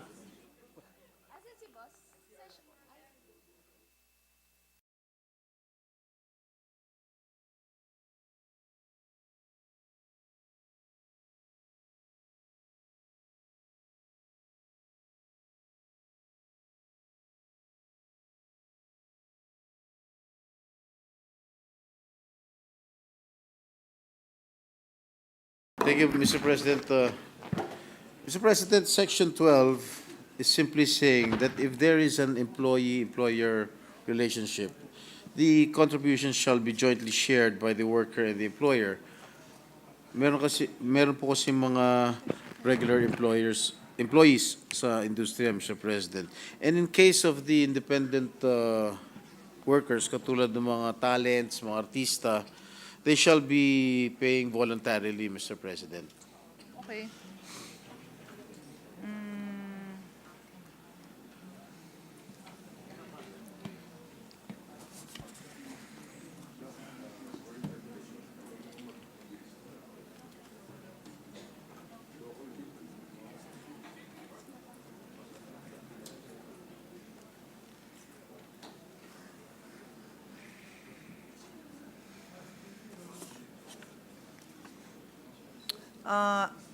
Mr. President, again, I raise the confusion as to who is considered the employer in this case, which I will just ask His Honor to respond to in the period of amendments, just for clarity, because earlier the response given was that the employer, the term employer refers to the producer. But I'll give you an example, Mr. President. For example, a light and sound subcontractor has 5 regular employees that pinasok nila ngayon for this project.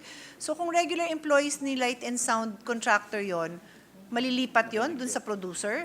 Because based on the earlier statement, the producer is the employer. Earlier in the general discussion on the definition of who is an employer. That's why, Mr. President, I'm clarifying. Well, it is still the supplier who will pay.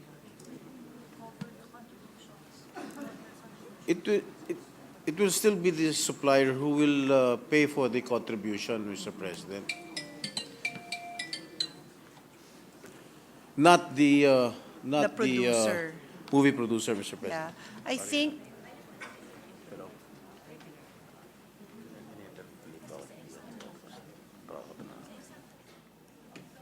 I think Mr. President, we can have more clarity in the definition of employer when it comes to who is responsible for liabilities in terms of injury in the workplace, and then who is responsible in terms of workers' compensation and benefits.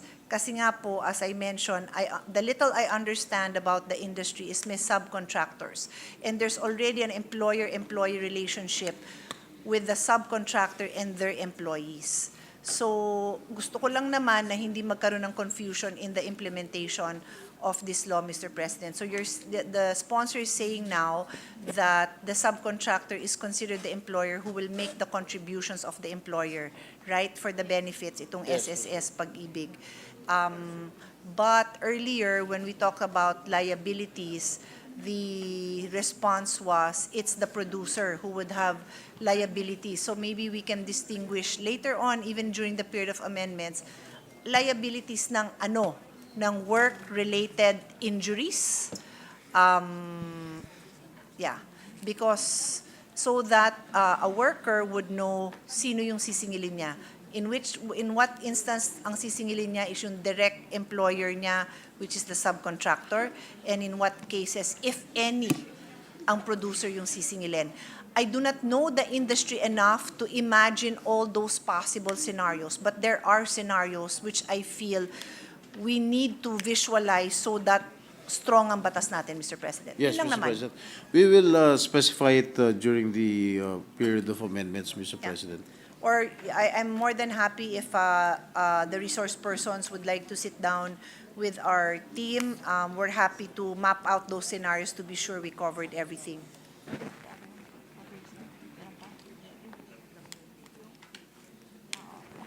Mr. President, that's all for today. Thank you Thank very you, much Mr. for your President. patience. May I just say that His Honor has always been welcome. very gracious and patient when we go through this process of crafting these bills. It's a process that he is an expert of, having been with me since 2004. I know it can be tedious, but His Honor is very used to this. There's many other bills that he sat through with questions that are harder to answer than the questions I ask. So I don't need to ask His Honor for his indulgence, because by nature he is very indulgent. Maraming salamat po. And how can I refuse a beautiful senator like you, Mr. President? Thank you, Mr. President.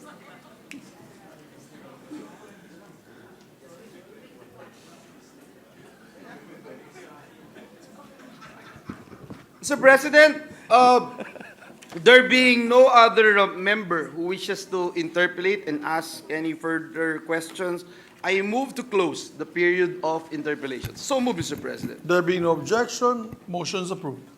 May I ask for a minute suspension? Session suspended.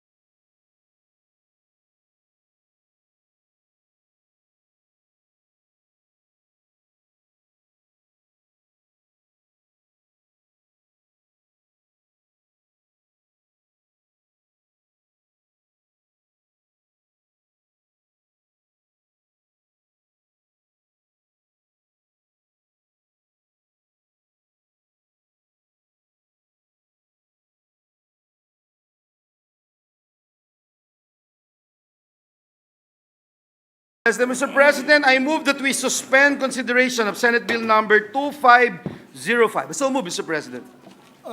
There being no objection, motion is approved. Thank you very much, Mr. President. Mr. President, this juncture, I move that we resume consideration of House Bill number 1043 under Committee Report number 81. This is the bill on Negros Occidental District Engineering Office, 1st Legislative District. So move, Mr. President. There being no objection, motion is approved. Mr. President, the parliamentary status of the measure is that we have sponsored the bill, and with the consent of the body, I move to open the period of interpellation. There being no objection, motion is approved. Mr. President, I move to recognize the sponsor of the measure, Senator Ramon Bong Revilla Jr. So move, Mr. President. The good sponsor, Senator Ramon Bong Revilla Jr. is recognized. We ask Senator Gatchalian to vacate the podium. Mr. President, Please proceed. Mr. President, move that we recognize our minority leader. Our distinguished minority floor leaders recognized. This is Committee Report 81, Mr. President.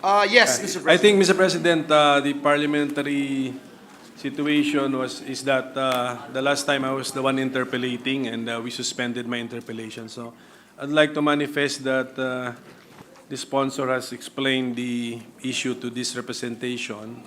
So I have no more interpellation on this measure, Mr. President. Thank you very much, Your Honor. Thank you very much, Minority Floor Leader. Therefore, I can attend the Christmas party of the House tonight.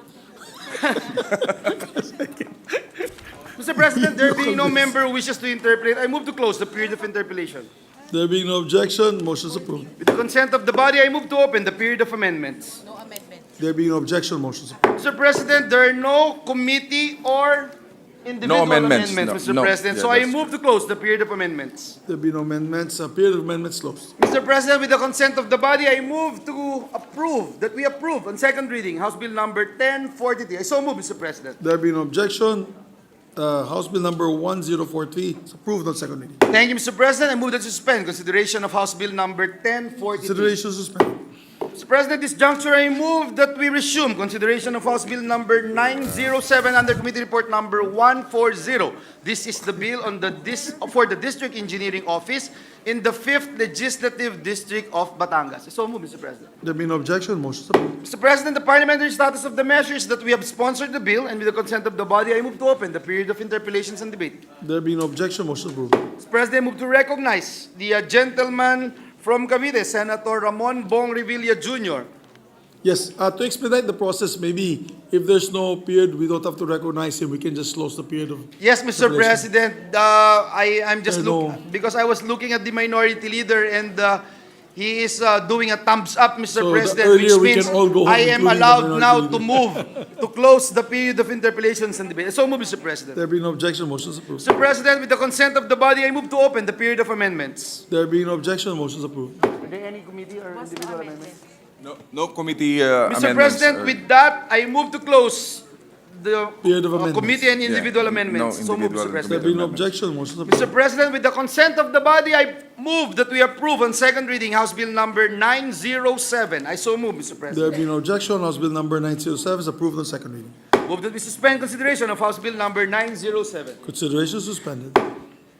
I move that we resume consideration, Mr. President, of House Bill number 1147 under Committee Report number 141. This is the bill for the District Engineering Office in the 6th Legislative District of Isabela. So move, Mr. President. There being no objection, motion is approved. Parliamentary status of the measure, Mr. President, is that we have sponsored the bill and with the consent of the body, move to open the period of interpellation. There being no objection, motion is approved. There being no member who wishes to interpolate, I move to close the period of interpellation. There being no objection, motion is approved. With the consent of the body, I move to open the period of amendments. There being no objection, motion is approved. No amendments, Mr. With President. that, Mr. President, I move to close the period of amendments. There being no objection, motion is With approved. the consent of the body, I move that we approve on second reading House Bill number 1147. I so move, Mr. President. There being no objection, House Bill number 1147 is approved on second reading. Move that we suspend consideration of House Bill number 1147. Suspension is of the we consider suspension of the measures considered. Thank you, Mr. President. I move that we resume consideration of House Bill number 7539 under Committee Report number 142. This is the bill for the District Engineering Office in the 3rd Legislative District of Bataan. So move, Mr. President. There being no objection, motion is approved. Parliamentary status of the measure is that we have sponsored the bill and with the consent of the body, I move to open the period of interpellation. There being no objection, motion is approved. No member wishes to interpolate, Mr. President. I move to close the period of interpellations and debate. There being no objection, motion is approved. With the consent of the body, I move to open the period of amendments. There being no objection, motion is approved. No amendments, Mr. Mr. President. President, there being no amendments, I move to close the period of amendments. There being no objection, motion is approved. Mr. President, with the consent of the body, I move that we approve on second reading House Bill number 7539. I so move, Mr. President. There being no objection, motion is approved. House Bill number 7539 is approved on second reading. Move that we suspend consideration of House Bill number 7539. The bill is now suspended. Thank you very much, Mr. President. I move that we resume consideration of House Bill number 7553 under Committee Report number 143. This is the bill for the District Engineering Office in the 2nd Legislative District of Davao del Norte. There being no objection, motion is approved. Parliamentary status is that we have sponsored the bill, and with the consent of the body, I move to open the period of interpellations. There being no objection, motion is approved. No member wishes to interpellate, so I move to close the period of interpellations and debate. There being no objection, motion is approved. With consent of the body, I move to open the period of amendments. There being no objection, motion is approved. No amendments, With that, Mr. President, I move to close the period of amendments. There being no objection, motion is approved. Mr. President, with the consent of the body, I move that we approve on second reading House Bill number 7553. I so move, Mr. President. There being no objection, House Bill number 7553 is approved on second reading. Move to suspend consideration of House Bill number 7553. Consideration of the measure is suspended. Mr. President, move that we resume consideration of House Bill number 7647 under Committee Report number 144. This is a bill for the District Engineering Office in the Lone Legislative District of General Santos. So move, Mr. President. There being no objection, motion is approved. Mr. President, the parliamentary status of the measure is that we have sponsored the bill, and with the consent of the body, I move to open the period of interpellations. There being no objection, motion is approved. No member wishes to interpellate, I move to close the period of interpellations. There being no objection, motion is approved. With the consent of the body, I move to open the period of amendments. There being no objection, No motion is amendment, approved. Mr. With President. that, Mr. President, I move to close the period of amendments. There being no objection, period of amendments closed. Move that we approve on second reading House Bill number 7647. So move, Mr. President. There being no objection, House Bill number 7647 is approved on second reading. Move that we suspend consideration of House Bill number 7647. Consideration of the measure is suspended. Mr. President, I move that we resume consideration of House Bill number 7768 under Committee Report number 145. This is the bill for the District Engineering Office in the 3rd Legislative District of Bulacan. There being no objection, motion is approved. Mr. President, the parliamentary status of the measure is that we have sponsored the bill, and with the consent of the body, I move to open the period of interpellation. There being no objection, motion is approved. No member wishes to interpellate, I move to close the period of interpellations and debate. There being no objection, motion is approved. Mr. President, with the consent of the body, I move to open the period of amendments. There being no objection, motion is approved.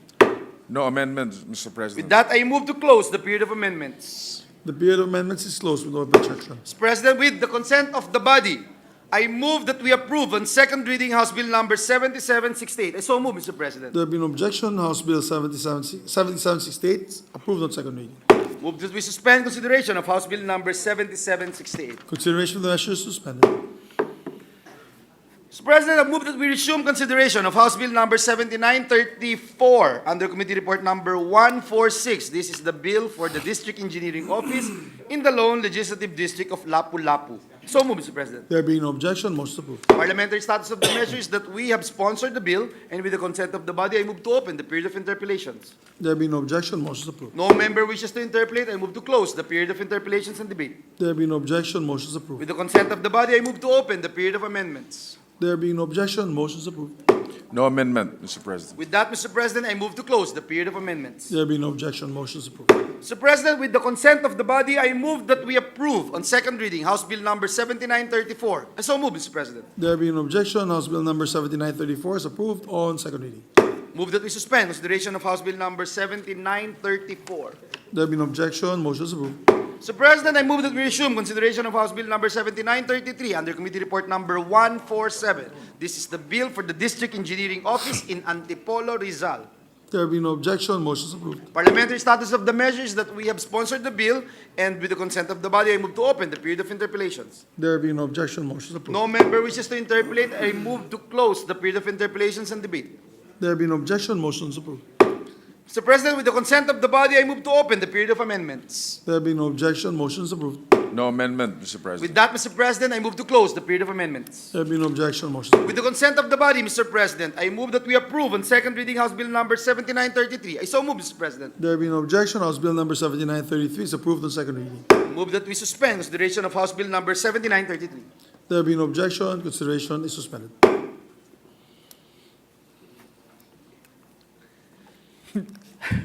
Thank you, Mr. President. I move that we resume consideration of House Bill number 7770 under Committee There be no Report number objection. 148. Motion is approved. Mr. President, parliamentary status of the measure is that we have sponsored the bill, and with the consent of the body, move to open the period of interpellations. There being no objection, No motion is member approved. wishes to interpellate, I move to close the period of interpellation. There being no objection, With motion the is consent approved. of the body, I move to open the period of amendments. There being no objection, motion is approved. No amendment, I Mr. move to President. close the period of amendments. There being no objection, motion is approved. Mr. President, with the consent of the body, I move that we approve on second reading House Bill number 7770. I so move, Mr. President. There being no objection, House Bill number 7770 is approved on second reading. move that we suspend consideration of House Bill number 7770. Consideration suspended.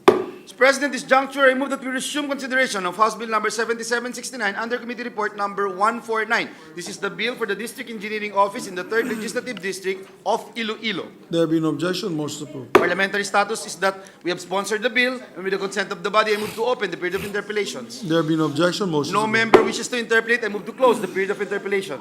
There being no objection, With motion the is approved. consent of the body, I move to open the period of amendments. There being no objection, motion is approved. No amendment, Mr. I President. move to close the period of amendments. There being no objection, motion is approved. Mr. President, with the consent of the body, I move that we approve on second reading House Bill number 7769. So move, Mr. President. There being no objection, House Bill number 7769 is approved. Second reading. Move that we suspend consideration of House Bill number 7769. The consideration of the measure is suspended. I know, Mr. President, this is close to your heart. I move that we resume consideration of House Bill number 7645 under Committee Report number 150. This is the bill for the District Engineering Office in the 4th Legislative District of Bukidnon. Yes, the governor just asked me about that over our Christmas party the weekend. So I'm happy to announce that we'll be taking it up. No objection, motion is approved. The parliamentary status, Mr. President, is that we have sponsored the bill and with the consent of the body, I move to open the period of interpellations and debate. There be no objection, motion is approved. Mr. President, no member wishes to interpolate. I move to close the period of interpellations. There be no objection, motion is approved. With the consent of the body, I move to open the period of amendments. There be no objection, motion is approved. No amendment, I Mr. move to President. close the period of amendments. There be no objection, motion is approved. Mr. President, with the consent of the body, I move that we approve on second reading House Bill number 7645. I so move, Mr. President. There be no objection, House Bill number 7645 is approved on second reading. I move that we suspend consideration of House Bill number 7645. There be no objection, consideration suspended. Mr. President, this juncture, I move that we resume consideration of House Bill number 7648 under Committee Report number 151. This is the bill for the District Engineering Office in the 6th Legislative District of Batangas.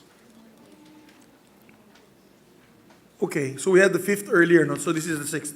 There be an objection, motion is approved. Yes. Mr. President, the parliamentary status of the measures that we have sponsored the bill and with the consent of the body, I move to open the period of interpellations. There being no objection, motion is No approved. member wishes to interpolate, I move to close the period of interpellations. There being no objection, motion is With the approved. consent of the body, I move to open the period of amendments. There being no objection, motion is approved. No amendment, Mr. I move to President. close the period of amendments. There being no objection, motion is Mr. approved. President, with the consent of the body, I move that we approve on second reading House Bill number 7648. So move, Mr. President. There being no objection, House Bill number 7648 is approved on second reading. Move that we suspend consideration of House Bill number 7648. Consideration of the measure suspended. Mr. President, this juncture, I move that we resume consideration of House Bill number 8133 under Committee Report number 152. This is the bill for the District Engineering Office in the 2nd Legislative District of Davao City. So move, Mr. President. There being no objection, motion is approved. Parliamentary status of the bill is that we have sponsored the measure, and with the consent of the body, I move to open the period of interpellations and debate. There being no objection, motion is approved.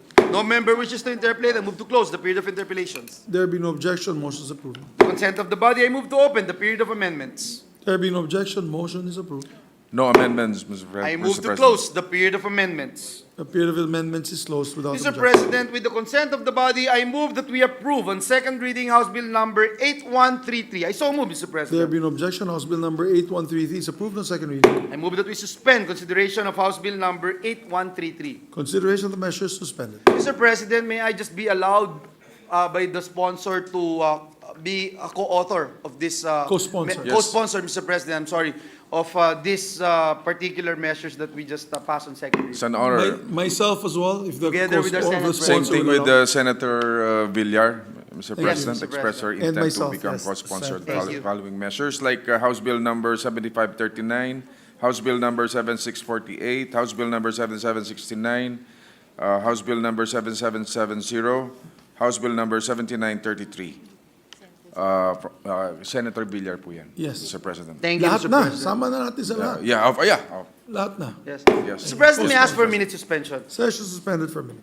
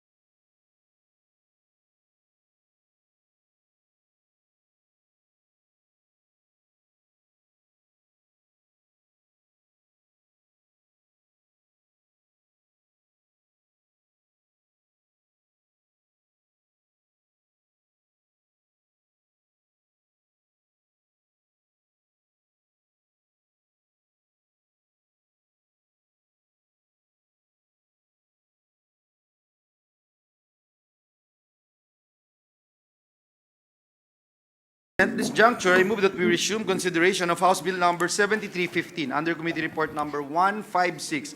This pertains to the bill on Tabayon National High School in Jose Abad Santos, Davao Occidental. I so move, Mr. President. There have been no objection. Motion is approved. Mr. President, the parliamentary status of the measure is that we have sponsored the bill, and with the consent of the body, I move to open the period of interpellations and debate.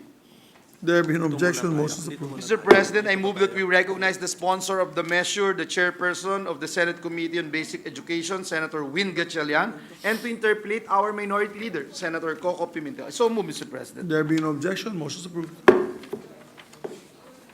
Thank you, Mr. President. With the permission of our sponsor, if we can Yes, Mr. ask President. a few clarificatory questions, Mr. President. Yes, Mr. President. So we are now discussing House Bill 7315 under Committee Report number 156. Yes, Mr. President. Mr. President, this is the separation of a high school annex in Jose Abad Santos, Davao Occidental, Mr. President, so that it will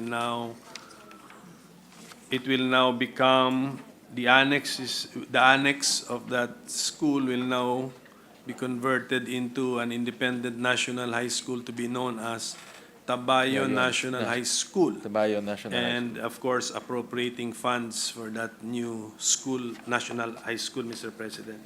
So, my first question, Mr. President, is: are there criteria which should be observed or followed in the creation of national high schools, Mr. President? Yes, Mr. President. The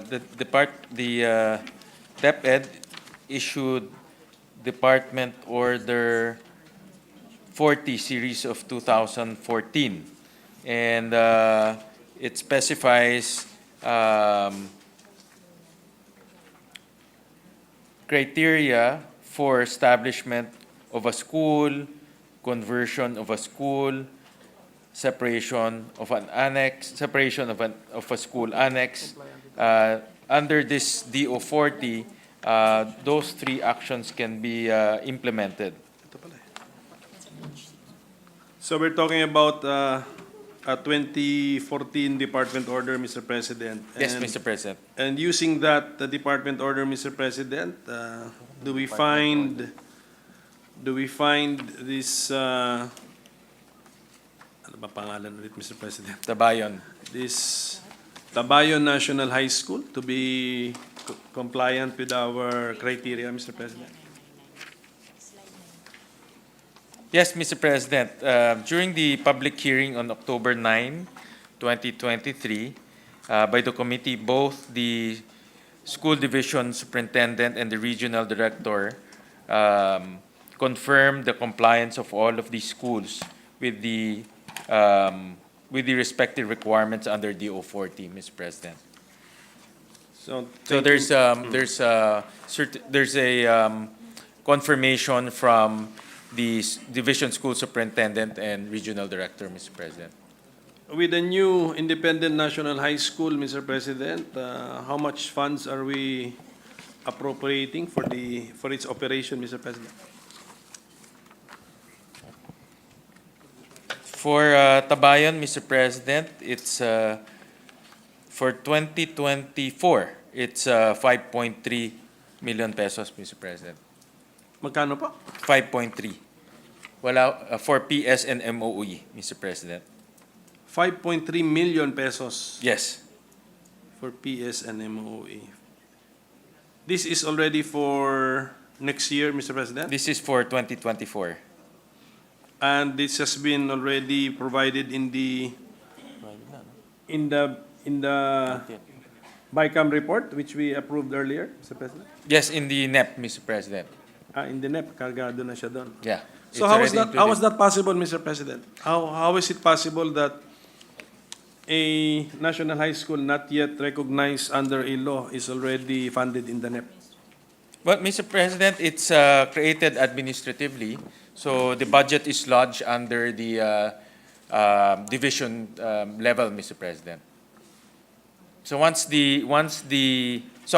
lodged under the mother school, Mr. President. Sorry, lodged under the mother school. how do we know that it's 5.3 for the extension, Mr. President? Well, Mr. President, the mother school has a budget, and they also allocate a certain portion of that budget for the annex, Mr. President. So once it's separated and this becomes law, there's a specific line item for this new school, and that specific budget will be now appropriated to that line item. That's the approach of the DepEd for all schools with extension campuses? Yes, Mr. President. There's normally a mother school that receives the budget for the annex, Mr. President. So, yes, Mr. President. So, how many students will be studying here in this new independent national high school to be known as Tabayo National High School, Mr. President? 884 students, Mr. President.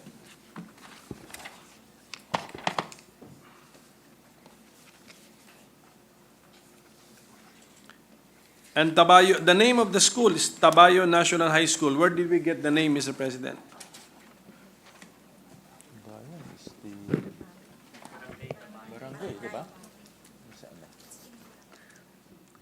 It's in Barangay Tabayon, Mr. So President. it's in the location, Mr. President. It's in the location.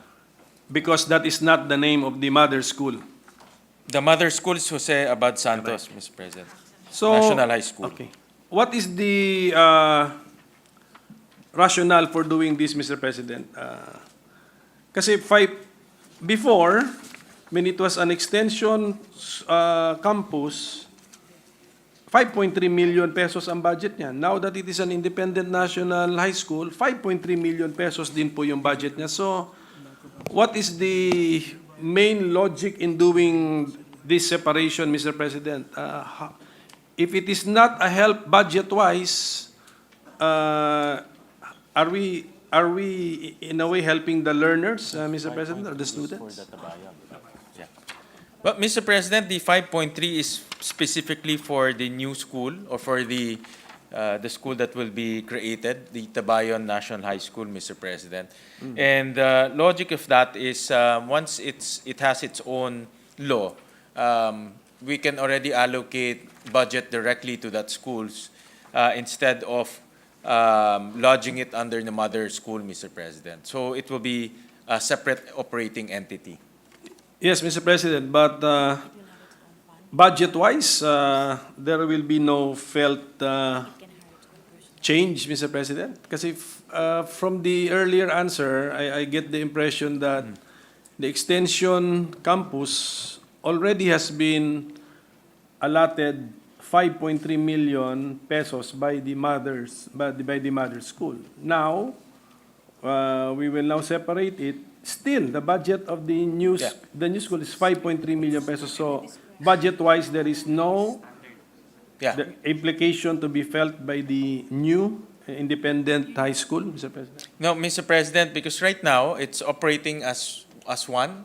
So even though the locations are distinct or separate, but the budget is lodged under the mother school, Mr. President. So what we're doing is we're just carving out that specific budget allocated to the extension school, Mr. President. But aside from the budget, Mr. President, once the proposal becomes a law, the principal of that new school will now have the authority to hire personnel, both teachers and non-teaching personnel. It will also run its own operation, meaning it's independent of the mother school, Mr. President. So the features of a newly created school out of an extension will be, it will have its own appropriation, it will now run its own operations. The principal will now have the authority to hire its own personnel, Mr. President. Do we foresee the budget of the new independent high school to increase in year 2025? Because this time now, the principal will have thought of new programs, new projects in the school? That's a possibility, Mr. President, because it's a new school. Well, it's not a new school, but since its operation will now become independent of the mother school, they will now have the option to come up with more activities. For example, they can be very active with PTA programs, and they can encourage more learners to come in. It's possible that the enrollment might increase, Mr. President. When we separate the extension campus, Mr. President, and then give the budget to the new independent national high school, do we subtract the extension campus's budget from the mother school's budget, Mr. Yes, President? Mr. President, we will subtract or carve out the budget from the mother school, Mr. President. So in the recently approved 2024 budget, did we reduce the budget of Jose Abad Santos National High School by 5.3 million? No, Mr. President, The because mother school? we haven't created the Tabayon National High School yet by law, Mr. President. It still remains as an annex of the mother school. So the mother school will just surrender the amount to the, Yes. once this becomes law, we'll surrender that amount to the new independent national high school. Yes, operationally that happens, Mr. President. That will happen, Mr. President. I remember when I was a mayor, we also did the same. And typically, the annex will have an assistant principal who will be the one in charge, and they will have staffing complement and a budgetary complement. And once the law is enacted, the assistant principal normally gets promoted to a principal, and the budget from the mother school will now be carved out for the newly created school. So as of the moment, Mr. President, that the school that we are talking about is still an extension campus or state extension high school, Extension. are the important ratios being observed? Yung student to classroom ratio, teacher to student ratio? Yes, Mr. President, one of the reasons why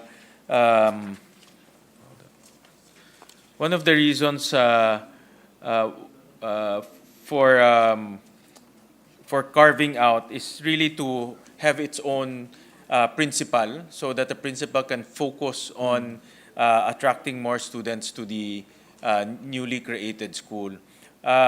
They follow the teacher to classroom ratio as well as the student to classroom ratio, Mr. President. I don't have the figures right now, but they do follow those standards, Mr. President. Kaya ko natanong yun, Mr. President, kasi so it will now become an independent national high school. So decision making will be quicker. Quicker, yeah. Because may sarili na siyang principal closer to the area who is now based in the Yes. in the school itself, di ba? Correct, Mr. President. And then budget wise, the DepEd will provide a line item for this particular new school. Yes, Mr. President. And the principal now, the newly promoted principal will report directly to this division school superintendent as to, for example, going to another principal and then to superintendent. So, in other words, actions will be quicker and decisions can be made quicker as well. So, is there no?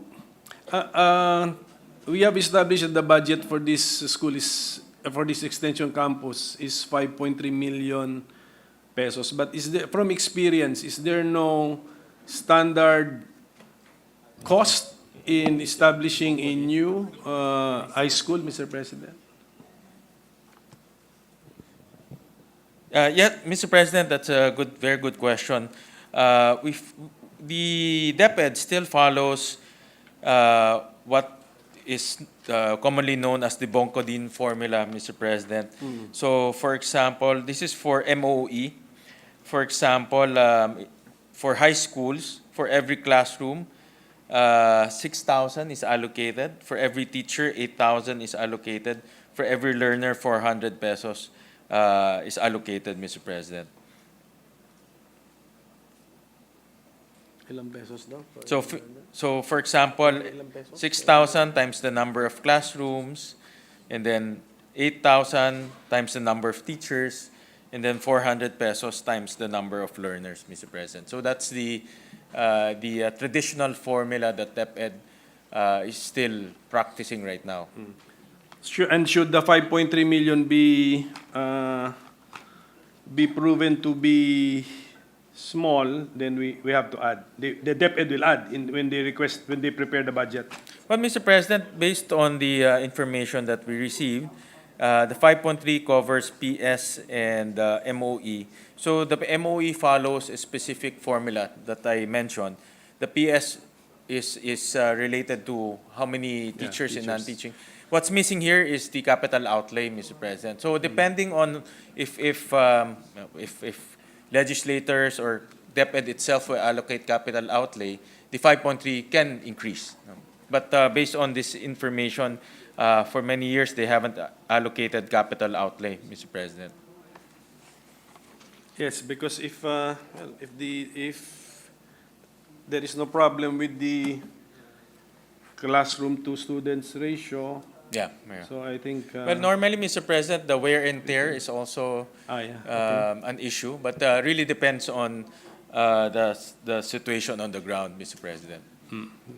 Anyway, may lump sum naman po yata si DepEd on repairs. They have and maintenance plans. of class. I think it's about 5 billion next year. So with that, Mr. President, we just took time asking questions on this measure because if the questions are already applicable to the next measure, we have saved time, Mr. President. Thank you, Mr. President. Thank you for the patience of our sponsor, and we interpose no objection, Mr. President, to this particular bill, Mr. President. Thank So- you to the good minority leader. Thank you very much. Thank you very Mr. much, President, Mr. there being no member wishes to interpolate or ask further questions, I move that we close the period of interpellations and debate. There being no objection, motion is approved. Mr. President, with the consent of the body, I move that we open the period of amendments. There being no objection, motion is approved. No amendments, Mr. President. Therefore, I move to close the period of individual and committee amendments. There So being no moved, Mr. President. objection, motion is approved. Mr. President, with the consent of the body, I move that we approve on second reading House Bill number 7315. I so move, Mr. President. There being no objection, motion is approved. Thank you, Mr. President. I move that we suspend consideration of House Bill number 7315. There being no objection, motion is approved. Mr. President, this juncture... Pare, pwede tayo dire-diretso, Sherwin? Same concept, yeah. Move that we resume consideration of House Bill number 8399 under Committee Report number We're not going to 157. approve it on second reading? Mr. President, you just approved on second reading House Bill 7315. Oh, okay. Did we suspend consideration? Wala pa yan. I did, Suspend. Mr. Hindi pa ba? I did not. Just Mr. to President, be I move sure. that we suspend consideration of House sorry. Bill 7315. Consideration suspended. I suspended. Suspend. I move, yeah. Yeah, Mr. maybe it's my President- fault, I was not listening, but No problem, Mr. President. We are all No, Tired. amendment. been working early this morning. Mr. President, I move that we resume consideration of House Bill number 8399 under Committee Report number 157. This pertains to the bill on Sakbulan National High School in San Pablo, Zamboanga del Sur. I so move, there Mr. being no President. objection, motion is approved. Mr. President, the parliamentary status of the measure is that we have sponsored the bill, and with the consent of the body, I move to open the period of interpellation. There being no objection, motion is approved.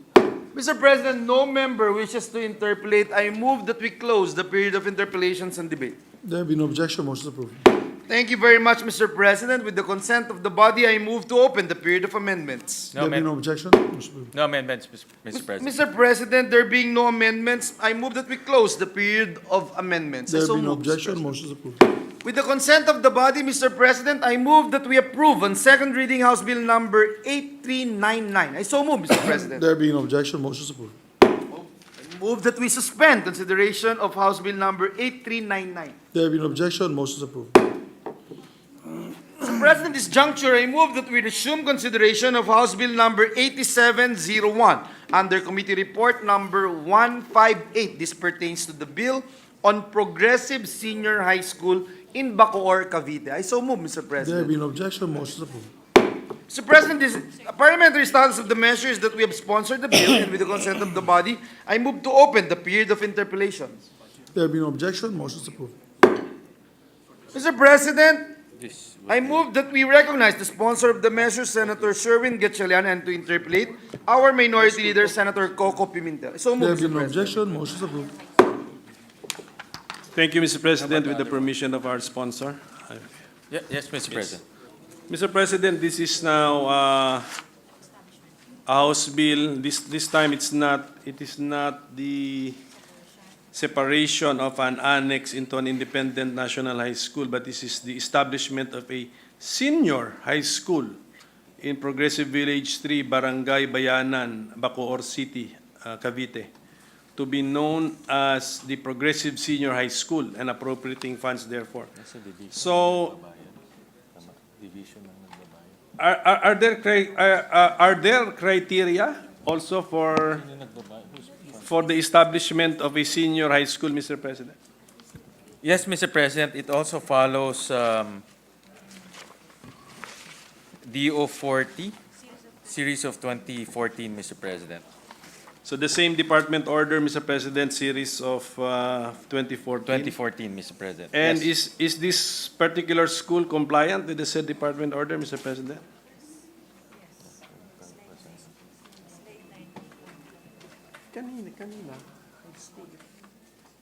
Yes, Mr. President. The same during the October 9 public hearing, 2023, both the school division superintendent and the regional director have confirmed the compliance of all these schools with their respective requirements under DO 40 series of 2014. Mr. President, I just want to be clear and to understand the bill that this is just the establishment of a senior high school, Mr. President. So, 2 grade levels lang pa ito? Yes, Mr. President. This would be, ano ba, ngayon, grades? Grade 11 and 12. 11 and 12. While, can we contrast this with what we discussed earlier, Mr. President, yung independent national high school which we created in an earlier House bill? So, for that independent national high school, ilang grade levels po yun?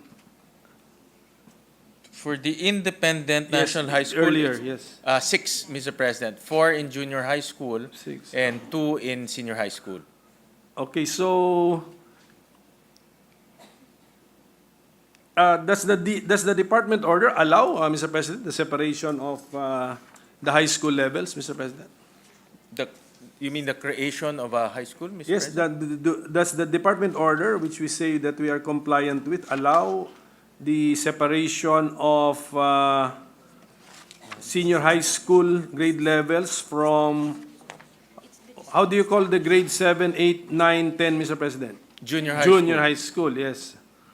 Kasi in the earlier House bills we discussed, that was one whole high school which we created. Now we are establishing just a senior high school. So what happens to the junior high school levels, Mr. President? Yeah. Mr. President, from our interview with the division school superintendent, the junior high school will be serviced by another school, Bacoor National High School, Mr. President. So this National High School, okay. This high school is already servicing the junior high. There's already a junior high school there in that specific location, and the junior high school students will now be attending that school. Does Bacoor National High School have senior high school levels? Yeah. No, Mr. President. It's only junior high school, Mr. President. And Mr. President, the current enrollment of Bacoor National High School is 7,293, Mr. President. So what happened here, because of the sheer number of students enrolled in this national high school, they established a senior high school to expand this national high school, but in a different location, Mr. President. So we're expecting the progressive senior high school to accommodate the graduates, the grade 10 graduates of the Bacoor National High School. Correct, Mr. President. So just to be very clear, Mr. President, Bacoor National High School does not give us the name, does not give us the complete picture. It's just a junior high school, actually. Yes, Mr. President. I believe, Mr. President, during the 10-year system, the high school normally only has 4 years. And then when we converted to K to 12, a lot of cities put up independent senior high schools because the current high school is already quite big.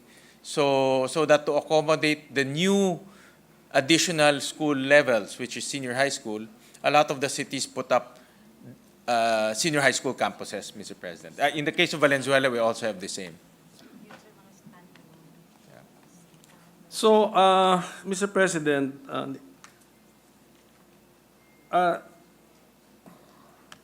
so how many schools do we call still as high school, although they're technically providing only junior high school, Mr. President? Mr. President, I don't have the figure right now, Mr. President. We can ask DepEd to furnish us with that information. That became I became curious about that, Mr. President, because in the measure that we are discussing, we're very specific. Yeah. I get your point, Mr. President. Progressive senior high school. So meaning to say, we have a lot of schools which we still call high schools, although they are actually incomplete high school, high schools, Mr. President. I think, Mr. President, this Bacoor National High School is a very old school, and it used to have just high school, meaning the traditional first year to fourth year.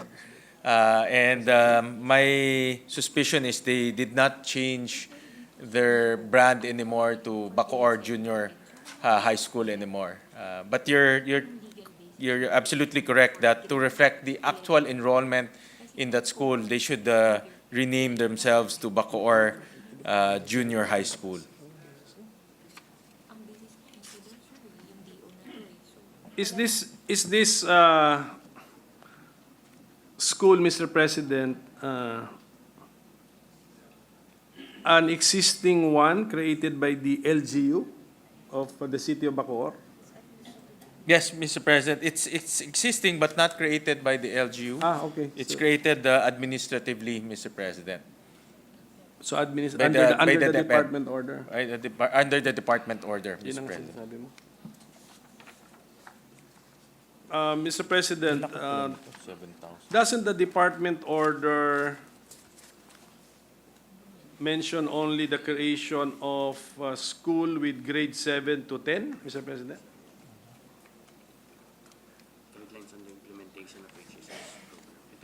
Because this one is for grades 11 to 12, Mr. President. Actually, Mr. President, in their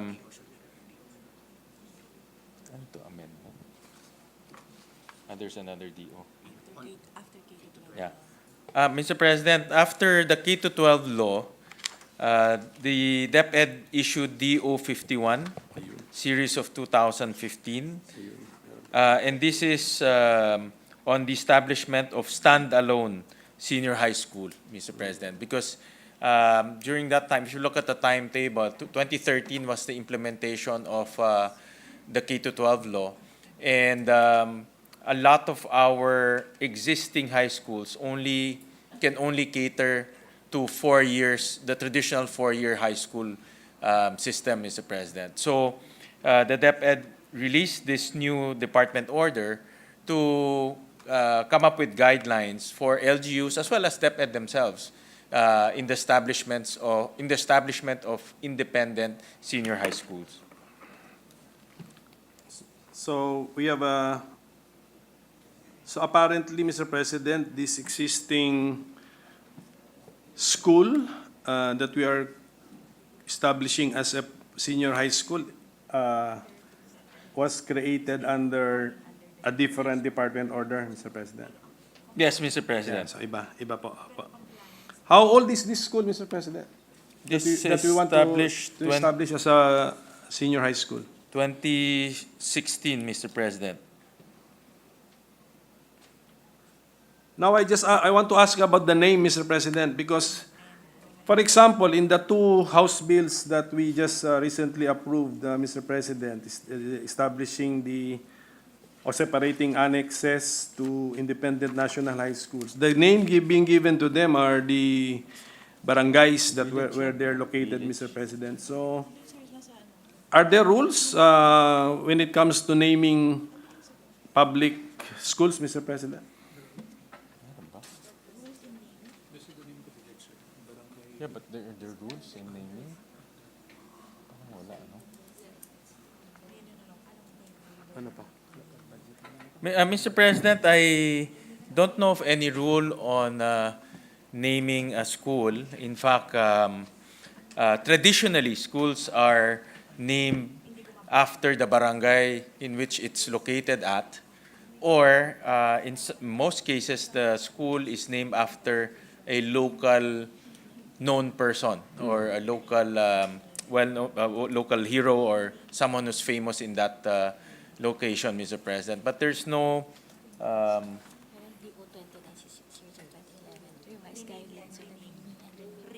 ba? This is naming and renaming of schools. Okay. Mr. President, I was just advised by my staff there's a DO 29/2011 issued by DepEd, by DepEd on the revised guidelines on naming and renaming of schools, Mr. President. DO. Are we compliant, Mr. President? It's a very good question, Mr. President. Mr. President, I'm reading the DO right now. So that our colleagues will be able to follow the line of questioning, Mr. President, let me just explain. Because the senior high school that we want to establish in this measure shall be known as Progressive Senior High School. That word progressive is actually the name of a village. So that's because it is located in Progressive Village 3, Mr. President. So I think it's also important to know whether Progressive Village 3 is a privately owned subdivision, Mr. President, housing project, Mr. President. I would assume, Mr. President, there's such a thing as an open village, Mr. President. No, it's a village, but people can go in and out. We have the same configuration in Valenzuela, Mr. President. And looking at the dates when these schools were established, for example, Progressive Senior High School established in 2016. Again, I would assume that they named the school Progressive Senior High School because it's already there in that location. People know that location very well, and it will be very easy for students and the parents to remember the name of the school because it's located in that area, Mr. President. Okay. But if there's a department order governing the naming of public schools, Mr. President, can we say for the record whether we are compliant? Mr. President, to be honest about it, we did not discuss that during the public hearing, Mr. President, because we assume that since the school has been operating for 7 years, it's already known in that area, Mr. President. Anyway, Mr. President, we know how thorough our sponsor is, Mr. President. So I'm sure he will not recommend a bill which is not compliant with the department orders and the other rules, Mr. President. But just a word of caution, Mr. President. When I looked at the title of the bill, I really thought we were inventing a new kind of school, a new kind of high school, the progressive way, Mr. President. And unfortunately, it's just a name of the village. So, if the sponsor can entertain, the usual way of naming schools. We can name it after the barangay, Mr. President, if possible. I don't know, Mr. President. Well, Mr. President, in the beginning, I thought it was a new system, but when we investigated it during the committee, we found out that it's the location of the school, the current location of the school. And well, Mr. President, I would prefer to retain the name because it's already famous in that area. People know that school already. For example, it's been operating for the last 7-8 years, and I think the brand is well established in that area, Mr. President. But we will seek the guidance of DepEd as to the compliance to the department order on naming and renaming school, Mr. President. I've been informed there are more than 20 progressive villages. So since we are now naming this one, so the others will be deprived of naming their school progressive something kasi nagamit na po sa isang progressive village. I would assume, Mr. President, when they put up a new progressive school, they'll probably put progressive 3, progressive 4. I think later on they'll probably add numbers when they decide to put up other progressive schools. I think that's how we see the other renaming of schools, Mr. President. I will defer to the good judgment of our sponsor, Mr. President, who is the chairman of our EDCOM 2 panel also, Mr. President. Thank you.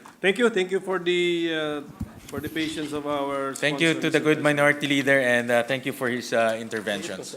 Imagine if the barangay minority leader was named Magnificent. Barangay Magnificent. It would have been the Magnificent Senior High School. Yes, please proceed, Majority.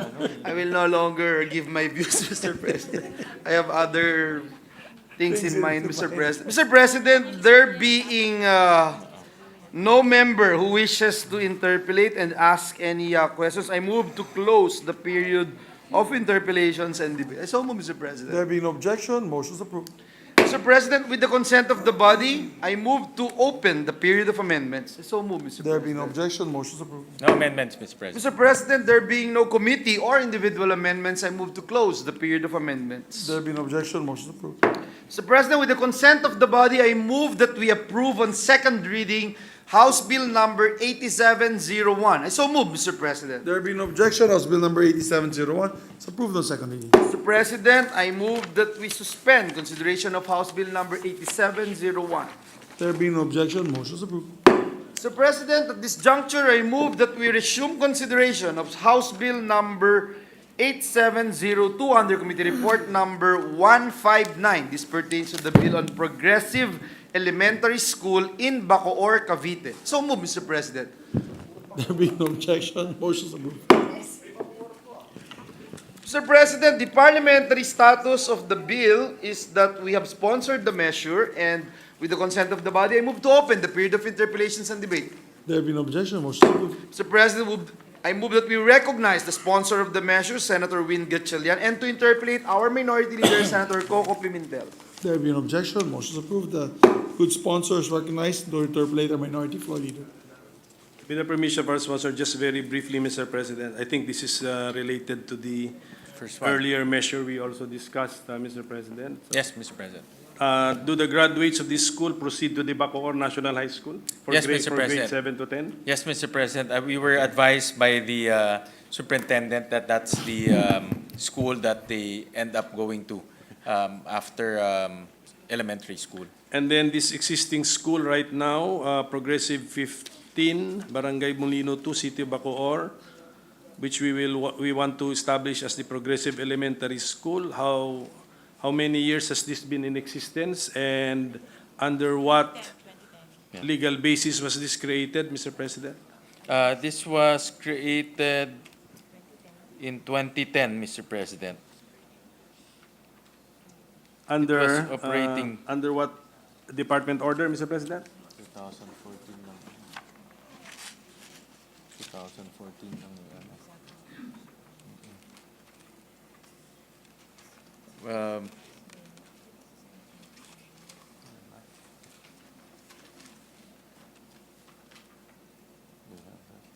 One minute suspension, Mr. President. Session suspended. Bakit ibaba?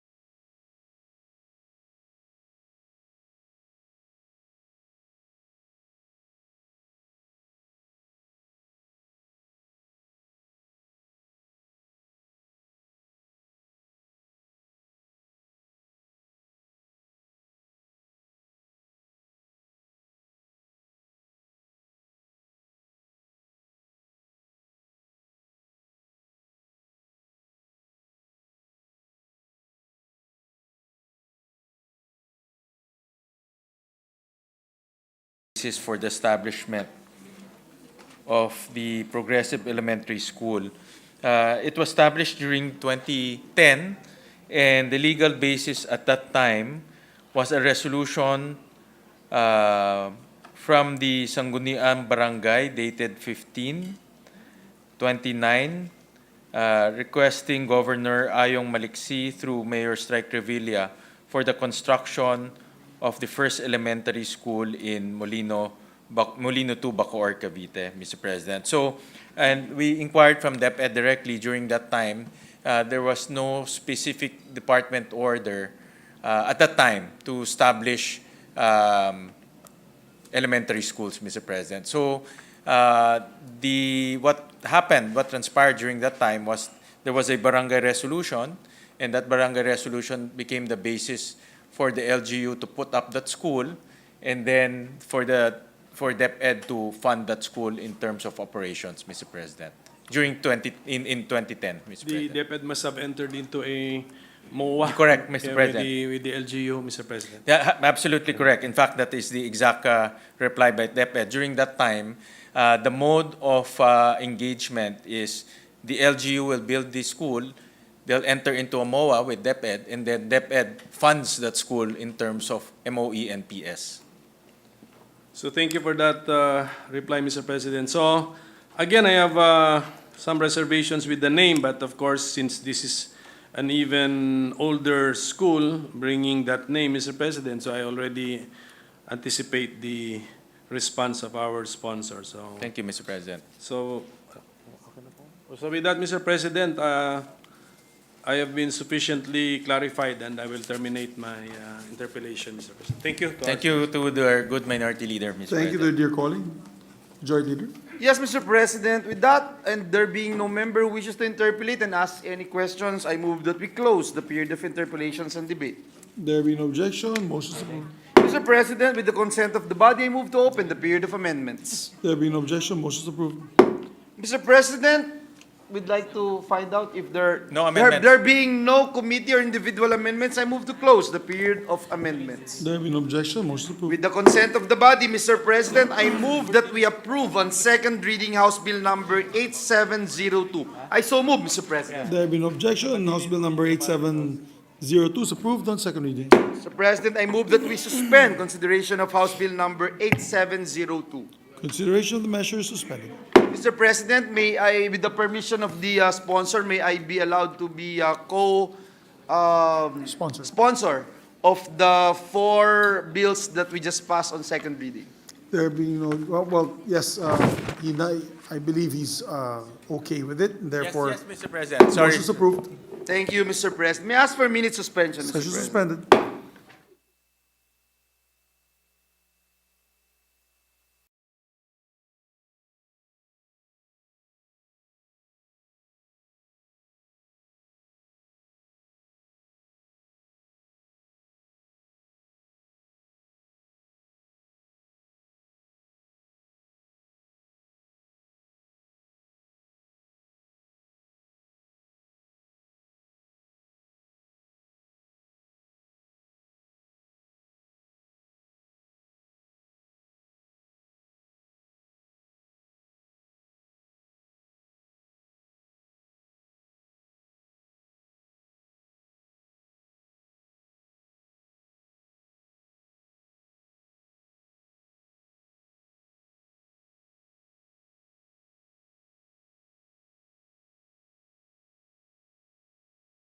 We resume consideration of Senate Bill number 2449 under Committee Report number 137. This is the bill on the organizational reforms in the Philippine National Police. I so move, Mr. President. There be no objection, motion is approved. Mr. President, the parliamentary status of the measure is that we are still in the period of interpellation, and with the consent of the body, I move to resume the period of interpellations and debate and recognize the sponsor of the bill, Senator Ronald Bato de la Rosa, and to interpellate our minority leader, Senator Coco Pimentel. There be no objection, motion is approved. Do you recognize the sponsor, Senator De La Rosa, and to interpolate the minority floor leader? Thank you, Mr. President.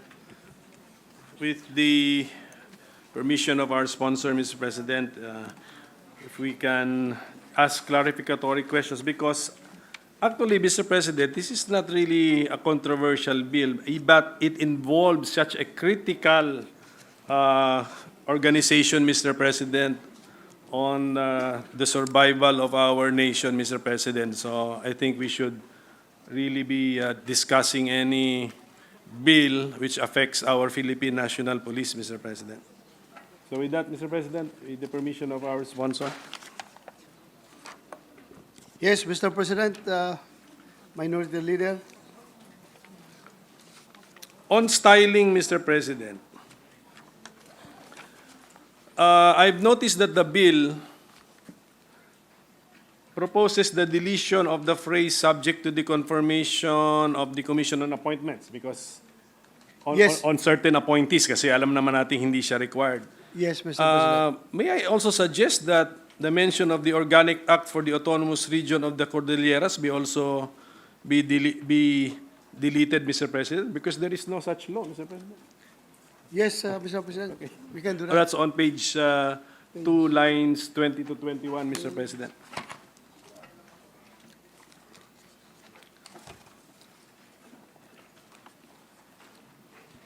Mr. President, we are providing for organizational reforms in the PNP in this measure. But in the last interpellation of the sponsor by Senator Tolentino, there was an information volunteered by our sponsor that the reforms contained in the measure we are discussing in this bill have already been implemented, Mr. President, because they have been authorized by the NAPOLCOM. Is my recollection or is my summary accurate, Mr. President? Yes, that's correct, Mr. President, Your Honor. That's correct.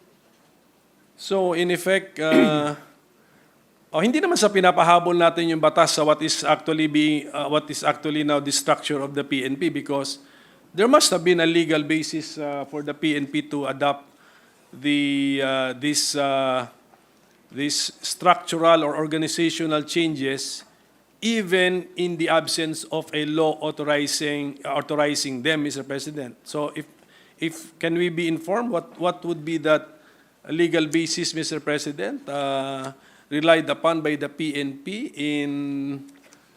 in already implementing organizational changes even in the absence of a law, Mr. President? Yes, Mr. President, Your Honor, according to Section 13 of RA 8551, Section 13, Authority of the Commission to reorganize the PNP, notwithstanding the provisions of Republic Act number 6975 on the organizational structure and rank classification of the PNP, the Commission shall conduct a management audit and prepare and submit to Congress a proposed reorganization plan of the PNP not later than December 31, 1998, subject to the limitations provided under this Act and based on the following criteria: increased police visibility through, letter A, increased police visibility through dispersal of personnel from headquarters to the field offices and by the appointment and assignment of non-uniform personnel to positions which are purely administrative, technical, clerical, or menial in nature, and other positions which are not actually and directly related to police operations. And letter B, efficient and optimized delivery of police services to the communities. The PNP reorganization program shall be approved by Congress through a joint resolution. So, what happened, Mr. President, in compliance to this to this particular provision, Section 13 of RA 8551, otherwise known as the PNP Reform and Reorganization Act, there has been a number of resolutions, joint resolutions filed in both houses of Congress. But there was no approval, unfortunately, Mr. President. During the 13th Congress, 14th Congress, 15th Congress, 16th Congress, and 19th Congress.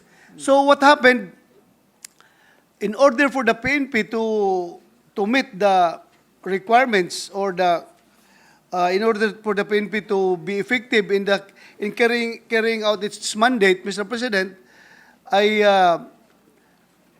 gumawa sila ng mga bagong national support units. Just like the PNP anti-kidnapping group, which is in charge of kidnapping, the PNP drug enforcement group, because of the drug problem in the Philippines, the integrity monitoring and enforcement group. This group is in charge of counter intelligence and operations against Iskalawag PNP personnel, Mr. President. So, yun po nangyari, Mr. President. All these creations of PNP units were solely based on NAPOLCOM resolutions, Mr. President. And that NAPOLCOM resolution was anchored upon Section 13 of RA 8551. So, that's the history, Mr. President, why we are going to historical background, why are we proposing this particular measure that we are undertaking right now, Mr. President. Thank you for the response of our sponsor. But Mr. President, is it a fact that the PNP is structured already today, the way that the bill structures the PNP? Yes, Mr. President. More or less. More or less, Mr. President. Yeah. As far as the structural, the organizational structure is concerned, it is already being implemented, but we are still proposing it right now. So, meaning to say, meron ng command group din ngayon? Meron na, Mr. Okay. President. Meron na rin yung support units na nabanggit po natin. Yes, Mr. President, including the area police commands. Meron na rin They are already yung established. 5 area police commands. Meron na rin pong, aside from the support unit, sir, meron pang tawag doon, directorates ba? Is that the Directorial directorates? staff, Mr. President. Directorial staff. So, all of these are being observed now, Mr. Yes, President. they have been performing and operating, Mr. President. But I'm looking at Section 13, Mr. President, of the RA mentioned by our sponsor, Mr. President. 8551. Medyo paulit-ulit po yung idea rito that the proposed reorganization plan of the PNP must be submitted to Congress and must be approved by Congress to a joint resolution. And we are admitting that this was never secured, Mr. President. Yes, Mr. President. For almost all Congresses, every Congress, there was a proposed joint resolution but never acted upon by the Congress. So what gave the what the PNP just proceeded because of the NAPOLCOM resolution. So do you have a consultant there or a resource person from the NAPOLCOM, Mr. President? How come, may we ask the NAPOLCOM, how come they never cautioned why they did not restrain themselves, Mr. President, from issuing the resolutions knowing that they are supposed to propose it to Congress and secure the approval of Congress, Mr. President? Mr. President, ganito po yung ginawa nilang justification, Mr. President. Because, in short, as I've said, in order to meet the demands of the times, Mr. President, they have to create these new units. So, ang ginawang basis nila, Mr. President, is that nakalagay dito sa Section 35 of RA 6975. The PNP shall be supported by administrative and operational support units. The administrative support units shall consist of the crime laboratory, logistic unit, communications unit, computer center, finance center, and civil security unit.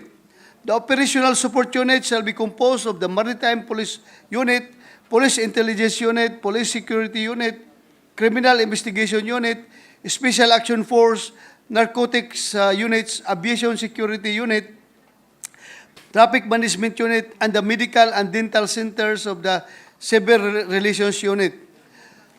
To enhance police operational efficiency and effectiveness, the Chief of the PNP may constitute such other support units as may be necessary subject to the approval of the Commission, provided that no support unit headed by a Chief Superintendent or higher rank can be created unless provided by law. So what happened, Mr. President, was the NAPOLCOM became so creative. Yes, they have their this legal basis in constituting a new unit, provided only under it has to be under a director whose rank is senior superintendent. But later on, they made it into chief superintendent because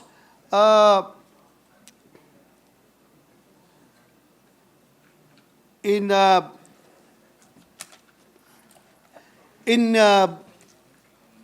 every General Appropriations Act, Mr. President, like for example, the GAA of 2023, it states that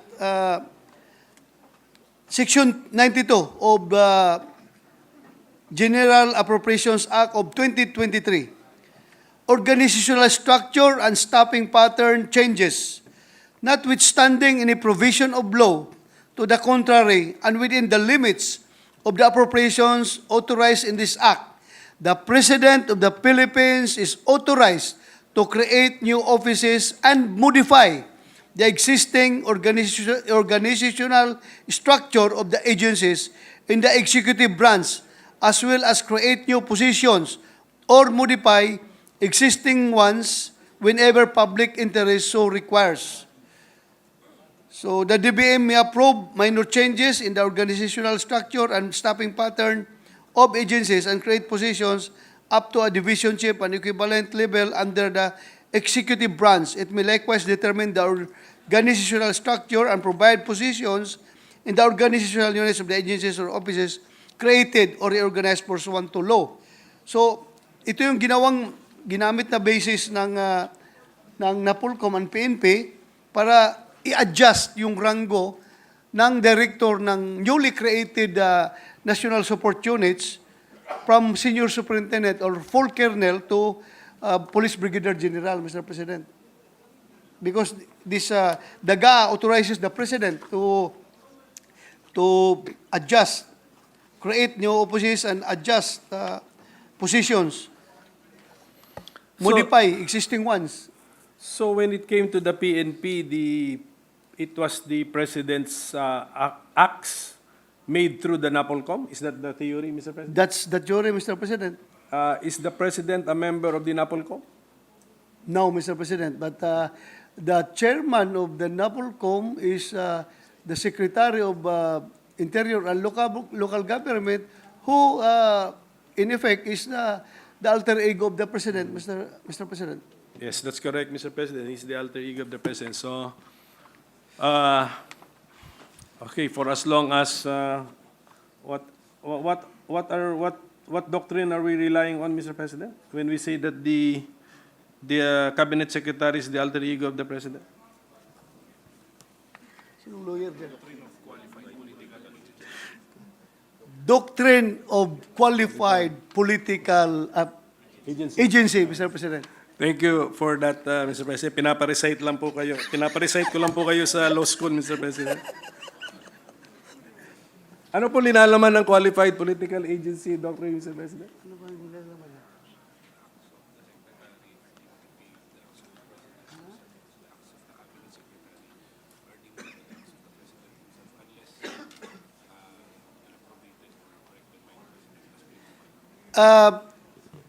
It means, Mr. President, that the acts of the Secretary are deemed to be the acts of the President unless prohibited by the President. Thank you, Mr. President. I will Actually, if we were in law school and I was the professor, I would have given you a 10 out of 10, Mr. President. Perfect. Actually, Mr. President, I am an MA. MA, not for Master of Arts, but murag abogado, Mr. President. I think your experience already qualifies you, actually, Mr. President, to be more Thank you more for than that a lawyer, statement. Mr. President. Thank you Mr. for that President, can we go to the bill, Mr. President? Page 1, lines 4 to 11. Deletion po yun ng mga sentences in the existing law. What is our purpose, Mr. President? Can the good minority leader repeat the question, Mr. Page President? 1, sir, of the bill, look at na lines 4 to 11. 4 to 11. Yes, we are deleting the parang for first sentence of section 25 of RA 6975. May we know the reason?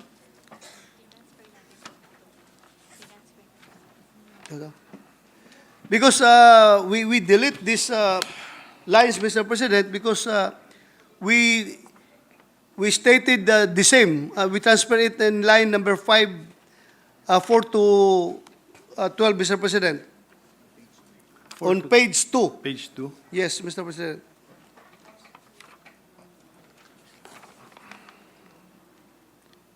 But the proviso that in no case shall any officer who has retired or is retirable within 6 months from his compulsory retirement age be appointed as chief of the PNP. So we have completely deleted that, Mr. President. We are not restating it anywhere in the bill, Mr. President. No, Mr. President. So i-abandon na natin yung rule na yan, Mr. President. Yes, Mr. President.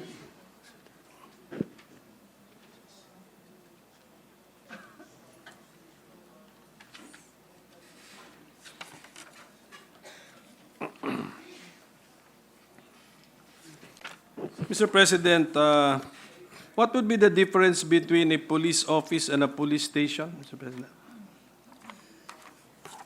A police office, Mr. President, is bigger than a police station. We have, if you want to compare the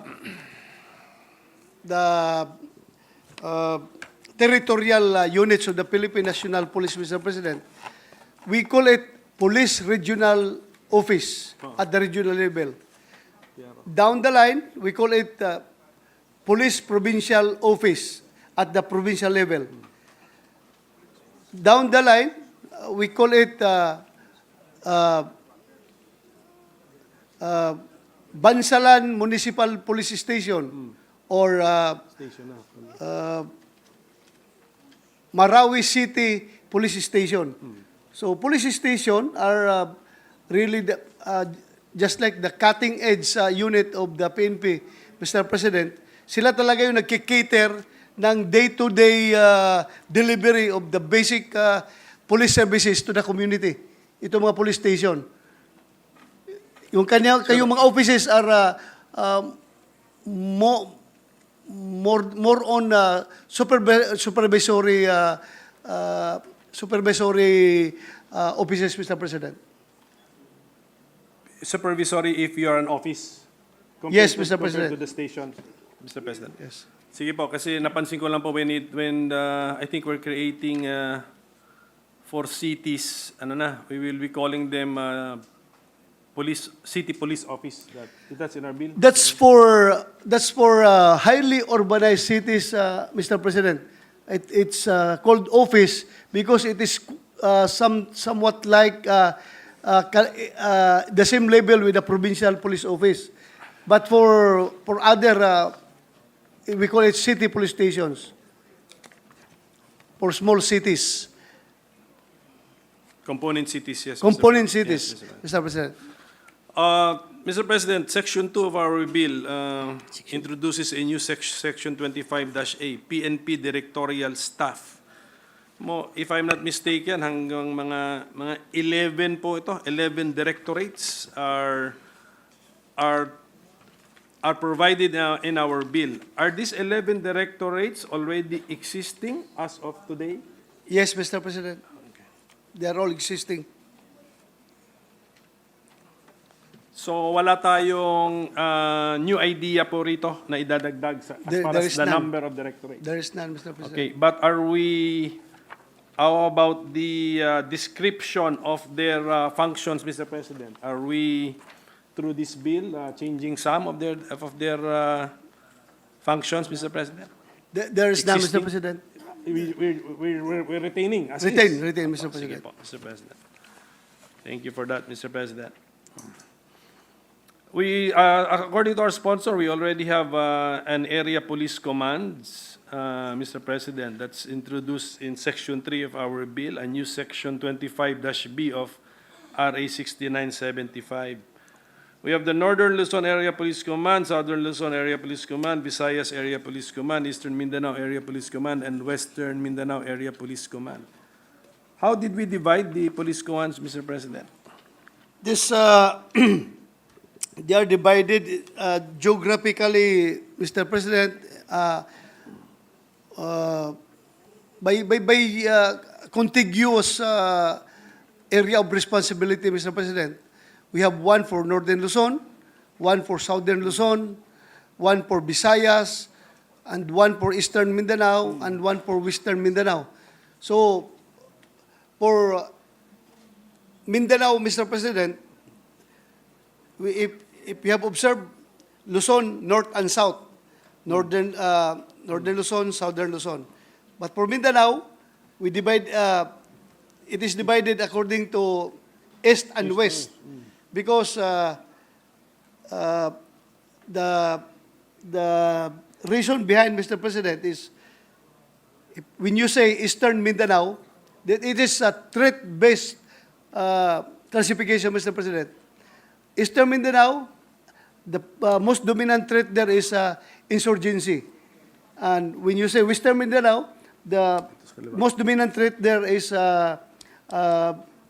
extremism or terrorist extremist, Mr. President.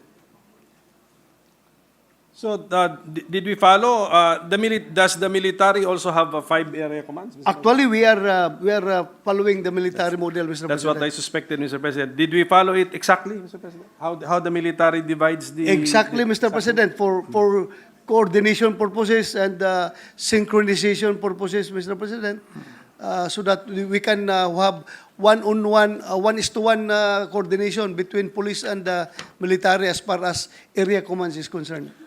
So yung ating new Section 25B is about the area police commands, which are already existing as of today. So anything new, Mr. President, in our bill? From the practice? Nothing new, Mr. President, as being practiced and implemented as of the moment. So pati po itong idea that the APC shall orchestrate, supervise, and control the conduct of inter-regional operations against insurgency, terrorism, and other internal security threats. Existing po ito ngayon. Yan po ang pagkaintindi ng APC as their mandate, Mr. President. Yes, Mr. President, these are all covered with the Polcom resolutions before the establishment of these units. There is only one new here, Mr. President, is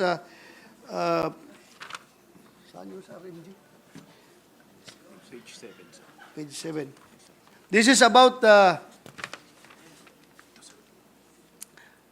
for this purpose, the APC shall have operational control over the existing regional mobile force battalions within the respective areas of responsibility, subject to the exercise of the power of delegation of authority of the Chief PNP. Ito lang ang medyo bago, Mr. President, because right now, the regional mobile force battalions are under the operational control of the regional director.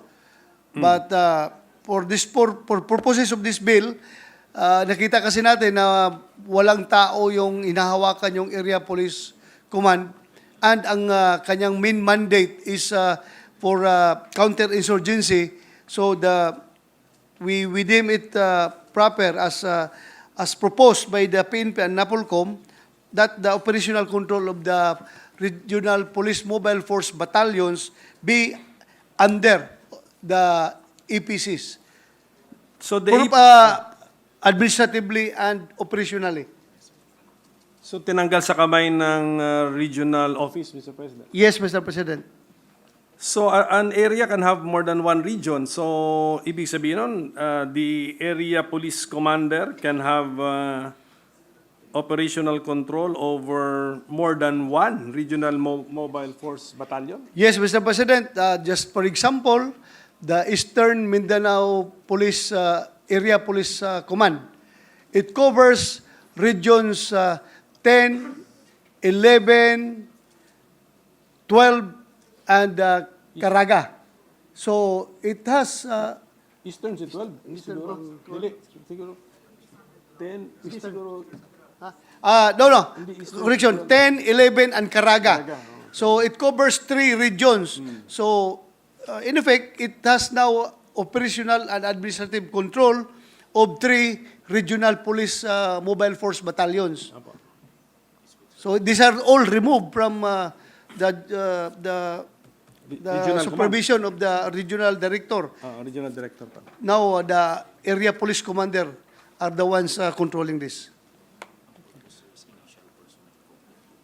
The purpose of which is for initial police personnel complement, Mr. President, because later on, they will be adding more personnel in the area police office. Initial muna, yung batalyon. Gano'n ba kalaki ang batalyon, sir? A battalion is composed of at the most from 500, it ranges from 500 to 700 plus, Mr. President. Malaki-laking ano rin po to. So, malaki-laking, marami-raming personnel na po ito, Mr. President. Yes, Mr. President. So, what will be left for our regional director, Mr. President? Well, they will be left with all the police provincial offices in the different provinces. And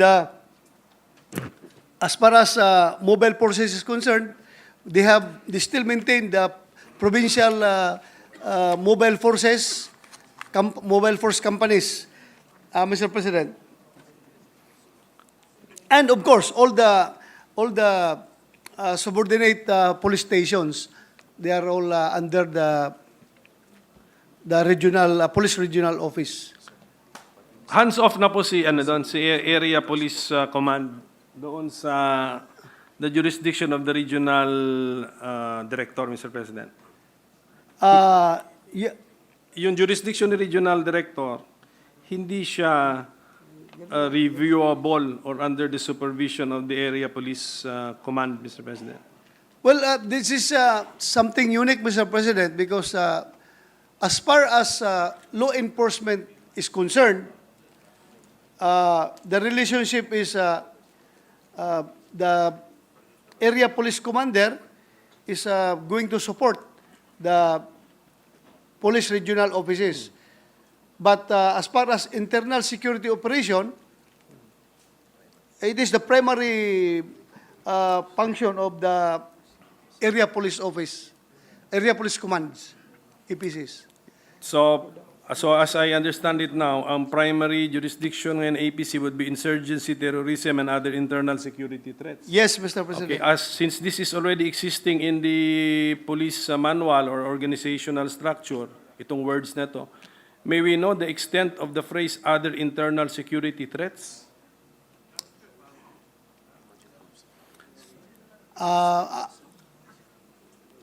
Other emerging forms of terrorism, Mr. President?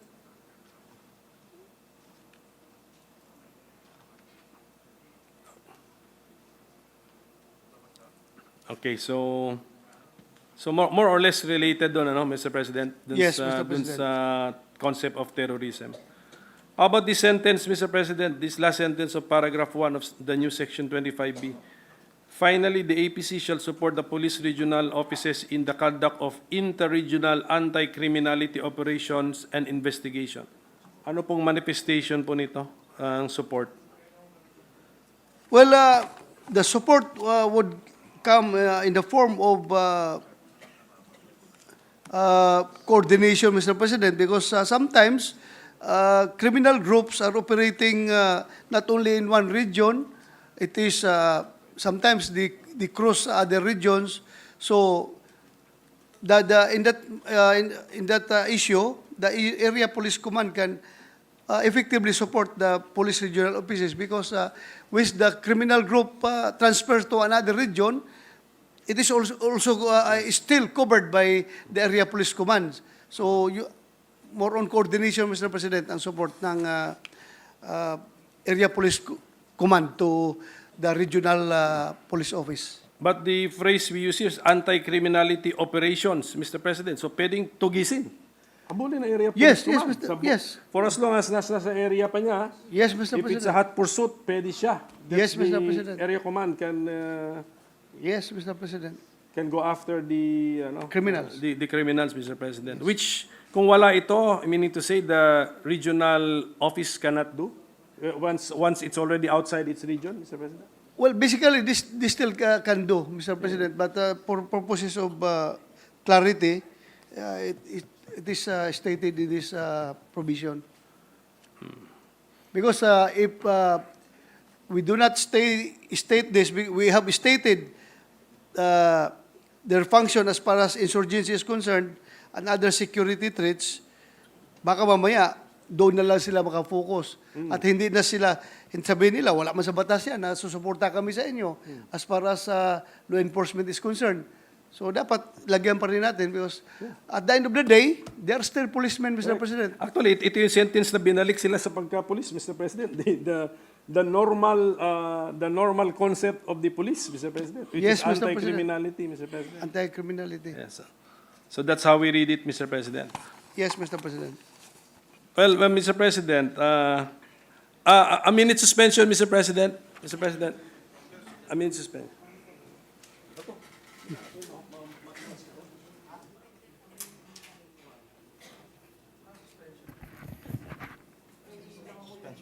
Session suspended.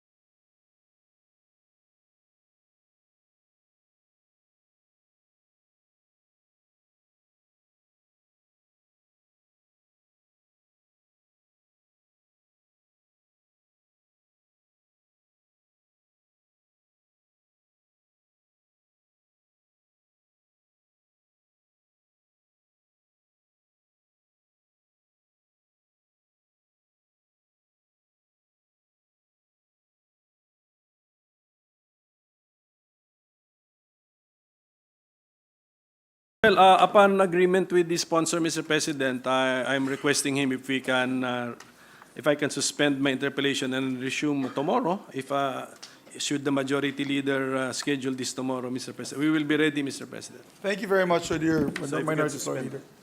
Majority Leader. Mr. President, I move that we suspend consideration of Senate Bill number 2449 under Committee Report number 137. I so move, Mr. President. There being no objection, motion is approved. Mr. President, with the permission of the body, I move that we proceed with the privileged speech and recognize Senator Risa Ontiveros to deliver her speech. So Our move, Mr. distinguished President. colleague, Senator Risa Ontiveros, is recognized as Deputy Minority Floor Leader. Salamat kaayo, Mr. President. Mr. President, dear colleagues, magandang gabi po sa inyo. 3 months ago, before this august chamber, I stood before you to expose the alarming practices of Socorro Bayanihan Services Incorporated. In an isolated community in Barangay Kapihan, Municipality of Socorro, children were being forced into marriage, young girls were being sexually abused, and other atrocities were visited upon hapless members by a person they believed to be the incarnation of Jesus Christ. Sa mismong Senado ding ito, inaresto sina Senyor Aguila at ang iba pa niyang kasama. Salamat sa maagap na tugon ng Department of Justice at patuloy nating pinagdarasal ang ganap na katarungan para sa mga biktima. Ngunit, hindi po tayo titigil hanggang may batang nasa peligro. Hindi tayo titigil hanggang may mga Diyos-Diyosan na naghahasik ng lagim sa mga kababaihan at kabataan. At kung paano ang maagap na tugon natin at ng buong gobyerno sa mga biktima na Senyor Aguila, sana ay ganyan din ang pagtugon sa mga biktima ng lider na ibabahagi ko ngayon. Sana mabilis din ang ating pagtugon sa mga biktima ni Apollo Kibuloy. Mr. President, matapos po ang investigasyon sa Socorro, ako po ay nilapitan ng ilang mga biktima para magbunyag ng kanilang mga kwento. At gaya ng mga kwento ng mga biktima ni Senyor Aguila, gaya nila Chloe at Renz, nakakapangilabot ang kanilang mga kwento. Front and center of these narratives are the systemic sexual abuse of women and children in the hands of this man that they call pastor.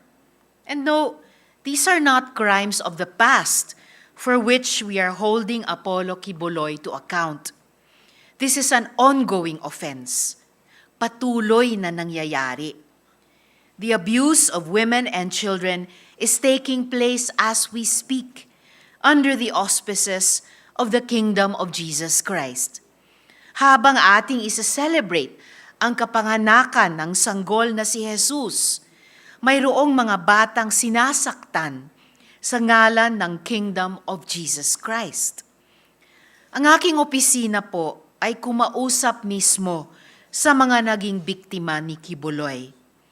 Nakausap ng opisina ko si Elias Jackson, 15 years old, noong na-recruit siya kasama ang kanyang pamilya. Naging isa siya sa mga bata na nakikita natin sa pang-araw-araw na umiikot sa ating lansangan, namamalimos gamit ang letter na kunwari ay solicitation para sa kanilang organization o di kaya tulong para sa pagpapaaral. Hindi natin alam, may malagim pala na sinasapit yung mga batang di masyadong nakakadilihensya ng malaki sa paglilimos. Sila po ay pinapalo, 20 lashes, 50 lashes, 100 lashes. May isa pang nagkwento, pinapaddle din daw. I am in possession of testimonies to that effect. Mayroon din pong isa, menor de edad din, pagkatapos lang na makipag-date kasama ng isang babae na natural na ginagawa ng mga teenager, sinabihang iuuntog paulit-ulit ang ulo sa pader hanggang dumugo. Pagkatapos ay kinulong sa Bartolina. Yes, Mr. President, dati po itong miyembro na hindi na nasikmura ang pang-aabuso sa kanya at iba pang menor de edad. Hanggang ngayon, bakas pa sa katawan ng survivor ang mga marka ng pang-aabuso na yon. Nung umalis siya sa poder ni Kibuloy, nakabalik siya sa pag-aaral at ngayon ay may sarili ng pamilya. Ngunit habang buhay daw niya, bit-bit ang alaala ng panahong iyon. He was just a child, Mr. President. They were all just children. Mr. President, madami pa po kaming nakausap na naging dahilan kung bakit naging buo ang desisyon ko na isalang itong isyung ito sa ating Kamara. My office is in possession of an affidavit detailing the sexual abuse inflicted by Quiboloy himself on a minor. My office is in direct contact with a woman who, while not a minor when the sexual abuse happened, lives with the trauma it has brought and continues to fear for her safety. May nakausap din ang aking opisina na mga preacher na naglahad ng iba pang mga krimen ni Quiboloy. Paano siya yumaman at paano niya tinatago ang kanyang yaman. These patterns and practices are persisting as we speak and sustaining his other criminal activities. Hindi lang po sa Pilipinas ang mga krimeng ito, kundi sa iba't ibang bahagi ng mundo. The international breadth of Apollo Quiboloy's criminal activities is truly astounding. Let us end this outrage, Mr. President. Let us save those children. Let us hold space for the victims who cower in silence and live in fear, and hope that they find their voice and their power. Salamat po. Salamat kaayo, Mr. President. Thank you, my distinguished colleague. Majority Leader. Mr. President, I move that we refer the privileged speech of Senator Risa Ontiveros and to the Committee on Women, Children, Family Relations, and Gender Equality. I so move, Mr. President. There being no objection, motion's approved.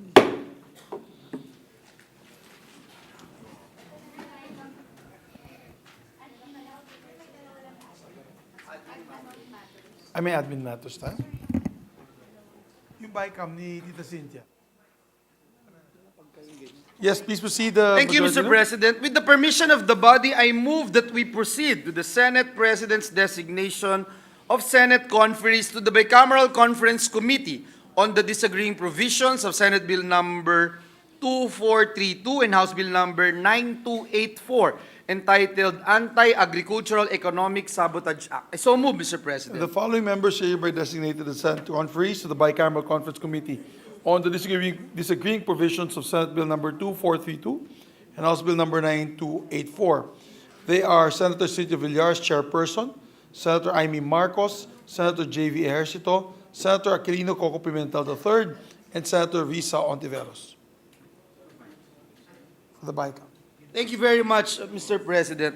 Mr. President, with the consent of the body, I move to transfer the secondary referral of the following bills. Senate Bill number 2498, this is the Philippine National Nuclear Energy Safety Act, and Senate Bill number 1194, Philippine Nuclear Regulation Act of 2022, from the Committee on Civil Service, Government Reorganization, and Professional Regulation to the Committee on Energy, while maintaining the referrals to the Committees on Ways and Means and Finance. The primary referral to the Committee on Science and Technology is likewise maintained. I so move, Mr. President. There being no objections to the motion, motion is approved. Thank you, Mr. President. Mr. President, I move that we adjourn the session until 3 o'clock in the afternoon of Tuesday, December 12, 2023. I so move, Mr. President. Thank you very much, Majority Leader. But just a reminder, tomorrow that we have our Senators' Christmas dinner. And also, of course, on Wednesday is our all Senators and Secretariat staff, etc., Christmas party. Therefore, Everyone's there being waiting no, for, Mr. President. yes, there. I'm sorry. Everyone's excited. And, For the announcement. waiting for The raffle. raffle. There being no objection, the session is adjourned until 3 o'clock in the afternoon, Tuesday, December 12, 2023. Thank you, Have a Mr. good President. evening, everyone. Thank you, everyone. Thank you.